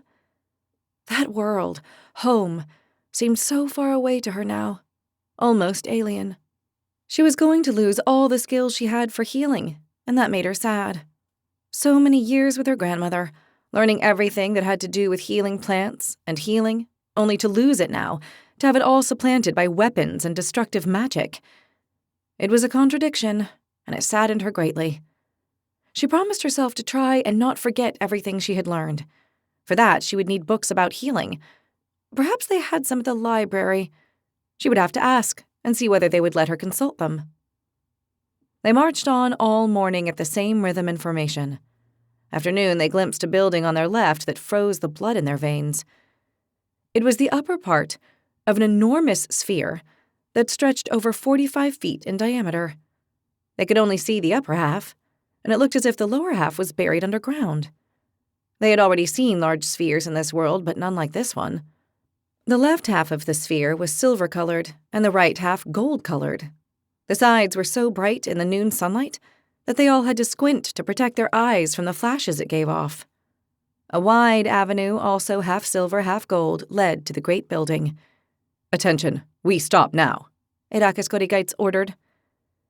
The red squadron stopped right before the avenue that accessed the building. The blue squadron had stopped after the entrance avenue, so there was a space between the two squadrons. "This is the Pearl of Auspicious, where the great oracle resides. We will now wait for His Eminence to join us, and then we will escort him." This left Nahia speechless. Were they going to escort the great oracle? Why them? Where? What for? 1,000 questions came to her mind. The main one being, why them? They were first-year pupils of the academy. This honor should be reserved for the third years, should it not? Or by great dragon-blood warlocks, but not for them. While she was thinking all this, a huge silver dragon, very bright, came out of the Pearl of Auspicious. The building didn't seem to have a door. It was somehow similar to the library at the academy, but the gigantic dragon had come from within. It was the largest dragon Nahia had seen so far. Not only that, but it was the largest and most resplendent she could imagine.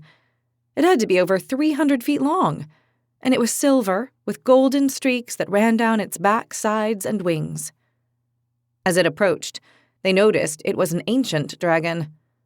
Nahia could not say why she had this impression, but its face, how slowly it walked and how gigantic it was, made it clear it had to be thousands of years old. Something significant she noticed as this gigantic being moved toward them was that its wings looked crumpled and dry. It didn't look like it could fly. It reached the retinue, and they saw how terribly big it was. Its eyes, which they could now see better, were silver with gold irises. It was amazing. It gave off an aura of power that was almost palpable, silver with sparks of gold. It ran down its whole body, from the head to the long tail. It looked like a mythological being. It did not seem real. "Everyone on your knees. Show respect before the great oracle," Irakis Kodigites ordered, and they all dropped to their knees without breaking formation. One thing that shocked Nahia was that they were not the only ones who bent down. Their leaders did too. For a long moment, they all bowed deeply to that arcane being. "All rise and continue on our way. The destination awaits us." The message of the great oracle reached them, so deep, far away, and full of wisdom that it seemed like a god speaking from its distant home. "On your feet, ready to march." The order came from Irakis Kodigites. The first 3 squadrons started to leave. The red dragon did not give the order to follow, so they waited. The great silver dragon began to follow the blue squadron, and they waited for its gigantic body to pass by. Once it had, Irakis Kodigites gave the order to go on. The retinue went on along the wide avenue, and Nahia understood what their leader had meant by an escort mission. They had to escort the 1,000-year-old Great Oracle someplace. Nahia was beginning to suspect what the place was. They marched on for a long while, following the avenue. The Great Oracle moved with extreme slowness, but because it was so gigantic, they didn't notice. They went up a shallow slope, and once they arrived at the top, they saw an enormous round temple in the distance. The avenue ended at the majestic building. If the Pearl of Auspicious had shocked them, the temple they saw now was even more impressive. It was twice as big, and its shape was unique. The central part of the building formed a great ring. Around the ring were 5 smaller adjacent rings. Each one of the 5 had a part open toward the great central ring.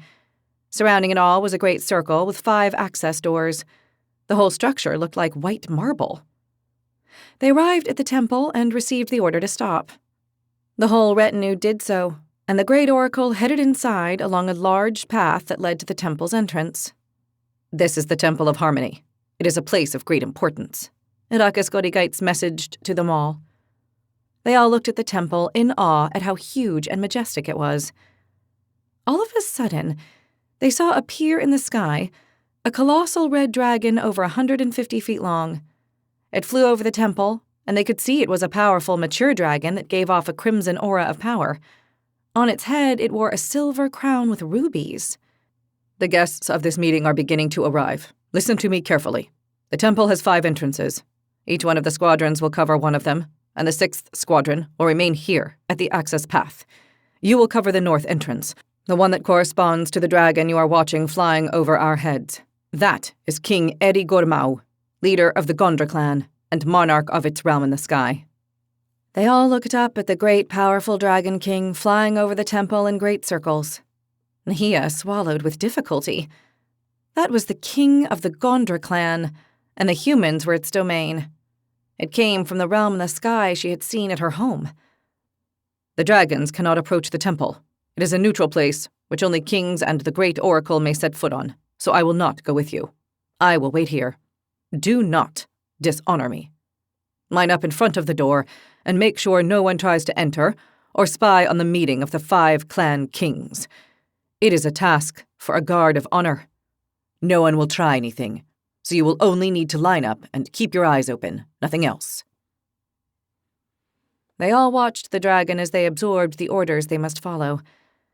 It was the strongest and most impressive dragon they had seen yet. The powerful red dragon came down to land on one of the adjacent circles, the one to the north. "Go, and do your duty. Now and always maintain formation." The red squadron went toward the north gate without breaking formation. They stood in front of it with their backs to the gate. The great red dragon gave a roar that left them all shaking. All the squadrons, except the Bright Squad, went to stand at the gate they had been instructed to watch. They did so quickly and efficiently. In the sky, another enormous dragon appeared. This one was white, and also wore a crown. It glided over the temple, and after checking that everything seemed in order, it descended and landed on one of the adjacent circles. Not a moment had passed before another dragon king appeared in the sky. This one was blue, and also powerful and huge. Soon, the 5 dragon kings arrived and occupied their places in the building. Nahia sighed. Now they only had to stay lined up until the meeting ended. She relaxed a little and looked at her comrades, who were also beginning to relax. Suddenly, Nahia began to feel a tingling all over her body. It was a weird feeling, as if something in the air around her were pricking her. She raised her gaze and saw that above the whole outer circle of the temple, a silver dome had formed. She looked up and saw that the dome shone with golden flashes. It was pure energy. "You see that dome over the temple?" she whispered to Daphne and Lily. Who wouldn't see it? As big and bright as it is, Daphne said. "It's a silver color, which makes it look as if it's been polished consistently for a month," Lily said. "Yeah, but I'm more interested in the golden flashes," Nahia told them. What golden flashes? Daphne asked blankly. Nahia looked again at the dome behind them. It did shine silver, but over the silver flashes were others in gold, more intense. "You don't see the golden flashes?" Lily and Daphne stared at the dome for a moment. Then they turned to Nahia and shook their heads. It only flashes silver, Daphne said. All this marching is making you see things, Lily joked. Then Nahia felt something even stranger. She received a message, and the image of the one delivering it. It was the great oracle. I have been summoned to attend this illustrious gathering as great oracle at the service of the 5 dragon kings of Craido. I come humbly. The gigantic silver dragon messaged from the center of the inner circle where it was standing, and it bowed its head in respectful greeting to the 5 kings watching it. It is your duty as great oracle, and you have always done so with honor since the times before my father and my father's father.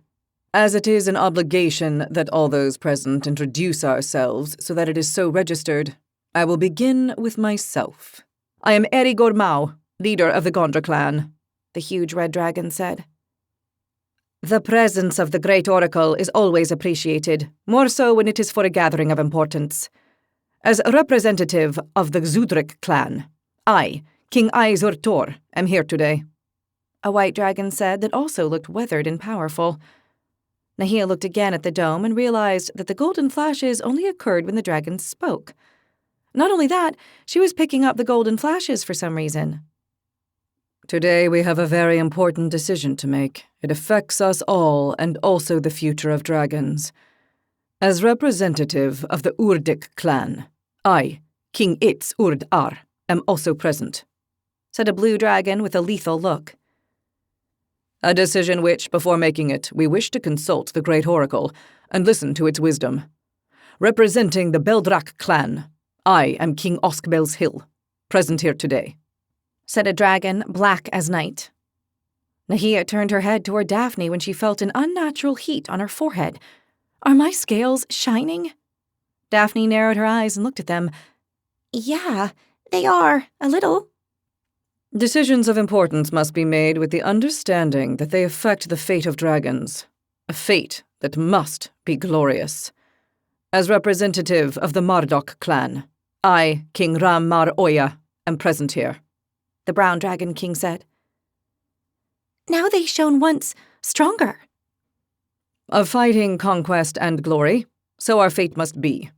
All those present at the gathering have introduced themselves. 5 kings. Therefore, we have quorum. Whatever we decide here today will be, the red dragon said. They shone again, stronger, Daphne said. Yeah, I'm beginning to see a pattern. Pattern? You aren't having another one of your seizures, would you? I hope not, Nahia said, and put her hand to her neck where she kept a tonic. Although I'm having a strange day. You and all of us. Look where we are, Lily said with a smile. Nahia realized that when the dragons spoke, she could hear them for some reason she couldn't fathom. She shut her eyes and concentrated on the messages she was receiving. The issue we must debate here today, and about which we must make a decision, is whether we begin the conquest, on a grand scale, of the continent world of Dramea, said the red dragon. Has a secure portal been opened to that continent world? Has it opened from the realm of Gondra? The brown dragon king asked. It has opened. In fact, it was not us that opened it. It was opened from Dramea to my realm. We picked up the power of the portal and went to investigate. It was not open for long, the red dragon king explained.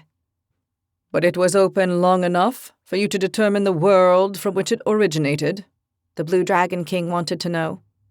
That is correct. My erudites have been able to open a reverse portal, and we can travel to Dramea. Before you ask, yes, we have tried it, and we managed to reach that continent world. If you have tried it, if you have sent dragons there, they might know we are coming. They might be waiting for us, the black dragon said. It is not likely. There was only one cautious incursion, and they left no witnesses. As it should be. The enemy must not be given the slightest option, and least of all anticipation of our arrival, said the blue dragon. Nahia was listening to the conversation as if she were there with them. She was aware that she shouldn't be listening. These were the 5 dragon kings, leaders of their respective clans, and she was a mere first-year human on a mission as guard of honor. She told herself that she should stop listening, but she couldn't help it. The mental messages were reaching her, and she neither could nor wanted to stop listening. That continent world, Dramea in our tongue, and Tremea for its inhabitants, is one of the 3 primary homes of our race. It belongs to us by right, the brown dragon said. It is, and from there, we were expelled by the Golden Ones, our most hated enemies, the red dragon said. The first thing we must do is make sure the Golden Ones no longer inhabit that world, the white dragon said. The Golden Ones no longer inhabit it, said the red dragon. How can you be sure? The white dragon asked. Because we have a prisoner from that world who was interrogated when he was captured, and he said as much, the red dragon said. The human who arrived through the portal to your realm? The black dragon inquired. Indeed, that human. He is being held prisoner at Dracoros Academy, as was agreed, so that none of us might benefit from his knowledge or the information he might reveal, the red dragon said. We must maintain the fragile balance between the clans, the black dragon said in justification. So it must be. There cannot be advantages for one above the others, said the brown dragon. So then, we have a portal that can lead us to Dramea, which has been reopened to verify that we can indeed travel there. The blue dragon wanted clarification. It has been reopened, yes, to ensure that the world is indeed Dramea, the red dragon stated. And has it been secured? The black dragon asked. We have made sure that there are no Golden Ones in that world anymore, the white dragon said. Indeed, the red dragon confirmed. It is not that I do not trust this confirmation, but I want to check these facts for myself, the blue dragon said. You never trust anything, but it does not matter. I will take it as a sign of respect toward the power of my clan. We can produce the prisoner for the Great Oracle, and let him confirm the fact. That seems to me a good proposal, the white dragon agreed. Yes, let it be the Great Oracle who confirms it, the black dragon said. The rest of the dragon kings agreed. Has the prisoner been brought? The blue dragon asked. He has been brought. I had guessed you would want confirmation. I asked the colonel of the academy to send him, the red dragon said. In that case, bring him forward. Enter, the blue dragon said. Chapter 45. Something Nahia was not expecting happened next. From the cart waiting on the path with the leaders of the squadrons, they brought forth the prisoner. Nahia recognized him at once, and she was struck dumb.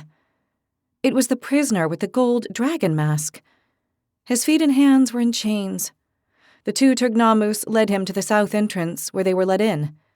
The prisoner was taken inside the building to the grand gathering. The 2 Turgnamus left the prisoner before the 5 dragon kings and exited the temple. Nahia was speechless. The prisoner she had seen was the one the dragon kings had been talking about. Great Oracle, go ahead. Question the prisoner, the red dragon said. The huge silver dragon looked at the prisoner with its silver and gold eyes. You may remove the mask, the dragon said, and with its power it released the back clasp of the mask. The prisoner reached the clasp with his chained hands and opened the mask, taking it off and leaving it on the floor. He took a deep breath and felt his face and then his hair. He did this as if to make sure they were still there. His gestures were of someone who had not done them in a very long time. The Great Oracle closed its eyes and created some spheres of energy around the prisoner. The energy looked like a silver gaseous substance with golden specks that floated around the prisoner. It seemed to have a life of its own and went up and down, filling the whole sphere. It started to flash. The prisoner remained calm. He looked at the Great Oracle and did not move from where he was standing. The energy around you is to help us understand you. Not all here understand the language of your land. It will also help me know whether you are lying. I advise you to tell the truth, because I will know. And that will generate a situation of conflict which I would prefer to avoid. Lying will not get you anywhere in my presence. Tell me, what is your name?" The prisoner nodded, looked at the great oracle, and replied, "My name is Aegil Olafstone." The substance that surrounded him did not change its behavior. "Are you from the world you call Tremia?" "I am." "How did you get to this continent world?" "I came through a portal a dragon created in my world." Nahia was listening with all her attention. She couldn't believe this was the prisoner with the gold mask she had met in the dungeons. She felt terrible for not having spoken to him, for not helping him. But then she thought of what the dragons would have done if they had caught her helping him, and she was no longer sorry. At least, not entirely. "The 5 kings are interested in knowing whether there are golden ones in your land." "I don't know what the golden ones are." "They are the ones who expelled the dragons from your world 5,000 years ago." "I don't have any evidence that there are any golden ones left in Tremia. As far as I know, 3,000 years ago they vanished without a trace." The energy surrounding Aegil, which seemed to measure whether what he was saying was true or not, remained constant. "Neither dragons nor golden ones rule in Tremia." "Humans rule in Tremia. There are many kingdoms and nations, of humans mostly." The great oracle looked at the 5 kings. "He is not lying. Do you require more information, your majesties?" "You say a dragon opened the portal from your continent to ours. How is it possible, if there are no dragons left in your world?" The white dragon wanted to know. "The spirit of the dragon Derga-sho-Blaska remained frozen in an orb. The dragon reincarnated using the body of a fossilized dragon. With his new body, he opened the portal." Aegil explained in a calm tone, summarizing what had happened. "Derga-sho-Blaska was a dragon from my clan," said the red dragon. "That is why he opened a portal to your realm," said the brown dragon. "Where is Derga-sho-Blaska now? Did he not cross over?" the black dragon asked. "I believe he died before crossing," said Aegil. The substance that surrounded them began to flash silver and gold. "That answer is not completely sincere," the great oracle warned him. Aegil nodded. "The dragon died. He was unable to cross." "Who killed him?" the blue dragon asked eagerly. "We killed him. A group of humans," Aegil replied. "That cannot be. Humans cannot kill a 1,000-year-old dragon," said the brown dragon. "Is he telling the truth, great oracle?" the white dragon asked. "He is. He must have been weak from creating the portal, or sick, or his acquired body must have failed him," the red dragon reasoned. "Why did you cross if you killed him?" the black dragon asked. "It wasn't by choice. In the fight, I was thrown into the portal," Aegil explained. "That makes more sense," the red dragon said. "Is everything he has said true?" the brown dragon wanted to make sure. "He has not lied," the great oracle confirmed. "That is enough for me. I already have all I need to know," the red dragon said. The other kings also gave their consent, one after the other nodding. "As you see, there is little to fear and much to gain. A world in which inconsequential human kings rule, with only weapons and human magic. They will not be able to stop us," the red dragon said with assurance.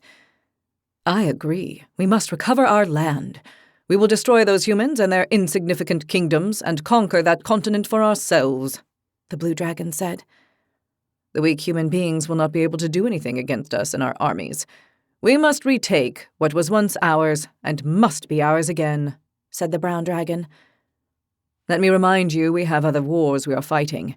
Entering another one might be costly in resources," the white dragon said. "Some caution is due. We must not take for granted that it will be an easy campaign, and that we will destroy the humans of that continent world," said the black dragon. The path of dragons marks the way. We must conquer this world and increase the greatness of our power and global dominion. Our duty must be to raise whoever opposes us, the blue dragon said. We must come to a definite decision. We should consult the great oracle. Let him give us his view of this conquest campaign, the white dragon said. Indeed, what premonition, if any, does the great oracle have about this war we are about to begin? The black dragon wanted to know. As your majesty's wish. The great oracle nodded and closed its eyes. The sphere that surrounded Egil vanished. Another larger sphere appeared, surrounding the body of the huge silver dragon. The sphere was filled with energy that emanated from the dragon's body. It was made of thousands of silver specks that glowed gently. Among them were some golden ones, although those were fewer. The sphere flashed silver 3 times. Everyone was watching the great oracle as it threw its head back with its eyes closed and appeared to be in a trance. For a long moment, nothing happened. Then, thousands of silver specks inside the sphere started to flash. A moment later, the golden specks began to flash as well. The whole space was lit up by thousands of silver and gold flashes that occurred as if the dragon were daydreaming. The great oracle put its head further back so that it almost lay on its back. The vision is coming, it warned. Now everyone was paying close attention to the huge silver dragon. The messages came to Nahia, who didn't want to miss anything. The great oracle said, When the fire meets the arrow and the 5 lost crowns, it will awake an ancestral power, which will defeat the lords of the skies. The prophecy will be fulfilled. The slave will free the 8 races, and the savior of worlds be. There were 3 bright silver flashes, and the great oracle opened its eyes. It raised its head and unmade the sphere of power surrounding it. It cannot be that you have seen that. What does it mean? The blue dragon protested. Again the prophecy of the slave who will free the 8 races? The red dragon asked, annoyed. Explain clearly, without mystic words, the brown dragon said. The great oracle nodded. If the war is started, the prophecy will be fulfilled that a slave will free all 8 races. They will become the savior of worlds, the great oracle explained calmly. You already made that prediction at the time of the Great Insurrection, and it did not come true, the red dragon said. We made sure it didn't happen, the blue dragon said. And it did not, said the brown dragon. True, but perhaps it was a prelude for this premonition, the great oracle said.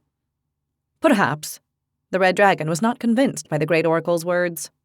That premonition is too ambiguous, and if you link it to the liberating slave, it becomes even more so, the blue dragon said. How certain are you that this premonition will come true? The white dragon asked the great oracle. There is no certainty at all in a premonition, since fate is whimsical and can change at any moment, the great oracle explained. Then it is of no use to us, the red dragon stated. The great oracle has made quite accurate predictions in the past, the white dragon said defensively. Indeed, which is why we're here to consult the great oracle, said the brown dragon. In that continent world, there are only humans and other lesser races and beasts. There is nothing that can stop us. Their magic and armies are not rivals for our own. We have the opportunity to recapture one of the 3 primary worlds. We must do it. It is our duty as dragons. Conquest or death, said the red dragon. What you want us to do is accept this invasion at any cost, the white dragon said. I have given you weighty reasons. The path of dragons obliges us to take that world by conquest and because it is our right, said the red dragon. That is true. That world belongs to us. We must take it. We must be the most powerful beings in this universe. The blue dragon joined it. I agree. Power and glory. Nothing else matters. the brown dragon agreed. The other 2 dragons were thoughtful. We have questioned the prisoner and consulted the great oracle. It is time to make a decision. Who is with me in invading and conquering the world of Dramea? Let us vote, the red dragon said. There was another moment of silence while the dragon kings each weighed their decision. I say yes to the invasion, said the brown dragon. I think now is not the time, least of all with the premonition the great oracle has just given us. The white dragon refused. I also think it is not the best moment, the black dragon said after thinking carefully. There was only the blue dragon left. Its vote was decisive, and they were all looking at it. I do not like the premonition, but it is one we already know and have avoided in the past. I vote yes to the invasion. Then it is decided, 3 against 2. We will invade that continent and rule over it, the red dragon sentenced. If the 5 kings so decide it, so it will be, the great oracle cried. Every one of the kings reiterated its position before leaving the temple one by one to return to their realms. The 3 kings in favor talked of conquest, glory, power, and honor. The 2 opposing dragons talked of caution, although they could not oppose the invasion since they were the minority. They all marched with the agreement to organize themselves to carry out a great invasion to reconquer Dramea, one that would be epic, and fill the pages of the history tomes, one in which the dragons would raise the whole continent and then rule over its ashes.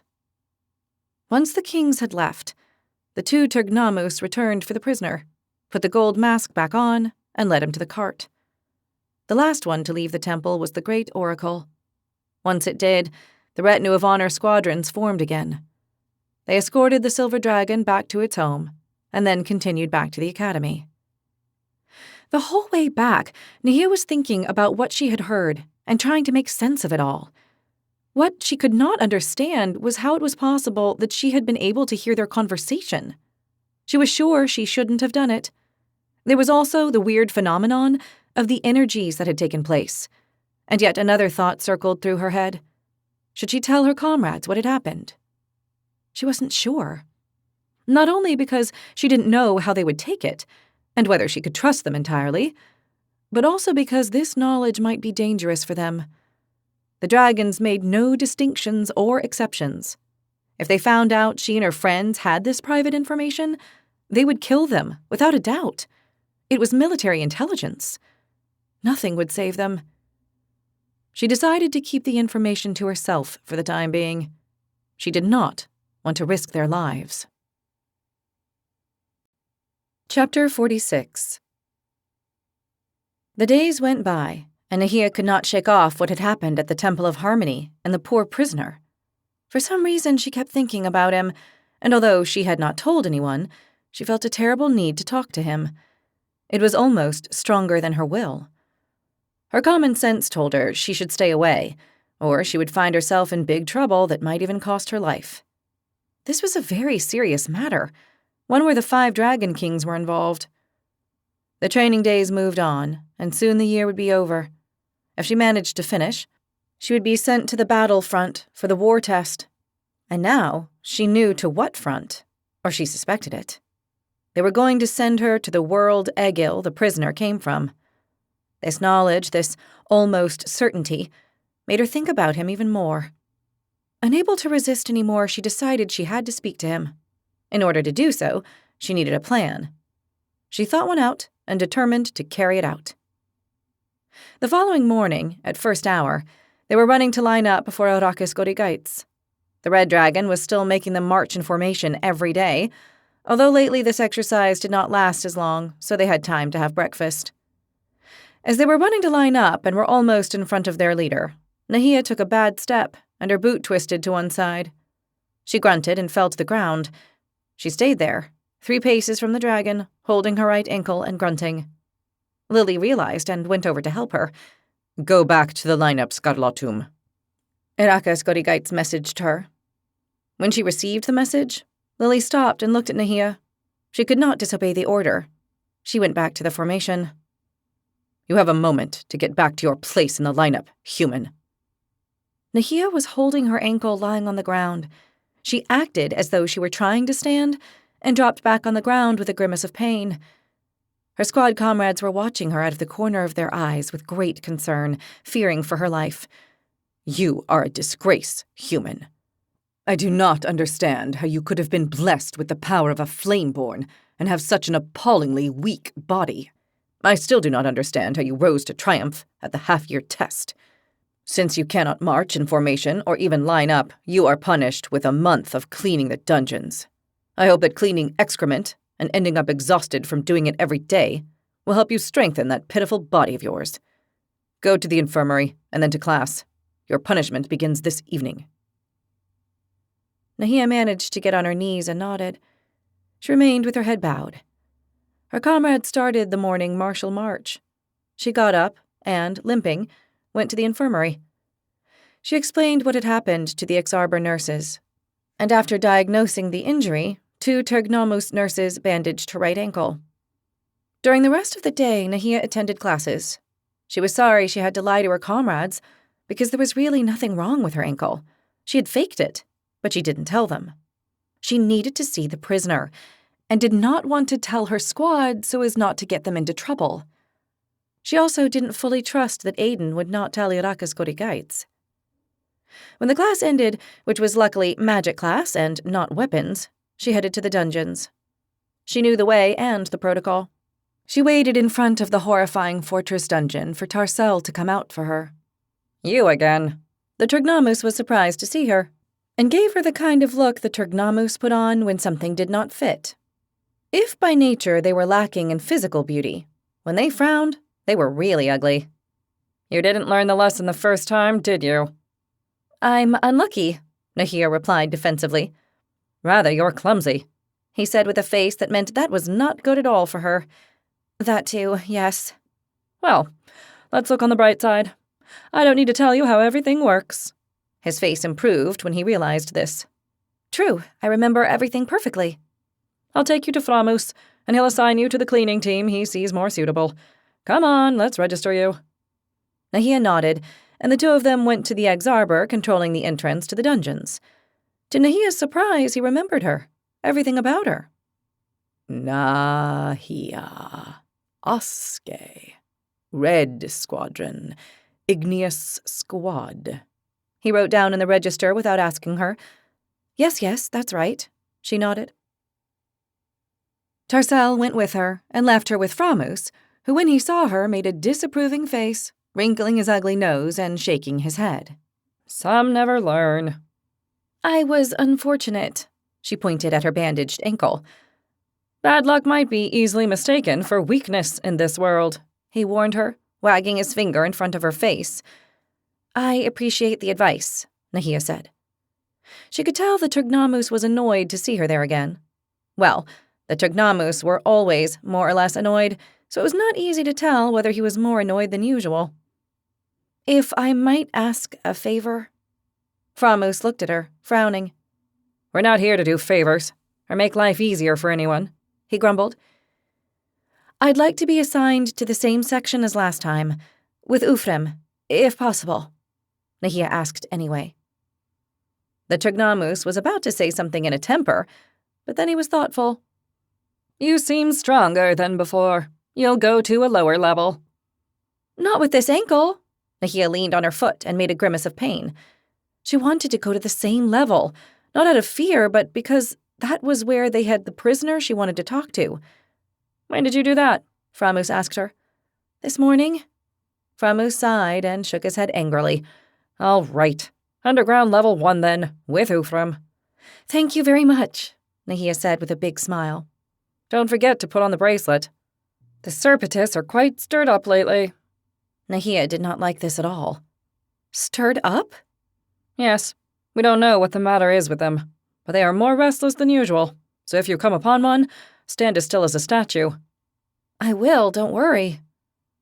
Framus led Nahia to the section where Ufrem and his cleaning team were at the first underground level. Ufrem saw her enter the hall with Framus and shook his head. I thought I wasn't going to see you again. Yeah, that was my intention too. She's lame, Framus told him, pointing at Nahia's ankle. Why do they send me maimed workers? As if I didn't have enough work already. This is pitiful, Ufram started complaining. Don't ask me, she came like this, Framus replied, shouting. The two Tugnamus began to argue and shout at one another for a long while. In the end, Framus left amid shouts and much arm-waving. What a disappointment, Ufram told Nahia as he put the silver bracelet on her wrist. Since you are already experienced, I don't have to lead you by the hand. You'll pair up with Niels. He's the Fatum over there at the end. He's only been here a week, and the Serpetus have him scared to death, Ufram explained to her. All right, Nahia nodded. Section south, which is the closest, that way you won't punish that ankle too much. Thank you, Nahia bowed gratefully. Ufram waved it aside, his long pointy ears still red from the argument. Get your mops, brushes, and buckets and get on with it, he yelled angrily. Right away, Nahia replied. Ufram opened the door and the gates of the 3 areas they had to clean, and then he left them, shutting the exit door behind them. Nahia and Niels started on the first corridor. There were only a couple of torches on each side of the whole first section, and the corridor was very wide, so they couldn't see much. I'm Nahia of the Igneous Squad, Red Squadron. She introduced herself to her new partner. The Fatum turned to her. He was undoubtedly a first year. I'm Niels of the Rock Squad, Brown Squadron. Rock Squad? Brown Squadron? Nahia asked, very interested. Yeah, why? Then you know Maika. Yes, she's my human comrade in the squad. Maika and I are friends, Nahia told him, unable to hide her excitement. Oh, she's a very nice girl. We get along well. I can imagine. She's a dear and quite strong. Stronger than me, the Fatum admitted regretfully. He looked quite weak for a boy. If you want to improve that, I advise you to come to the gym. I've improved a lot since I've been going, and my squad's Fatum has too. Niels looked at her, uncertain whether she meant to help or if she was mocking him. If you say so. Honestly, I was very weak. That's why I ended up here the first time. Like me now? That's why I'm telling you to go to the gym. A little late now. It's never late, I promise. Thanks. I'll think about it. Oh, and do me a favor and say hi to Maika from me. No problem. But with a special greeting. The Fatum raised an eyebrow. Nahia showed him the greeting of the butterfly of victory. Niels looked at her as if she were crazy. It's a butterfly, and the V is for victory, Nahia explained. The Fatum thought for a moment. I think I understand. I'll greet her like that for you. Many thanks, Nahia smiled at him. They started cleaning, and when Nahia went by the cell she was looking for, she recognized it. That was where they had the prisoner with the gold dragon mask. She hoped they had not switched him to another cell, or her plan to talk to him would go down the drain. Unobtrusively, she slid open the peephole and took a quick look inside. At first, she couldn't see anything, since with it being nighttime, only the light from the stars came in through a tiny barred window and lit up the inside of the cell. She looked closer and saw the inmate. She took note of the human feet, observing the legs and body to the head. A gold dragon head. It was him. He had not been taken to another cell. Nahia saw Niels cleaning ahead, concentrated on his task. It's Nahia. I want to speak to you, she whispered to the prisoner. At once, he stood up and came to the door. He looked at Nahia and nodded. Nahia pointed at him. You? Egil. The prisoner threw his head back, surprised that she knew his name. Then he nodded repeatedly. I, Nahia, she said and pointed at her own chest. Nahia. Egil imitated the sound. That's right. You, Egil, and I, Nahia, she said, pointing at him and then again at herself. Egil nodded. You, Nahia, he said, and Nahia realized he was smart. He had used the same pronoun for you that she had just used. You shouldn't speak to the prisoners, she heard Niels say.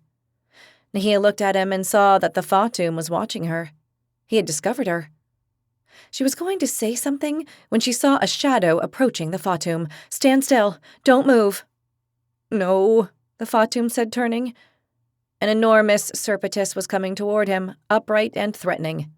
It opened its mouth, showing its maw and hissing loudly. Terror overwhelmed Niels, and he ran away. "No! Stop!" Nahia warned him. The poor Fatum was beside himself with terror. He ran, and the Serpetus chased after him, dragging its long body along the floor. Nahia saw Niels reach her level in his crazy flight, and without thinking twice, she tackled him and knocked him down. They both fell to the floor. "Don't move or speak if you want to live," Nahia said, and put her hand over his mouth while she held him down with the weight of her own body. The Serpetus reached them, and rose even higher with its mouth opened and fangs revealed. It hissed, a shrill, horrible sound. The Fatum was trembling under Nahia's body, who pressed down on him so he would not move. The Serpetus came down to the level of their heads, and Nahia feared the worst. Niels's eyes were about to pop out of their sockets. He wanted to scream, but Nahia was covering his mouth. The reptilian beast sniffed at them, and for a moment Nahia thought it was going to plunge its fangs into the two of them with one bite. She tried to stay as still as she could and make sure that Niels didn't move either. The Serpetus sniffed at their bracelets, and after a moment of hesitation, in which Nahia thought they were dead, that watcher of the dungeon corridors continued its rounds. Nahia and Niels were left lying on the floor, breathing hard from fear. "Thank you. You saved me." "Don't you know you shouldn't move?" "I do, but the terror." "If you run, they'll kill you." "Yeah, I realize that." Nahia got to her feet, shaking her head, and offered her hand to the Fatum so he would also get up. "Look, let's make a deal. I'll try to keep you safe from the Serpetus, and you keep your mouth shut about my conversations with that prisoner." Niels thought for a moment. "It's a deal," he said, and offered her his hand. Nahia took it, and they shook hands. "Now go on cleaning as if nothing happened." "Fine." Niels picked up his brush and mop, which he had dropped to run away, and got down to cleaning. Nahia went up to the peephole. "Egil," she called. The prisoner nodded. "I need to talk to you." Egil shook his head and shrugged. He did not understand her. Nahia made the sign of speaking with her hands to her mouth and then pointed at him. Egil nodded. He had understood. "You, Egil. Tremia," Nahia said. She had memorized the name of the continent world from which the prisoner came. Egil nodded repeatedly. "I, Craido," Nahia told him. Egil nodded. He had understood that too. "Craido, attack, Tremia," she said, and mimicked a stabbing. Egil threw his head back. He understood and nodded. Nahia saw that the problem was how to communicate with someone who did not speak her language. But she had the feeling this prisoner was very intelligent. He picked things up right away. She decided she would make the effort to teach him a few words and see whether they managed to understand one another. "I teach you," Nahia told him, and she made a gesture of writing something and then pointing at him. Egil nodded and gestured at himself and then acted as if he were reading a book. "I see you want to learn. Very well. I'll teach you." Egil did not understand that. He shook his head. Nahia smiled and mimicked writing for him again. "Nahia," Egil said, and then he bowed to her. His grateful gesture surprised her. That evening, they couldn't communicate much, because apart from having to clean the huge, long corridors, Framus appeared a couple of times to see how they were doing, and a Serpetus came twice. Nahia realized that teaching Egil her language was going to be complicated under these circumstances. She would have to be watchful. Chapter 47. Everyone's mood and humor improved with the arrival of spring. Finally, the cold and the snow made way for the resurgence of life. Even within the walls of the academy, it was noticeable that life was reviving. The birds especially filled the squares and gardens, and their joyful singing raised everyone's spirits. Ande Zurikoa and Born were waiting for the regular dragon magic class. "The last thing we will learn this year is mental attacks. It is the most difficult offensive magic techniques at this level, and you must learn to use it. This first year, you will only learn the most basic form. In the second year, and particularly in the third, You will be taught to use this power in all its potential. This requires a lot of work and study you will undertake in the future. Born, prepare the target. Born Exarber took a humanoid-shaped mannequin and slowly set it up in the middle of the room. It was dressed in the same clothes as them, which was a tad unsettling. Nahia was hoping she would not be the first, which was becoming a habit, but she was not that lucky. Igneous Squad, first member, Born called. Nahia sighed deeply and stepped forward. Human, what you must do now is call on your inner dragon and gather a considerable amount of energy. Then, you must transform that energy into elemental energy, the one aligned with your power. In your case, fire. Once you have done this, it will be time to expel it. Here is where you must be very careful. The elemental fire energy must come from you in a controlled and prolonged manner. This is what we call dragon breath. You must channel it so it comes out through your mouth as if it were your breath, and then you will project it. Go ahead. Nahia was looking askance at the great white dragon, filled with doubts. How was she going to do that? You must look toward the target, Born told her, pointing at it with his leaf-covered hand. Nahia turned toward the mannequin, very unsettled. She watched it and tried to concentrate. She was aware the whole squadron was staring at her, which did not make the exercise any easier.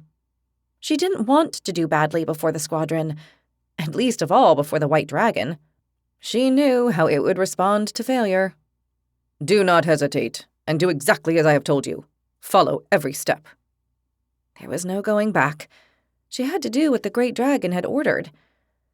She took out the learning pearl and held it in her left hand. She concentrated as hard as she was able to, given the circumstances, and awoke her inner dragon. She gathered enough energy from it to create a sphere of energy the size of her learning pearl, which was what they usually used to perform their attacks with elemental spheres. But in this case, she didn't have to form a sphere with the energy, but transform it into the fire element inside of her and then let it out. This seemed problematic. I feel your power. Now you must transform it. Do it. Nahia closed her eyes and tried to create a sphere of fire inside her, transforming the energy into fire. After an instant, she was able to watch her energy become elemental fire inside her. Well done. You already have fire inside you. I can feel it. Now, you must channel it and let it out through your breath. Open your mouth and throw it out. Toward the mannequin, Born said, taking a few steps back quite fast for an Exarber. Nahia's eyes widened to take in the target. She opened her mouth and tried to let out the fire in her breath when something weird happened. She lost control of the inner fire, and instead of coming out of her mouth, it radiated out through her whole body. Her whole body burst into flame. Frightened, Nahia crouched down to her comrades' cries of surprise. Bad, very bad, not like that. You must control the energy at all times. You let it out without any control. That is unacceptable. You might have hurt someone, or yourself. Nahia looked at her body. It was not burning. She touched her hair to make sure it had not been consumed by the flames. It seemed to all be there. She stood up and looked around. She hadn't hurt anyone. She hadn't reached the mannequin or Born, and her comrades were far away, so she snorted, relieved. Try again, and control that energy within you. You cannot allow it to explode outwardly. That would lead to an uncontrolled explosion which could be lethal. You must manage to make the fire go forward, as if it were the breath of one of us, of a dragon. Do it, and do it right this time. The message was an imperious order. Nahia knew she should not mess up, or she would end up being punished or worse. She tried to calm down as much as possible and concentrated once again.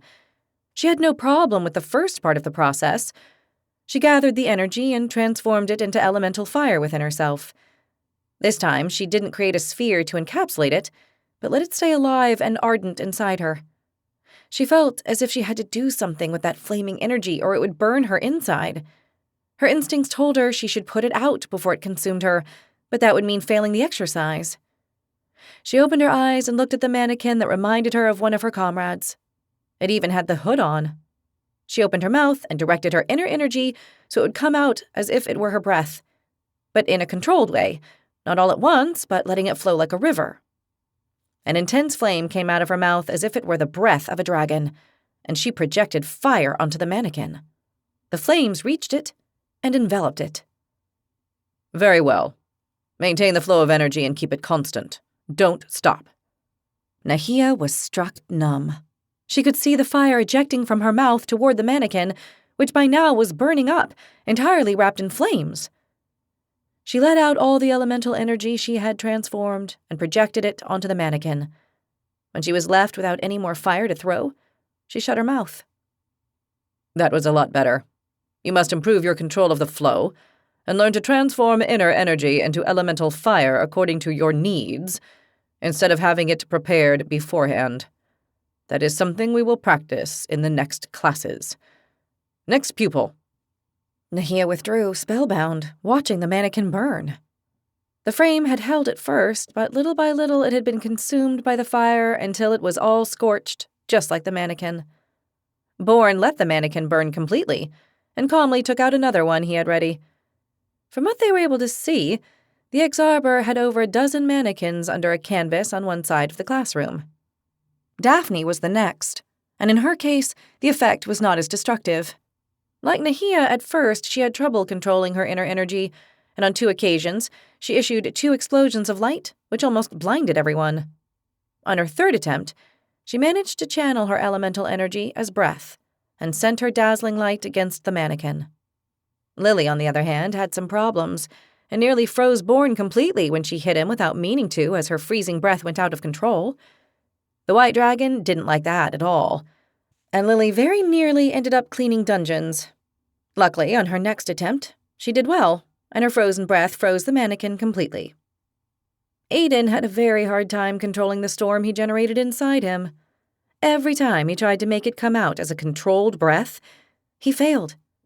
The thunder and lightning came out in every direction, without any control whatsoever. Andi Zurikoa ordered him to stop and not continue until he managed to channel his elemental power into a direct breath aimed at the front. Evo had many problems turning his inner energy into elemental earth energy.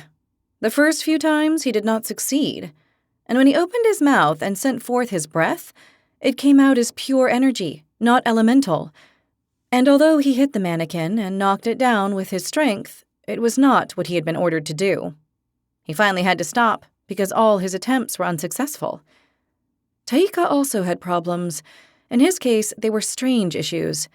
He managed to turn his elemental energy into darkness, but when he tried to send it like a dragon's breath, what came out of his mouth were black tentacles that grabbed onto anything they found. Unfortunately, they caught Born and nearly consumed him, so Taika destroyed them and did not try again since he had no control over the dark inner energy of his. Once they finished, the members of the other 2 squads had their turn. They had similar luck. Very few did well, and Andi Zurikoa ended the class by sending them all to the library to study elemental breath. They had to learn how to use it, since it was one of the most powerful weapons in the magical arsenal of a Dragonblood warlock. At the library, Nahia was studying the skill in the initial tome when she saw someone she immediately recognized. She got up and went to speak to him. "Logan, how good to see you." The dark-haired boy raised his gaze, and his light eyes met Nahia's. "Nahia, how's everything? Sit down with me and tell me." Nahia sat down beside him. One of the members of his team, the lioness who had fought her in the half-year test, looked at her and gave her a nod. She returned the greeting. "Well, today we had a pretty tricky magic lesson." Logan nodded. "I find magic quite difficult." "Have you gotten to the dragon breath?" "Yes, yesterday. That's why I'm here." Logan showed her the tome he was studying, the same chapter she was. "We seem to all be in the same place." "You have fire breath. It must be something to see the flame you let loose." "And your storms, with your air alignment," Nahia said. She knew because they had talked about it at the gym. "Yeah, but they're very difficult to control." "Yeah, our Draconid has it, and he made a mess today in class." I sympathize. Let me ask you a question. Isn't it odd that you have silver scales, but your element is air? Logan looked at her for a moment, and then at her scales. Yours are golden, and your element is fire. Yeah, that's why I should have red scales and you white ones, like everyone who's aligned with fire and air. That's true, but you and I are different. That's what I think too. The thing is, why? Logan shrugged. A whim of nature? Is that what you think? That it's a coincidence? Chance? Don't you? Nahia bit her lower lip. You see, I believe there's always a reason. I don't know what yet, but I don't think it's a coincidence. Or that you and I have met here, both having these unique scales either. It's clear we're oddities. You're Flameborn, and I'm a Stormson. Stormson? Nahia's mouth dropped open. That's what my leader called me. Have they tested you in any way? They tested me, and it turns out I'm immune to fire. I'm immune to storms, to their thunder and lightning. So we're both immune to our own elemental power. This has to mean something. Logan looked right and left, and Exarber was already watching them. Take it easy. Don't get so excited or we'll be punished. Okay, I'm taking it easy, but this has to mean something important. It means that you and I are singular. Odd. I don't think it means anything else. Well, I'm positive it does. It's too big a coincidence to not mean anything. I don't know. We have to find the meaning. All right. I'll keep my ears and eyes open. So will I. If you discover anything, promise me you'll let me know. Why wouldn't I? It might not be good news. Oh, I see. I'll let you know, even if it isn't. All right, it's a deal, Nahia said, and offered him her hand. Logan looked at Nahia's hand, and then he shook it. It's a deal. One other thing, Nahia said as she got up. In the final part of the half-year test, did you change positions with your lioness comrade on purpose? Logan looked at her with his usual seriousness. Maybe. So that we wouldn't have to fight, you and I? Maybe. I had guessed as much. Thank you. Logan nodded and turned back to concentrate on the tome he was studying. From that detail, Nahia knew Logan was an exceptional young man. She left, determined to find out what those scales of hers and Logan's meant. It might take her their whole 3 years at the academy to find out, but in the end she would. She was convinced it was not a mere coincidence. There was something important about it. Chapter 48. 1 week later, they received the ill-fated news that they would be going to war the following day. The war test, the final test of the year, was about to begin. They were all very nervous, and they went to get ready. All except Nahia, who still had a punishment to finish up. She seized the chance during her last evening cleaning dungeons to speak with Egil about it. She had continued teaching Egil her language, but they hadn't been able to advance as much as she would have wanted to because Framus had been rotating her from section to section. He kept her in the same underground level, but he changed her area. There were many days when she didn't set foot on the south sector, but was in one of the other 3. Every time this happened, Nahia became very upset. She had tried to persuade Framus to let her always clean the south area, but it didn't fit in with the Turgnamus. It made no sense to do things this way. The cleaning teams must rotate between areas. She had insisted, but without any luck. She also didn't want to risk arguing with Framos. If she did, he would suspect something was up. Besides, the Turgnamus had a terrible temper when they got angry. They screamed and gestured wildly. Luckily, that evening she did have the south sector. She snorted relieved. She greeted Ufrim and the others in charge of the sector and got to work with Niels, who she always partnered up with. This was because Niels begged Framus to be partners with Nahia. His fear of the Serpetus was so obvious that the poor Fatum was always allowed to pair up with Nahia. Tomorrow, go war, Nahia said to Egil, while Niels cleaned and watched. Tomorrow, war here, Egil said, pointing his finger at the floor. No, not here, Nahia wagged her finger. Where? Egil asked. Dramia, Tremia, Nahia replied. Egil threw his head back. Tomorrow? Yes, tomorrow. Great portal? Yes, I guess great portal. Why, Nahia? That was a good question. How could she explain? B test. Last test of year. Test? No understand, Egil said, shaking his head. Pass test to be warrior, to finish course. Egil was thoughtful. Test for warrior? That's right. Egil nodded. I see. I'm not sure, but I think I'm going to Tremia. Is there anything I can do for you? Nahia tried to express through hand expressions. Egil seemed to understand because he nodded. He thought for a long moment. Seek Lasgol. Lasgol? Is this a person? Yes, Lasgol. Seek Lasgol. Friend. Nahia nodded. She found it far-fetched that she could find a person called Lasgol in a whole continent world, but that was what Egil wanted, and if she could, she would try to find him. I will look for Lasgol. Nahia nodded. Good luck, Egil said and offered her his hand. Nahia looked right and left. Only Niels was in the corridor. Thank you. I'm going to need it, she said, and shook his hand through the peephole. With the coming of dawn, the 6 squadrons reported to line up. They all knew what day this was. Nahia was a bundle of nerves, and her comrades were tense. The rest of the other first years who had made it through the academy so far were too. It was obvious in their faces and how stiff they were. The 6 captains, the squadron leaders, were standing in formation, 3 on either side of the gates of the Grand Castle, with their backs to the east and the banners in front of them. Red Squadron, line up. Irakis Gorigaitz's order reached them. Nahia was trying to remain calm, but thinking about going on a real war mission had her shaking. She looked around for Anna, Maika, and Logan, and saw them with their squads. Knowing they were also there and participating made her feel a little better. All of a sudden, they heard 2 terrible roars coming from above. They looked up, startled, and glimpsed Colonel Lihan Gorigogor and Commander Bigan Zuri Indar flying over the castle. They glided over the parade ground and came down from the sky to land in front of the castle gates, a few paces behind the leaders waiting with their squads. Colonel Lihan Gorigogor roared, There are 3 very special days during the first year of training at Dracoros.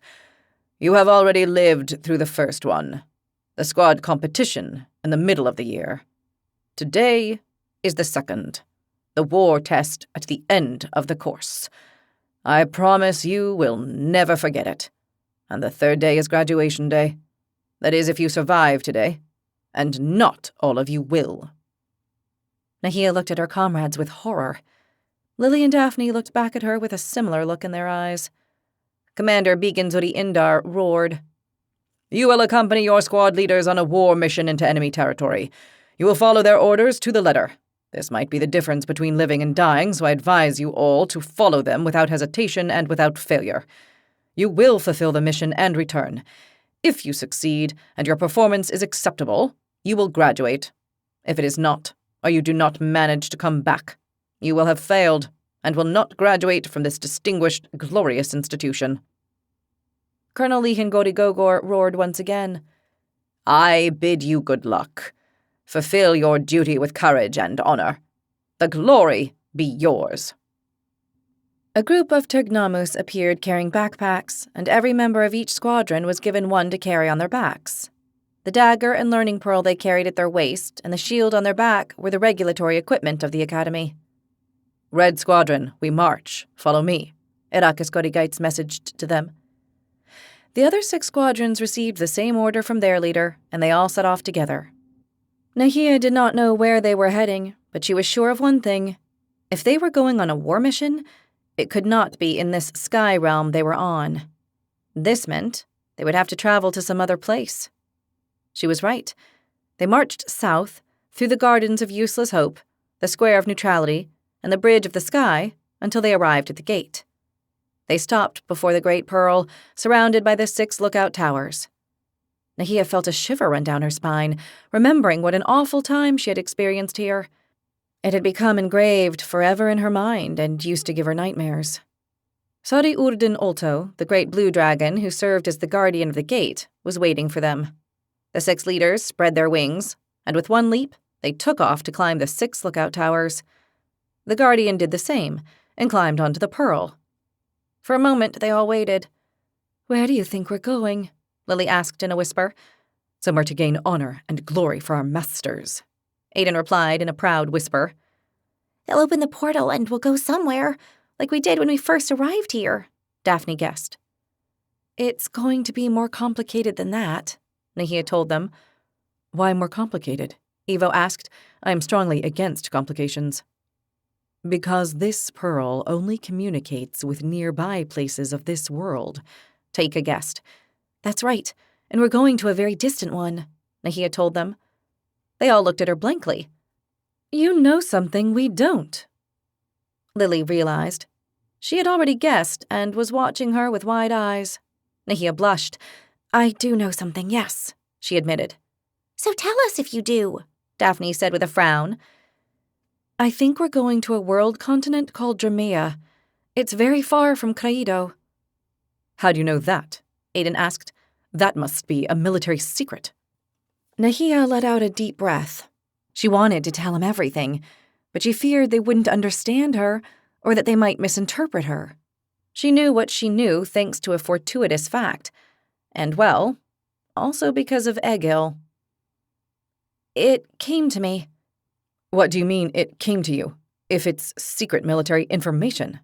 Aiden demanded to know. "At the Temple of Harmony, while we were on duty, the conversations from the inside came to me," she admitted. She did not want to keep the secret. She felt she was betraying them if she did. They were her squad, and she had to trust them, more so if they were going to the battlefront. "They came to you? We were all together, and I didn't get anything," said Aiden. "I didn't either," said Lily and Daphne at once. "You mean you overheard their conversations?" Taika asked her. "Yes, I don't know how or why, but I heard them." "It's part of your power, because you're a Flameborn," Evo said in a convinced tone. They all turned their heads to look at him. "You think?"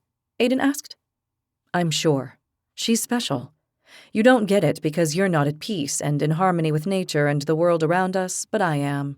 She has a special golden aura. I can see it." "You are a profound Taruk," Taika said, smiling. "I don't pick up any aura," Aiden said, examining Nahia from head to toe. "How could you pick up anything with that stone head of yours?" Daphne told him. "Remember that Mag Zilar Ond told us she was an anomaly, someone singular, and that her power was different from ours, with more opportunities to do great things," Lily told them. "That's what caused you to receive those conversations," Taika reasoned. "You have to tell us everything," Lily said eagerly. "I don't want to know. You listened in on the 5 kings and the great oracle. I'm sure that's punishable by death, I'm confident," said Aiden.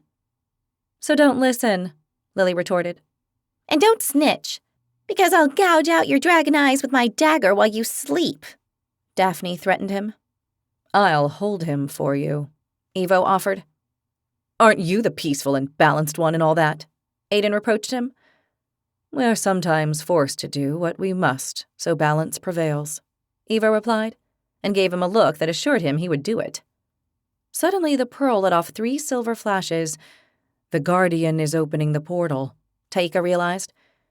A moment later, the 3 silver spheres began to form one after the other.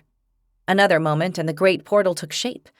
The great sphere, that seemed to have a sea of liquid silver inside, was opened above the pearl. "In your backpacks, you will find a silver bracelet with the symbol of the portal engraved on it. Put it on. It will prevent you from suffering the negative effects of crossing over through the portal," their leader messaged to them. Nahia put her hand in her backpack and saw they were carrying the bracelet, a rope, and some food and water. She had thought it was a bit heavy. Since they were already carrying their shield across their backs, she wasn't happy with this extra burden. She put on the bracelet, which reminded her of the one at the dungeons, only this one had a sphere engraved on it. You also carry ropes. You will use them to climb the portal. Climb over one another, forming a ladder, and the last ones use the ropes. Everyone up, now." They obeyed, and Ivo put his back to the wall of the pearl first. Then Aiden climbed onto his shoulders and put his back against the pearl. The next was Taika. Nahia went up next and reached the top of the pearl. She helped Daphne and Lily, and then the three with a rope got Taika up. Finally, Aiden and Ivo climbed up. They had to exert themselves to pull Ivo up. While they were climbing, the other two groups belonging to the Red Squadron did so as well. The other squadrons waited their turn. "Now follow me," Irakis Godigites ordered them, and flew from the lookout straight into the portal. The red dragon vanished inside it. Its squadron followed. Nahia came out of the portal and fell onto the ground in front of it. The fall was not long, and she remained hunched over. Around her comrades fell, and the other two squads joined them. They all entered in the same way, as if they had jumped from a great height, but not a deadly one.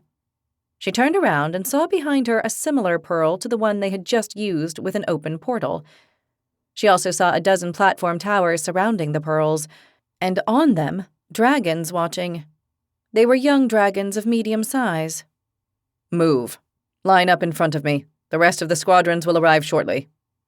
Irakis Godigites was about 100 paces in front of the pearl, between two towers. They went over to him and lined up. A moment later, the Black Squadron arrived, followed by the Blue Squadron. A short while later, the 6 squadrons were lined up before their leaders.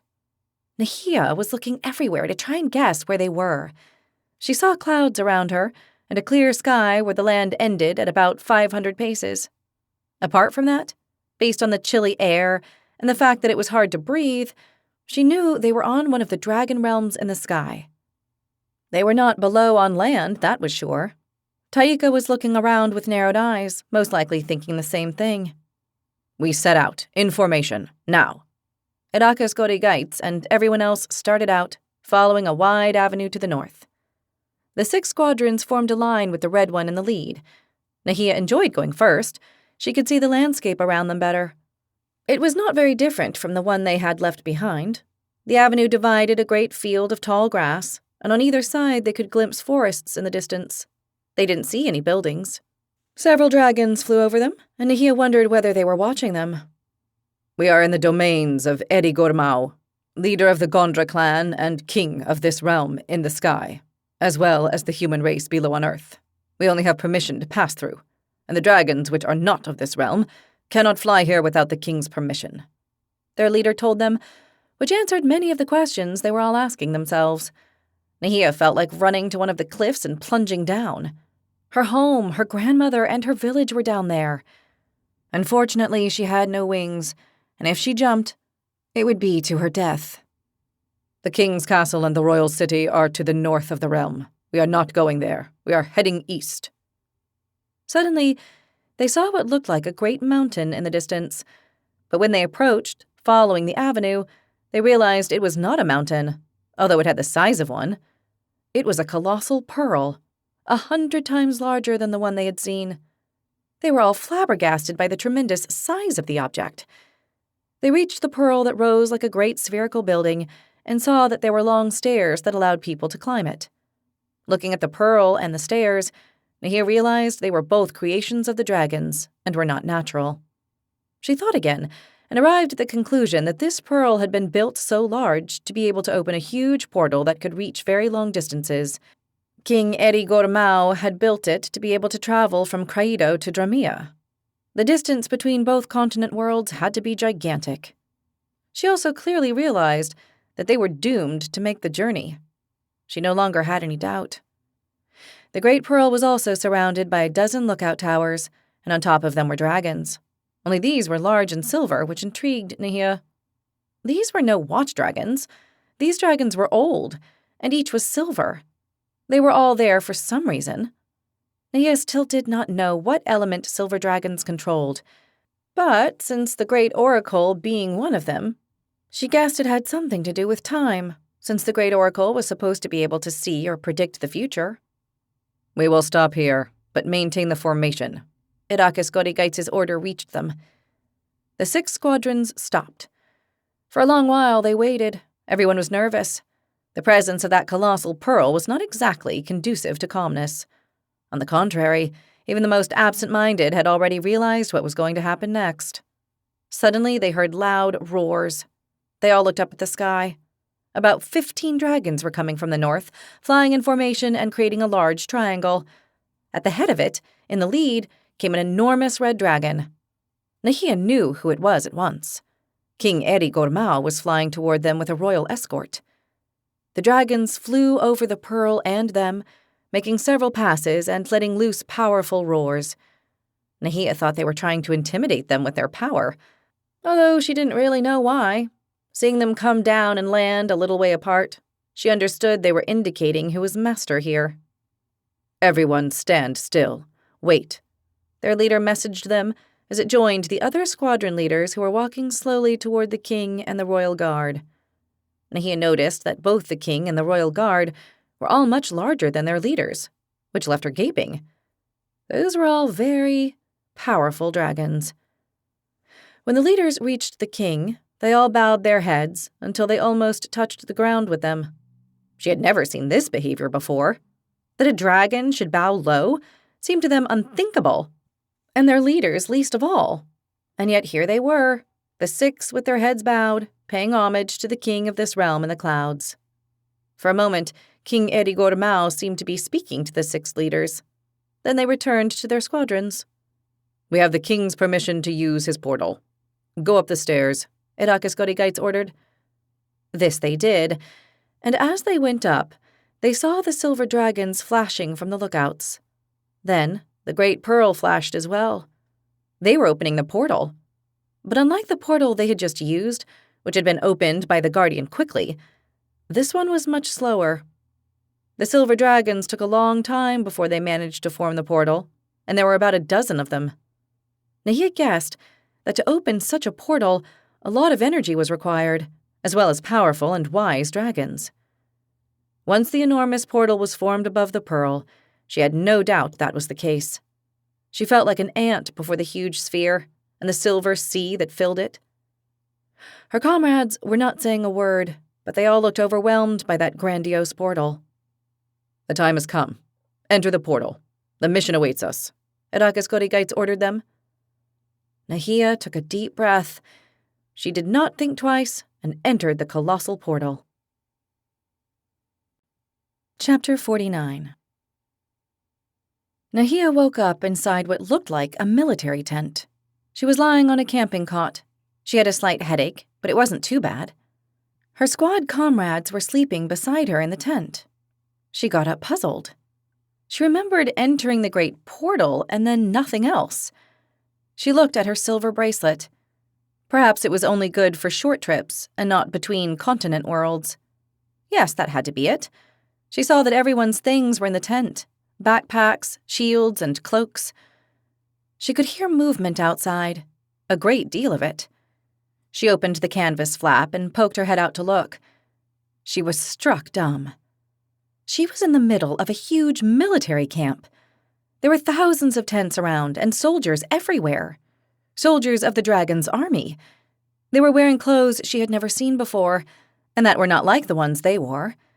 The armor she saw had scales, but not real dragon scales, instead made of metal, imitating a dragon's natural armor.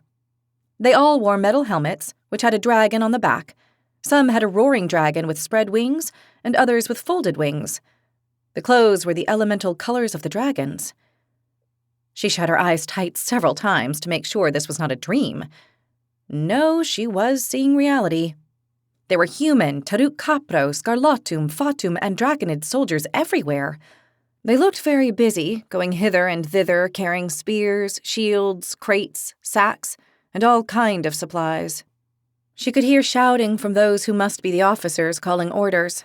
Several groups of soldiers passed by in formation, and in the distance, she could see other groups practicing offense and defense with shields and spears. This was an invasion force. It could not be anything else. "What happened? Where are we?" Daphne asked, also poking her head out to see what was going on. "What does it look like?" Nahia replied, pointing at the soldiers in the tents. "They'd better be our own." "They are, aren't they?" Lily's head appeared beside theirs. Yes, they are, Nahia confirmed. Thank goodness, Daphne snorted. Wonderful. I already see a very handsome Scarlatum officer. It would have been a shame if I'd had to freeze him alive with my elemental breath. A moment later, the rest awoke. They rose and came out of the tent to see where they were and what was going on. What they found was that they were facing an awesome and colossal glacier with a collapsed section. In the still frozen part, a large door had been dug out that must lead inside. That glacier, doesn't it look like a fortress with a crumbled part? Lily commented. Yep, it has the shape of a fortress. Daphne nodded. It's cold here, and there are areas still covered with frost, Taika commented, looking at an area to the east. We're somewhere north, said Evo. That's what I think, Taika said. In Dramea? Asked Aiden. Nahia nodded. I believe so. I think this is the invasion force the 5 kings are preparing to begin conquering this world, Nahia said. Then the invasion has not begun yet? Aiden asked. Nahia shrugged. I don't know. There are no wounded or soldiers who look like they've been fighting. Uniforms and armor are pristine. I'd say we're witnessing the preparations for the invasion, said Taika. Well, there are thousands of soldiers. Where did they come from? Daphne asked. The 5 kings agreed on the invasion. They've sent their armies, I think, said Nahia. If you notice the cloaks of the soldiers and officers in the middle of the back, they have a rune, and I see at least 3 different ones, Taika realized. They must be the runes that identify each clan and king, Nahia guessed. That's right, Taika said, nodding. Do you think we'll be sent to fight with them? Asked Daphne. That would be an honor, said Aiden, who was looking proudly at the soldiers who went by in large formations.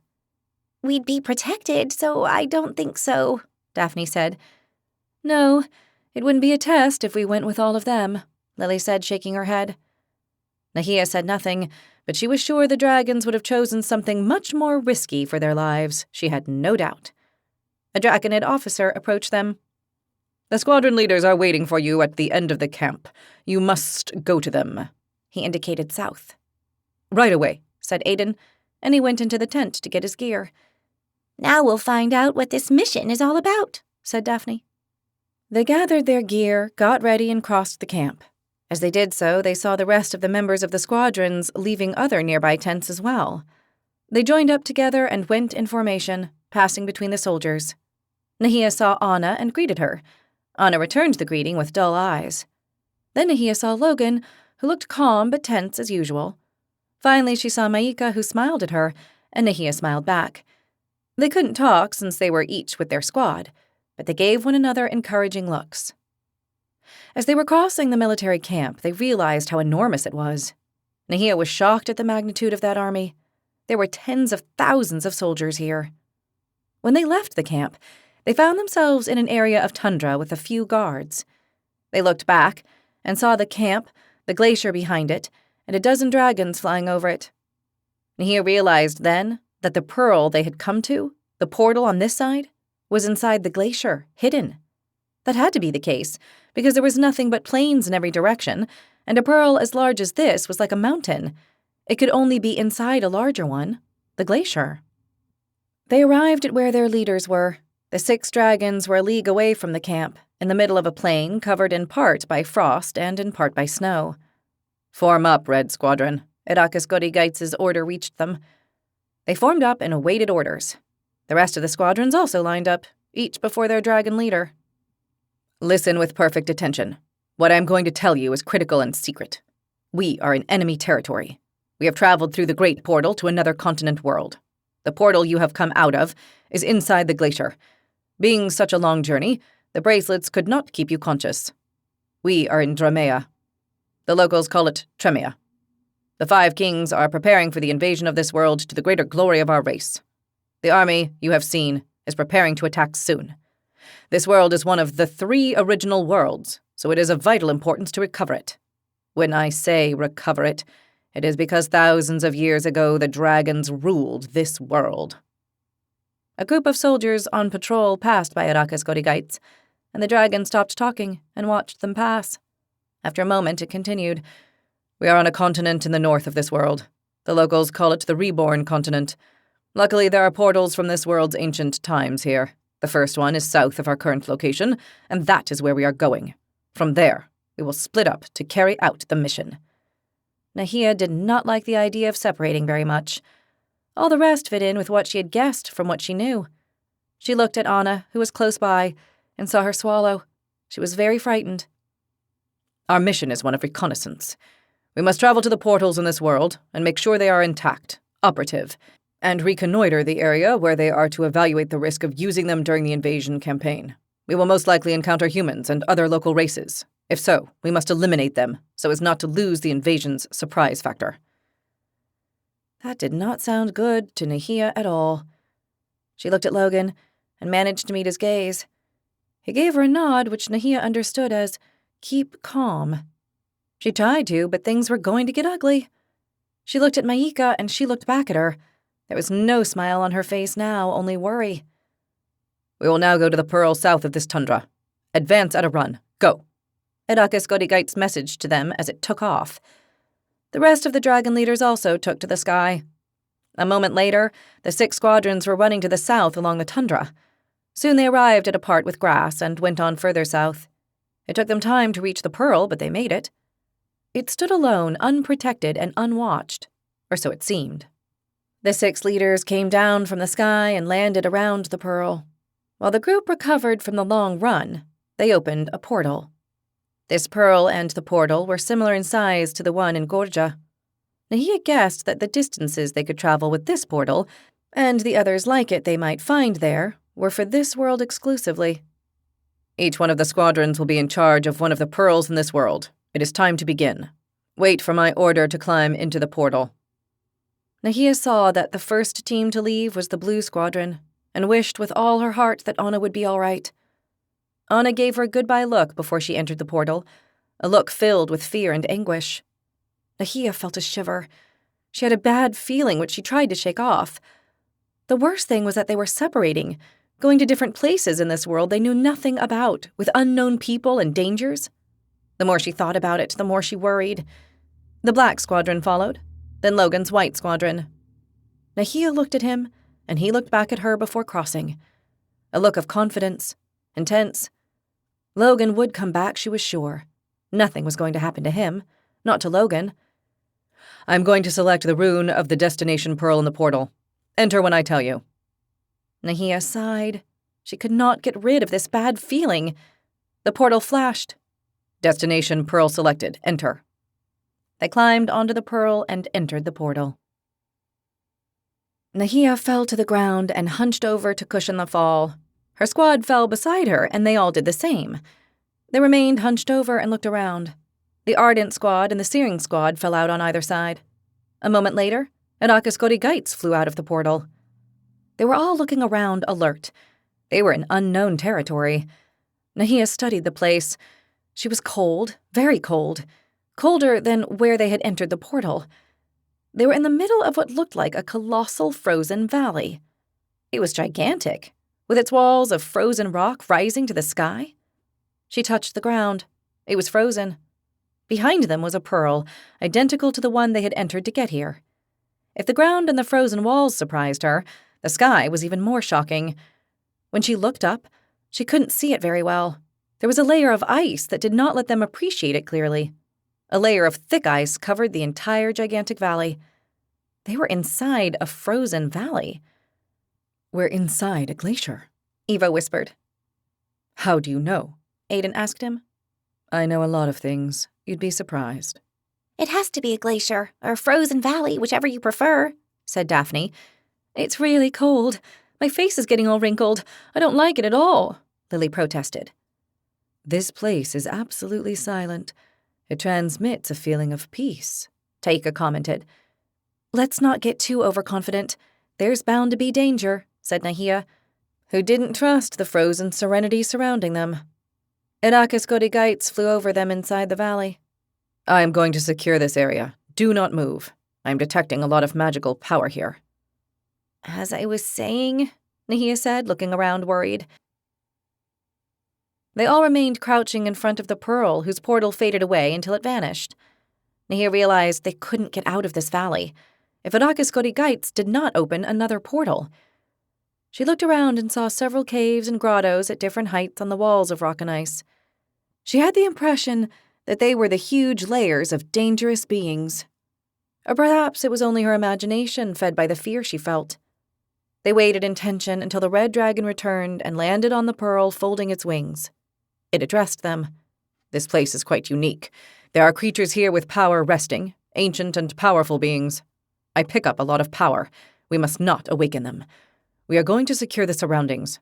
We are in the north of this world, in a place known as the Frozen Continent by the locals.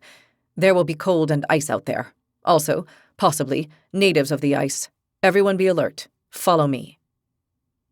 Arrakis Godigites took off to the north of the valley. The 3 squads followed at a trot, looking at the frozen valley with apprehension as they went through it.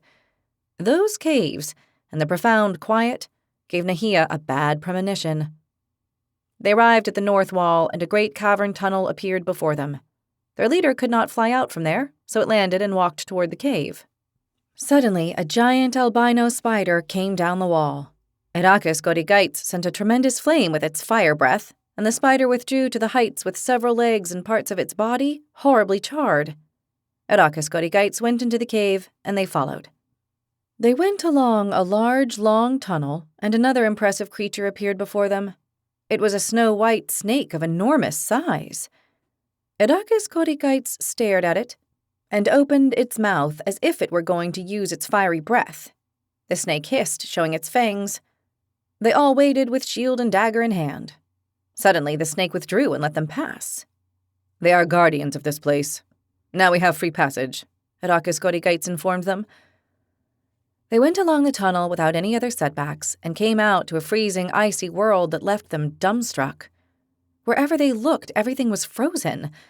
A layer of ice and frost covered everything as far as the eye could see. The wind blew in icy gusts, and it was fiercely cold. In the distance, they could see great glaciers like the one they had just come out of. For a moment, they all just watched the landscape that was at the same time so shocking and so desolate. It didn't look like a place where anyone might survive for long. "We must reconnoiter the whole area and secure it. I will do that from the air. I will give a few long passes flying away from here. I will reconnoiter the land. Arden Squad, secure the area west of the glacier. Searing Squad, the east. Igneous Squad, the north. And then the south. Remember, there might be ice natives here. If you find a group, do not leave witnesses of our presence here. Await my orders once you have secured each area." The red dragon ordered, and with a leap it spread its wings, beat them hard, and took off. The 3 squads looked at one another uncertainly. A moment later, they all started moving. "To the north, cautiously," Nahia told her comrades, unable to shake off the bad feeling she had experienced ever since they had arrived in this world. The 3 squads soon lost sight of one another. The Igneous Squad went in formation, stepping on the ice and frost-covered ground. They went north for a good while. "This icy wind is destroying my beautiful skin," Lily protested. "Cover as much as you can with your hood," Daphne advised her. "How are you adapting to this cold?" Evo asked. "Very badly," Daphne replied. "The same, and I'm not speaking so my lips don't chap," Lily told them. "I'm doing well. It's quite cold in my land," Aiden said. "Me too, but of course I come from the north of my country where it's cold, and I have fur to protect myself," Taika said. "I prefer this cold to the heat spells I get." Nahia looked on the bright side. "With a bit of luck, I won't get them here with such low temperatures." "Let's hope so," Evo said, smiling at her. They went on north until they reached a small glacier with a cave entrance. "Should we go in?" Daphne asked, like someone considering a bad idea. "We have to reconnoiter the area. I don't see any suspicious activity," Taika said. "Or footprints," Evo added. "This looks like a frozen desert. I don't think there's anyone here," Nahia commented. "That cave might have hostiles inside, ready for an ambush. We must secure it," Aiden said. "Here goes Granite Head with his draconid ideas," Daphne protested. Lily said nothing but shook her head. "I'm going to secure this cave. It's our duty. You can do whatever you please," Aiden said, and moved to the entrance. I hope a 1,000-year-old creature comes out and gobbles him up, said Daphne. It would throw him up at once, said Lily, and immediately put her hands to her lips. We can't let him go in alone, Nahia said, watching him advance. It's inhumane and contrary to the principles of nature and harmonic balance, said Evo. Let's go before he gets into trouble, Taika said. They all followed Aiden reluctantly and grumbling. When they were a few paces from the cave, Aiden stopped where he was. The rest of the group reached him. What is it? Taika asked him. I saw something, moving. Could you be more imprecise? Said Daphne. At that moment, 6 natives of the ice came out, so big and muscular that beside them Evo looked like a youngling, which on the other hand he really was. Nahia stared at them with her mouth open. They had blue skin, and their hair and beards were whitish, like ice. They seemed to have been frozen. They carried large, double-headed axes in their hands. What impressed them most was their fierce, brutal look. Those don't look friendly, Daphne pointed out. Get into formation, quickly, Taika said. They formed with Nahia, Daphne, and Lily in the first line, and Aiden, Evo, and Taika behind them. The 6 wild-looking natives moved toward them, brandishing their large war axes with blue blades. They came in one line without apparent concern, like someone who knows their rivals are mere ants they can squash. What shall we do? Nahia asked. They don't seem to be coming with any intention of chatting, said Daphne. My goodness, aren't they ugly and brutish? Lily said, making a face. If they're looking for trouble, trouble they'll find, Aiden said, very sure of himself. They're a head taller and look like your older cousins, Daphne told them. That's because I'm young. In 5 years I'll be like them. Yeah, and I'll be bigger, but the moment is now, not the future, Evo told him. These look like weathered native warriors. We are young and inexperienced. It would be better to avoid a confrontation, said Taika. Our leader said no witnesses. We have to kill them, said Aiden. I swear I'm going to blind him so they shred him to pieces for being a granite head, Daphne grumbled. First line, switch to magic. Maybe that will scare them, said Taika. Fine, although I doubt these savages would be scared even by a 1,000-year-old dragon, said Lily. The 3 put their shields and dagger away and took out their learning pearls. They concentrated and created 3 elemental balls in their hands, which hovered above them.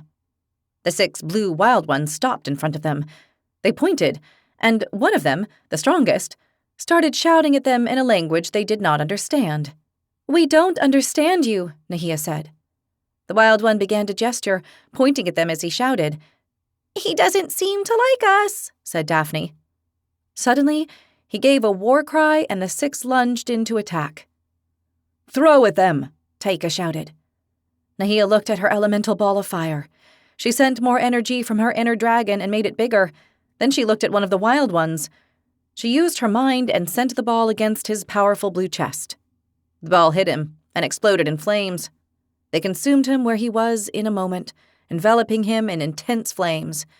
Daphne sent hers, throwing it with her hand. She hit one of the wild ones, and there was an explosion of light that blinded him. He stopped running and cried to high heaven while rubbing his eyes.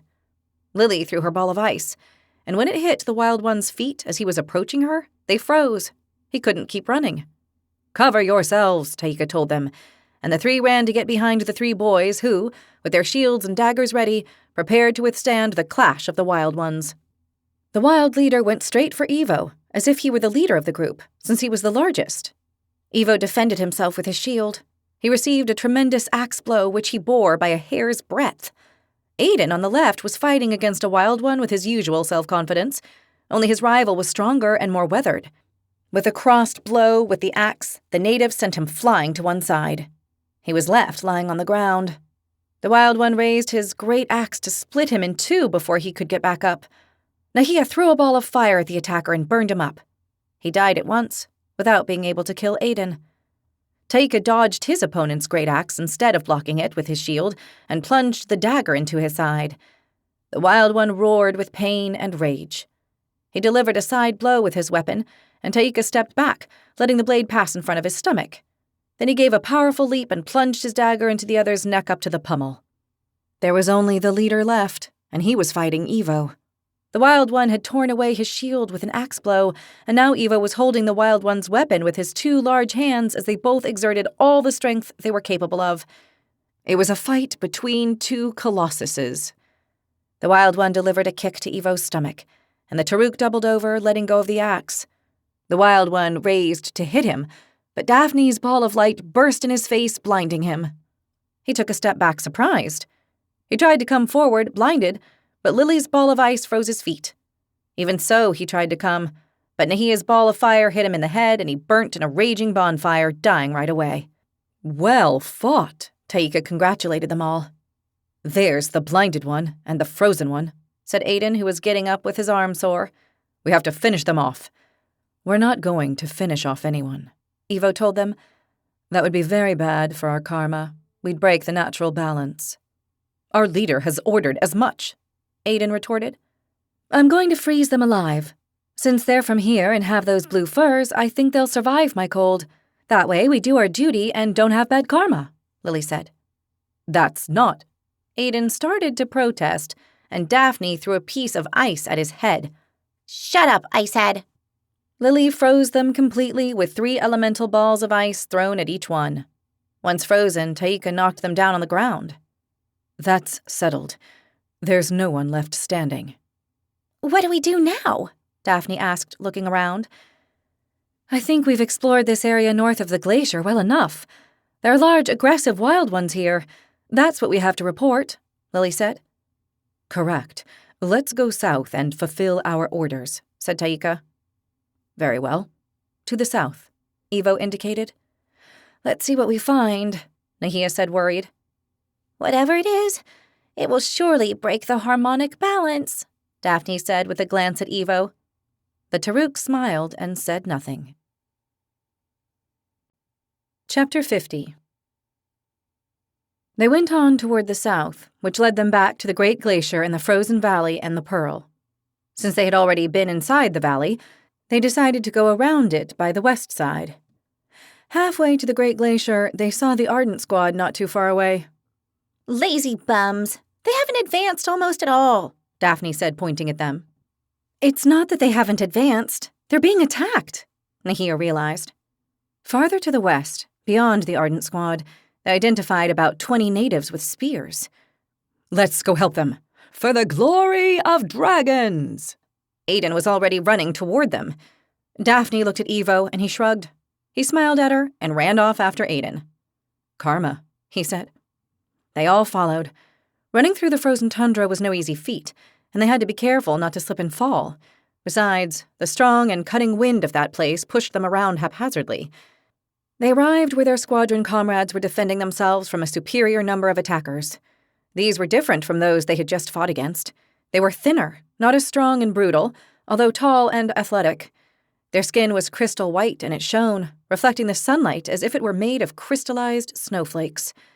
Their snow-white hair shone equally intensely and looked like frozen snow. No doubt they were also natives of the ice. They were armed with javelins they carried on their backs and long knives at their waists. They were throwing their javelins at the Ardent Squad. As they arrived, they stood behind their comrades. "Igneous Squad to the rescue!" Aiden warned.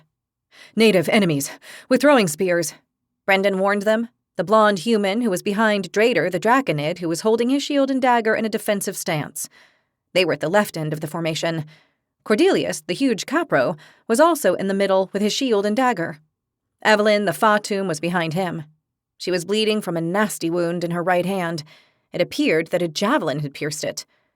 On the right side, in front, Lara, the Black Panther, was holding her shield and dagger. Right behind her, Elsa, the Scarlatum, was hiding. She had a javelin in her thigh and was crouching. Suddenly, several javelins flew over the Ardent Squad and fell on the Igneous Squad. "Shields!" Taika warned.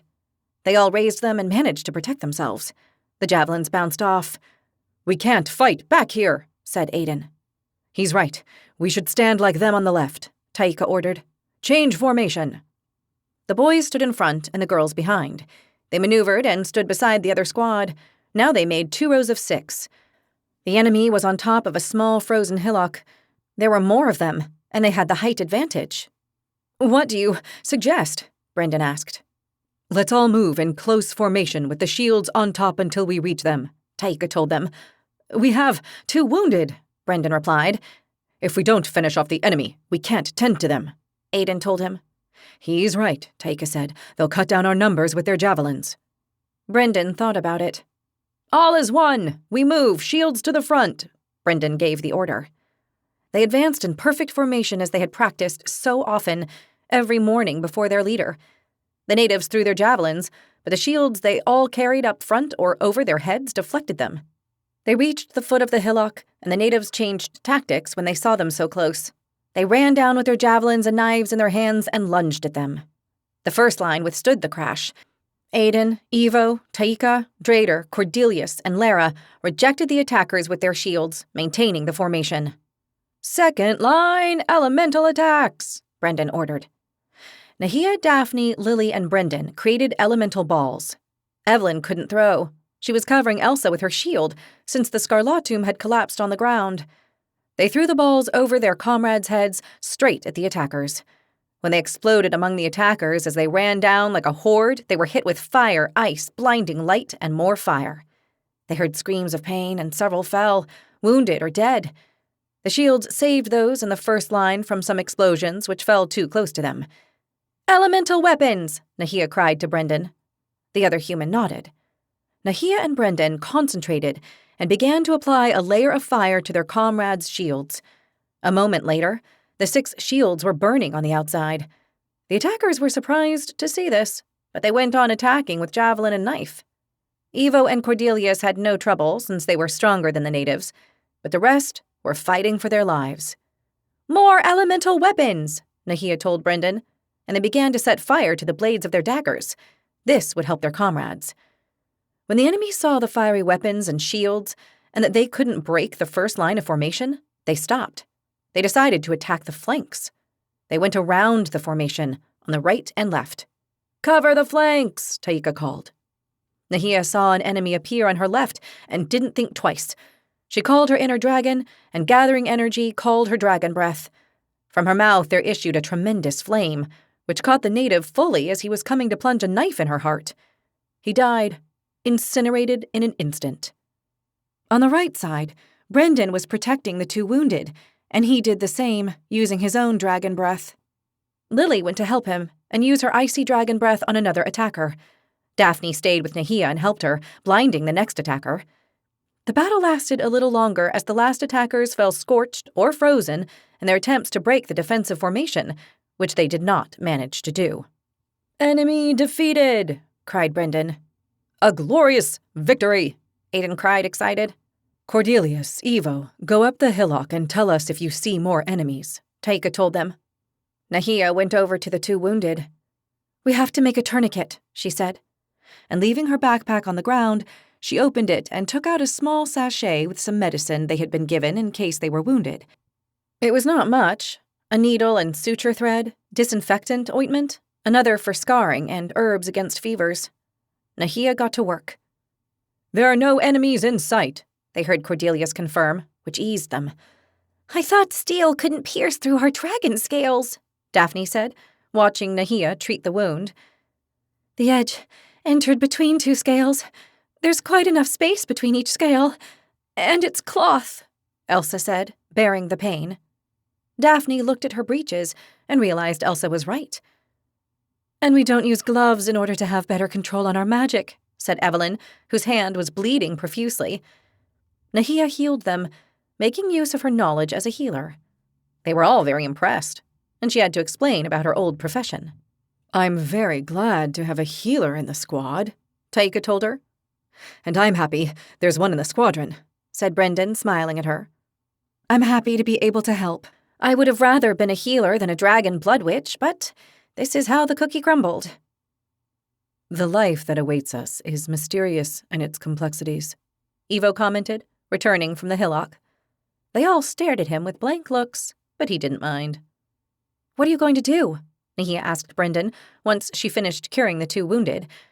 We'll wait for the leader here. We can't move her, Brendan said, indicating Elsa. You could take them to the Pearl, Nahia suggested. Brendan made a face showing he disliked the idea. It might be interpreted as weakness. We'll wait for the leader before retreating. Those are the orders. Nahia sighed. She understood why, but she didn't like it. All right, we'll go on south, said Taika. They took their leave, and the Igneous squad went on to the south of the Great Glacier.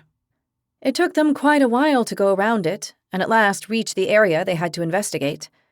They went over it in silence, alert. They arrived at another glacier, smaller, completely blue and very beautiful, and stopped at a prudent distance. They had already had 2 unpleasant encounters in this continent of ice and frost, and they did not want a third one. Not even Aiden made any attempt to go and explore it. Unfortunately, their wishes were not granted. A group of 12 natives came out from inside the glacier, which they could not see into.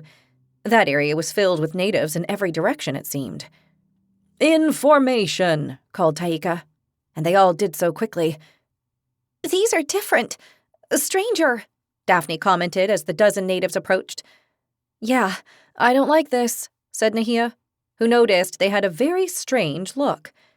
They had blue skin with areas like their necks and arms a crystalline white, as if snow had crystallized over their skin. Their faces were very similar to a human's, with eyes of very intense blue. They wore their heads shaved, and on them they could see white tattoos with strange runes. They wore sealskins and bone necklaces. In their hands they carried staves, and they did not see any other weapons. They were neither tall nor strong, and yet they emanated power, one of ice. Suddenly, at about 100 paces, they stopped. They watched them in detail, studying them. One of them stepped forward and spoke in his language, but they didn't understand him. He pointed at them and at the glacier behind them. "I think he's asking us if we've come from the glacier," Nahia guessed. "What should we say?" Lily looked at her comrades to see what they thought. "We should confuse the enemy, so say no," Aiden said. "Isn't it better to tell the truth and avoid another conflict?" Daphne suggested. "The truth is always the best way," said Evo. "Both answers might work well or not." Taika shrugged. "Fine, I'll say yes and see if we're lucky." Nahia looked at the leader of the natives of the ice and nodded repeatedly. The native leader retreated to the others, and suddenly they began to move their staves and intone some kind of prayer in their language. "What are they doing?" Nahia was confused. "They're singing us a song. How nice," said Lily. "That's not a song. That's magic," said Evo. They all looked at the Taruk. "Magic?" Nahia looked at the natives and began to feel her skin crawl. "It certainly is magic," she nodded. "Good or bad?" Aiden asked, drawing his dagger. "We'll find out in a moment," said Taika. Around them, a low mist began to form. It seemed to come out of the frozen ground. It was a pretty light blue color. The mist got thicker and soon covered the whole area around them. "What's this?" Nahia began to have a feeling of danger. "It doesn't seem to do anything, does it?" Aiden said. "It's not natural. I don't like it," said Evo. Suddenly, Lily's eyes became the same color as the mist. Without saying a word, she drew her dagger and approached Taika, who was looking at her blankly, and delivered a thrust to his stomach. Taika reacted and deflected the dagger with his forearm in an almost instinctive defensive move. "What the?" Aiden reacted and grabbed Lily's dagger arm. She turned toward Aiden and opened her mouth. "Watch out, Aiden! Icy dragon breath!" Nahia warned him. Aiden opened his eyes and threw himself to one side. Lily threw her frozen breath and missed him by a hair's breadth. "Evo, we have to knock her out," Nahia told her. The Taruk moved forward, and before Lily attacked him, he hit her on the head. She fell to the ground unconscious. "It's the mist! We have to get out of it," Nahia said. "Do we attack?" Aiden asked. Daphne let out her light breath and blinded Aiden. Nahia looked at her and saw that Daphne also had blue eyes. "Evo, quick!" It wasn't necessary. Taika hit Daphne on the back of the neck and she fell unconscious too. "Get out of the spell's area of effect. Those are magi. Never get closer than 200 paces when dealing with a mage. Go back to the Pearl. I will deal with them." The message of their leader reached them as it came flying over them. "Let's get out of here!" Nahia shouted. Evo slung Lily over his shoulder. Taika did the same with Daphne, and Nahia grabbed Aiden's hand to guide him since he was still blinded. They ran toward the glacier while their leader sent a terrible flame over the dozen ice magi. Nahia looked back and figured it must have incinerated them all. She was wrong. They were still standing. They had withstood the dragon's fiery breath. How was that possible? She saw them withdraw at a run toward their glacier. Herakis Godigites gave another pass and attacked them again with its fiery breath. 2 fell dead, but the rest bore the elemental attack. That left Nahia speechless. Chapter 51.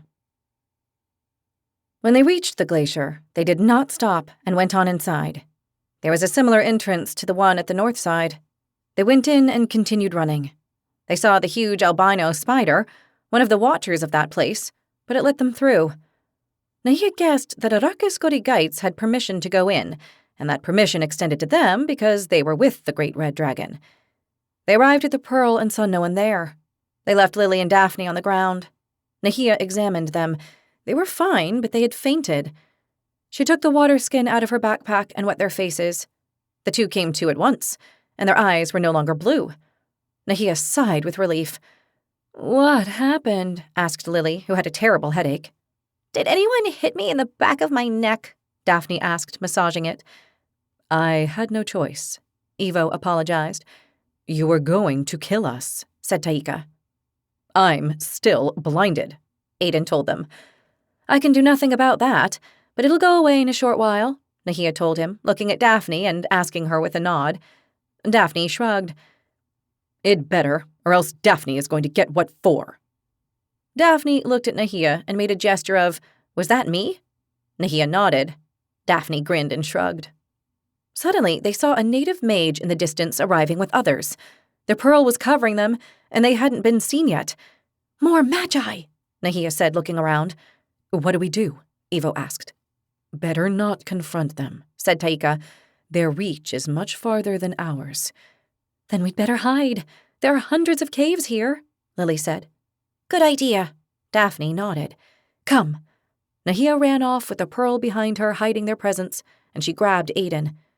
She passed a cave, which she didn't like for some reason. Then she got to the next, and this, for some unknown reason, she did like. She went in, dragging Aiden, and the rest followed her. The cave was dark and enormous. Nahia went in a little further to get away from the entrance, although she doubted they could be seen from outside in that darkness. Then she thought better and went even further in, feeling the wall until they were where they could not see the entrance. "This is better. They won't see us from outside," she told her comrades.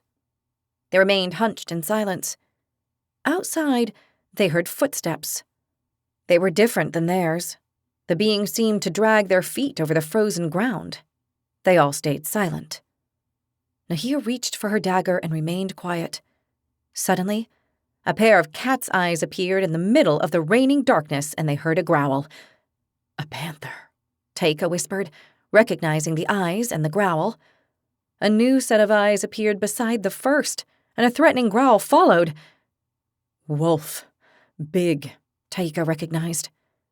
The 2 beasts did not move from where they were, but they heard another growl and a roar, and the eyes were threatening.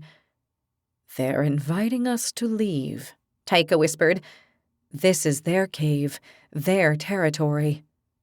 "We can't go outside," Nahia told him. A third pair of eyes appeared above the other 2 pairs. These were reptilian and large, which surprised everyone. "Dragon?" asked Evo. "No, but from the same family," Taika guessed. "This is getting ugly," Lily said. Suddenly, Nahia felt a frozen blade at her throat. "Shh," someone whispered in her ear. Nahia was silent and stayed as still as a statue. Suddenly, in front of them appeared a small white light that illuminated them all. They saw a snow panther which watched them, ready to attack. Beside her was a giant wolf, both with thick furs of the frozen lands. Behind them was a creature they had never seen before. It was a mixture between a dragon and a gecko, with bluish scales. It was watching them with great bulging reptilian eyes. They all stared at the creatures in front of them and did not notice the 4th occupant, who had his knife at Nahia's neck. Taika realized. Human, he warned, and turned toward Nahia. They all did, and saw a human with a white cloak and hood pressing a knife to Nahia's neck. Don't kill her, Lily pleaded. Take it easy, Evo told him, raising one hand. Nahia dropped her dagger and raised her hands in front so her attacker would see them. With his other hand, the attacker indicated for the others to drop their weapons.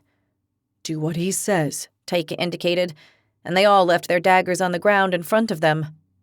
I, Camus, higher draconian. This be my cave. You leave. They received a mental message to all with a feeling of great sleepiness and weariness, as if this being had just awoken from a deep sleep. The snow panther growled, and the great wolf roared, showing its fangs. We don't want to hurt you, said Taika. You have nothing to fear from us, Evo said, gesturing with his large hands. Nahia did not dare speak with the knife at her throat. She was looking at the higher draconian and sensed he was a creature with power. A lot of power radiated from him. Lasgol and I not understand your language. Go now, he messaged, and the creature's feeling of weariness reached them with it. Once again, the snow panther and wolf threatened them with growls, showing their maws. They were going to leap onto them if they didn't leave. All of a sudden, Nahia realized she recognized the name Lasgol. She remembered that Lasgol was the name Egil had given her. The fear she felt had kept her from making the connection earlier. Was this a coincidence? Or was it fate guiding them? She did not know, but she had to make sure. Egil, she said. The higher draconian fixed his eyes on her. The blade of the knife pressed less on her throat. Lasgol, Egil, said Nahia. Her comrades did not understand what she was doing, and were staring at her with puzzled expressions. Egil, a male voice asked in her ear. Egil Olafstone, said Nahia, who had memorized the prisoner's last name. The pressure of the knife vanished from her throat.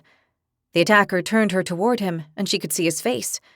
He had white skin, blue eyes, and blonde hair, and was the same age as Egil. He carried a bow with arrows on his back, and was dressed entirely in white with a hooded cloak, as if to camouflage with the snow. Lasgol, he said, pointing at himself with the knife. Nahia nodded. Nahia, she said. Egil, he asked her. Egil with Nahia, she replied and indicated herself. She saw the being and the human look at one another, and she had the feeling they were communicating. Could this human send messages like the dragons? Where be Egil? Be well, the higher draconian asked, and she received a feeling of great worry. Nahia nodded several times. Then she put her hands together with her wrists upward. Prisoner? Nahia nodded. Where? In Craido, at the Dracoros Academy. Dungeons. Once again, the human and the draconian looked at one another. They were exchanging messages. Craido World Dragons. You come from there? Nahia nodded. Great portal open in reborn continent. Nahia nodded again. Much bad, the draconian messaged, along with a feeling of great sorrow. All of a sudden, they heard footsteps running outside. Many. They were boots. The ardent and searing squads were coming back. Nahia looked at Lasgol. Egil you, she said, and pointed first outside, and then at herself, and then at Lasgol, trying to make him understand that Egil had sent her to get him. Lasgol smiled and nodded. Then he looked at the creature, and they seemed to talk. You say Egil we rescue. Nahia opened her eyes wide and made gestures that it was very dangerous, shaking her head repeatedly. Lasgol took out one of the arrows in his quiver. He broke it and put the tip in Nahia's hand, then closed her fingers around it. Egil, he said. Nahia understood. She nodded. A terrible roar sounded outside. Edakis Godigaitz had arrived. Nahia pointed outside urgently. Powerful dragon, I feel. You go, the creature named Camus messaged to them. Lasgul made a gesture for them to leave. Nahia left, and with her the others. They came out of the cave and found the 2 other squads waiting. The Searing squad also had 2 wounded. Irakis Godigaitz was coming back after taking another pass. Nahia guessed the dragon had killed the native magi, or perhaps they had gone into hiding like them. We are leaving. This area is filled with aggressive natives. Some have magic. It is a dangerous area. We must report this. Their leader messaged to them and descended onto the Pearl. A moment later, the portal opened. Get inside. We are going back. The 3 squads climbed onto the Pearl, helping the wounded, and went in. They came out at the Pearl of the reborn continent. The 3 squads fell, hunched down, and got up at once. The Black and Crystal squadrons were already there with their leaders. They also had a couple of wounded. Line up with me, Irakis Godigaitz ordered, and they moved away from the Pearl. Nahia wanted to tell their leader they had to take Elsa to the war camp so she would be looked after, but she could not address the dragon. She was sure the dragon was well aware they had 2 wounded who needed attention, but it simply didn't care. The White Squadron arrived, and Nahia looked at Logan. He appeared unscathed.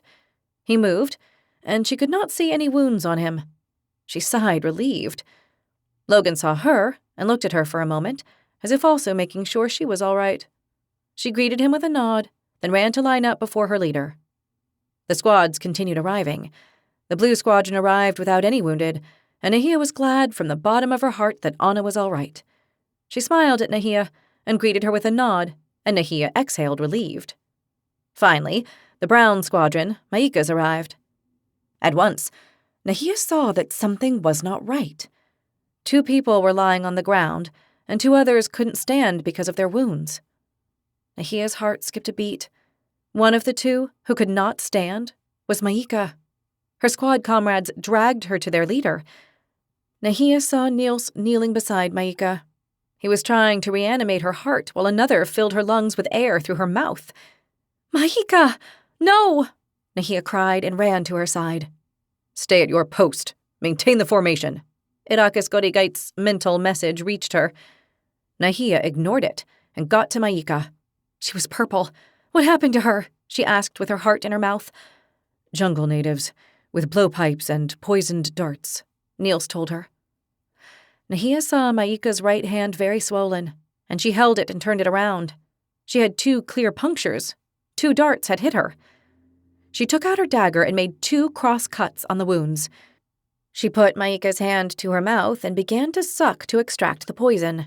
It was the only thing that could be done. The situation was similar to a poisonous snakebite. When she thought of that, she became more anxious still. Poisons were deadly most of the time. She sucked and spit it out. Antidote! Bring me an antidote! She cried, looking at everyone. Anna and Logan were beside her. Who has an antidote? Logan asked. An antidote, please! Anna pleaded. But there was no one there but them. There was no healer, no one with an antidote. Logan checked his backpack and searched through the small sachet of medicines in case there was one, but there was not.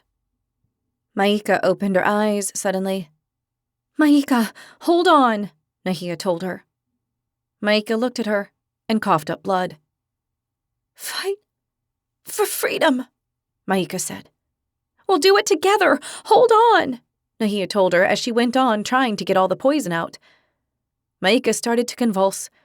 A moment later, she was dead. No! Maika! No! Nahia cried. She's gone, Neil said with his head bowed. Anna was sobbing without control, and Logan was on his knees and shaking his head with moist eyes. Nahia looked at the swollen purple face of her friend, and rage filled her heart. She pointed at their leader. It was you! You killed her! I curse you! Watch what you say, human, or your fate will be the same as hers, was the reply. Nahia, beside herself, was about to tell the dragon what she thought of them with all the rage of her being, but Logan covered her mouth with his hand. Nahia resisted and tried to free herself to cry, "Murderer!" with all her might at those blasted dragons without heart or scruples. She felt Logan do something to her neck, and everything went black. She fainted. Chapter 52. 3 days later, Nahia lined up with her squadron in front of the castle. It was graduation day.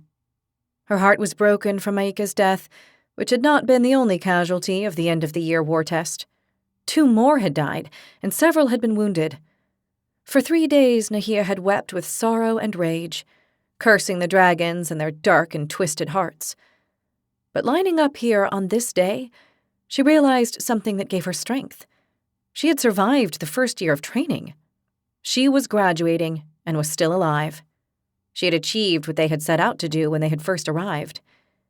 She looked at Logan, who was lined up with his squad, and waited for him to look at her, knowing he would eventually. And she was right. Logan looked at her briefly, and she gave him a nod. He returned the nod. Then she looked at Anna, who smiled.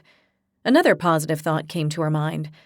Nahia had not only survived, she had learned to fight, to use her elemental magic, and she was in excellent physical shape. Something totally unthinkable when she lived with her grandmother. The dragons would pay for having taught her all this, for turning her into a dragon blood witch. They would pay dearly. Now she saw her goal clearly.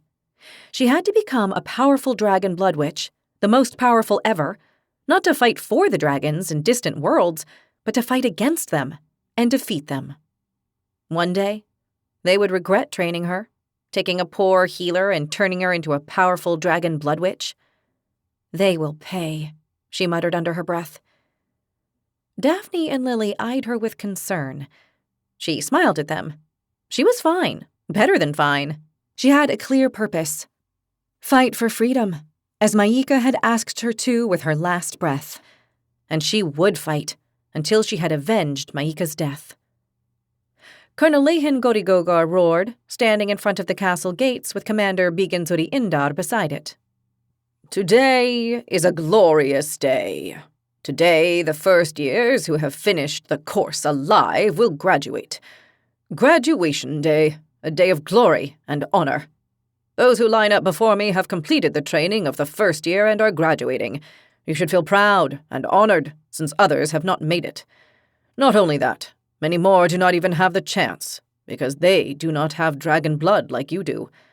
Today is a day of celebration and honor, Colonel Lehin Gorigogar messaged to them. Honor the first years, Commander Biganzuri Indar ordered. The second and third year pupils who were lined up behind them with their squadron leaders cheered to the sky. Blood and glory! Conquest and power! Let us proceed with the award of the badges, Commander Biganzuri Indar announced. And when Nahia thought that nothing else in the world of dragons could surprise her, she saw something that made her rub her eyes to make sure she saw correctly. 6 powerful dragons came down from the sky, 1 of each elemental color. But that was not what struck her dumb, but the fact that they carried a rider. She looked at them dumbfounded and realized they were ridden by a human, Taruk, Fatum, Draconid, Scarlatum, and Felidae. Dressed in heavy armor, they carried a large shield in one hand and a long spear in the other. They landed in the middle of the great square. They leapt from the dragons with great agility and headed to the 6 leaders. They were each carrying a silver chest. They stood under the banner of each squadron, facing the group with their backs to the leader. One day, the best among you will perhaps get to be like them. They are dragon riders, an honor like no other, only reserved for the best of the best, Colonel Lehin Gorigogar messaged to them. Nahia was left wondering why the dragons would allow themselves to be ridden. It made no sense to her. They were powerful, ruthless creatures who hated them for being weak. Why were there a few among the slaves who could ride them? What was the reason behind this? She didn't know what it might be, but it had to be important. She would make a point to find out. We proceed with the award of graduation badges, announced Commander Biganzuri Indar. The leaders called every member of the squadron, one by one, and the rider gave each one a silver badge with an engraved dragon and the number 1 on it. Nahia took hers without even glancing askance at Irakis Godigaitz. She did not want to get angry and risk being killed right there and then. She knew the Red Dragon wanted to do it, because she had disobeyed its order in front of the other leaders of the mission. She returned to her position and kept her head bowed. Once the riders finished handing out the badges, they shut the chests. They went back to where their dragons were waiting and mounted once more. A moment later, they took off. No one could believe what they were seeing. Congratulations to all of you who have graduated. In the second year, most interesting things await you. You will learn to use the sword, find out your talent mark, and a new martial affinity. Learn mind magic, discover new mental attacks, and we will have more competitions between squadrons and more surprises which I will not reveal now. It will be a year to remember. Now, go and enjoy a week of rest. Colonel Lehan Gogor messaged to them. The second and third years cheered again, honoring them. Blood and glory! Conquest and power! Amid these cheers, they broke formation and headed to the barracks. Nahia was heading to the dungeons to fulfill her punishment. Irakis Godigaitz had punished her again for what had happened when Maika died, and she was beginning this evening. As she was walking toward the dungeons, she met up with Logan. Dungeons? He asked. Rebuilding the north wall? She asked. Logan nodded and looked resigned, and Nahia smiled. Anna's on her way to the kitchens for cleaning tasks. The three of us have been punished. It was logical. Logan shrugged. I wanted to thank you for saving me. Nahia was truly grateful. I really think I saved the leader, Logan said, smiling, which was rare for him. Yeah, from a load of insults I was going to deliver, which might have become elemental breath. Nahia smiled. Thank you, really. You're welcome, he said, bowing his head. I don't know how you did it. You'll have to teach me the neck thing. No problem. I can at the gym, he said and looked up. There was a dragon on watch duty on one of the lookout towers watching them. We'd better head to our respective punishments, Nahia said. Yes, we'd better. They started to walk away. Logan. He turned to her. We survived. I told you we would. Nahia nodded. Will we survive the second year? We will, Logan said with assurance. Then he put his hands together and did the butterfly of victory. The gesture touched Nahia's heart. She returned the greeting, and they went their separate ways. Already late evening, Nahia slid open the peephole of Egil's cell in the dungeons. Egil, she called. The prisoner rose and came to the door. I only have a moment. Framus hasn't assigned me to this section. Egil nodded. Tremia, she said. Well? Egil asked. Very well. I found Lasgol. Lasgol? Yes. Nahia put her hand through the peephole and gave the arrow tip to Egil, who took it and studied it. Ranger arrow. Yes, Lasgol, he said, moved. Also Camu. Camu. Well? Egil asked, very emotional. Nahia could not see it because of the mask, but she could feel it in his tone. Yes, well. Both well, she assured him, nodding. Egil sighed so hard she heard it through the mask and the door. Thank you. Thank you. You and I fight, Nahia told him. Fight? For freedom. Egil nodded. Fight. For freedom. Nahia put her hand through the peephole, and Egil clasped it. The pact was sealed, and the destiny of worlds with it. You have been listening to Flameborn, Book 1 from the Path of Dragons series. Written by Pedro Urvi, narrated by Amanda Lee Cobb. Copyright 2024, Pedro Urvi. Production copyright 2024, Pedro Urvi.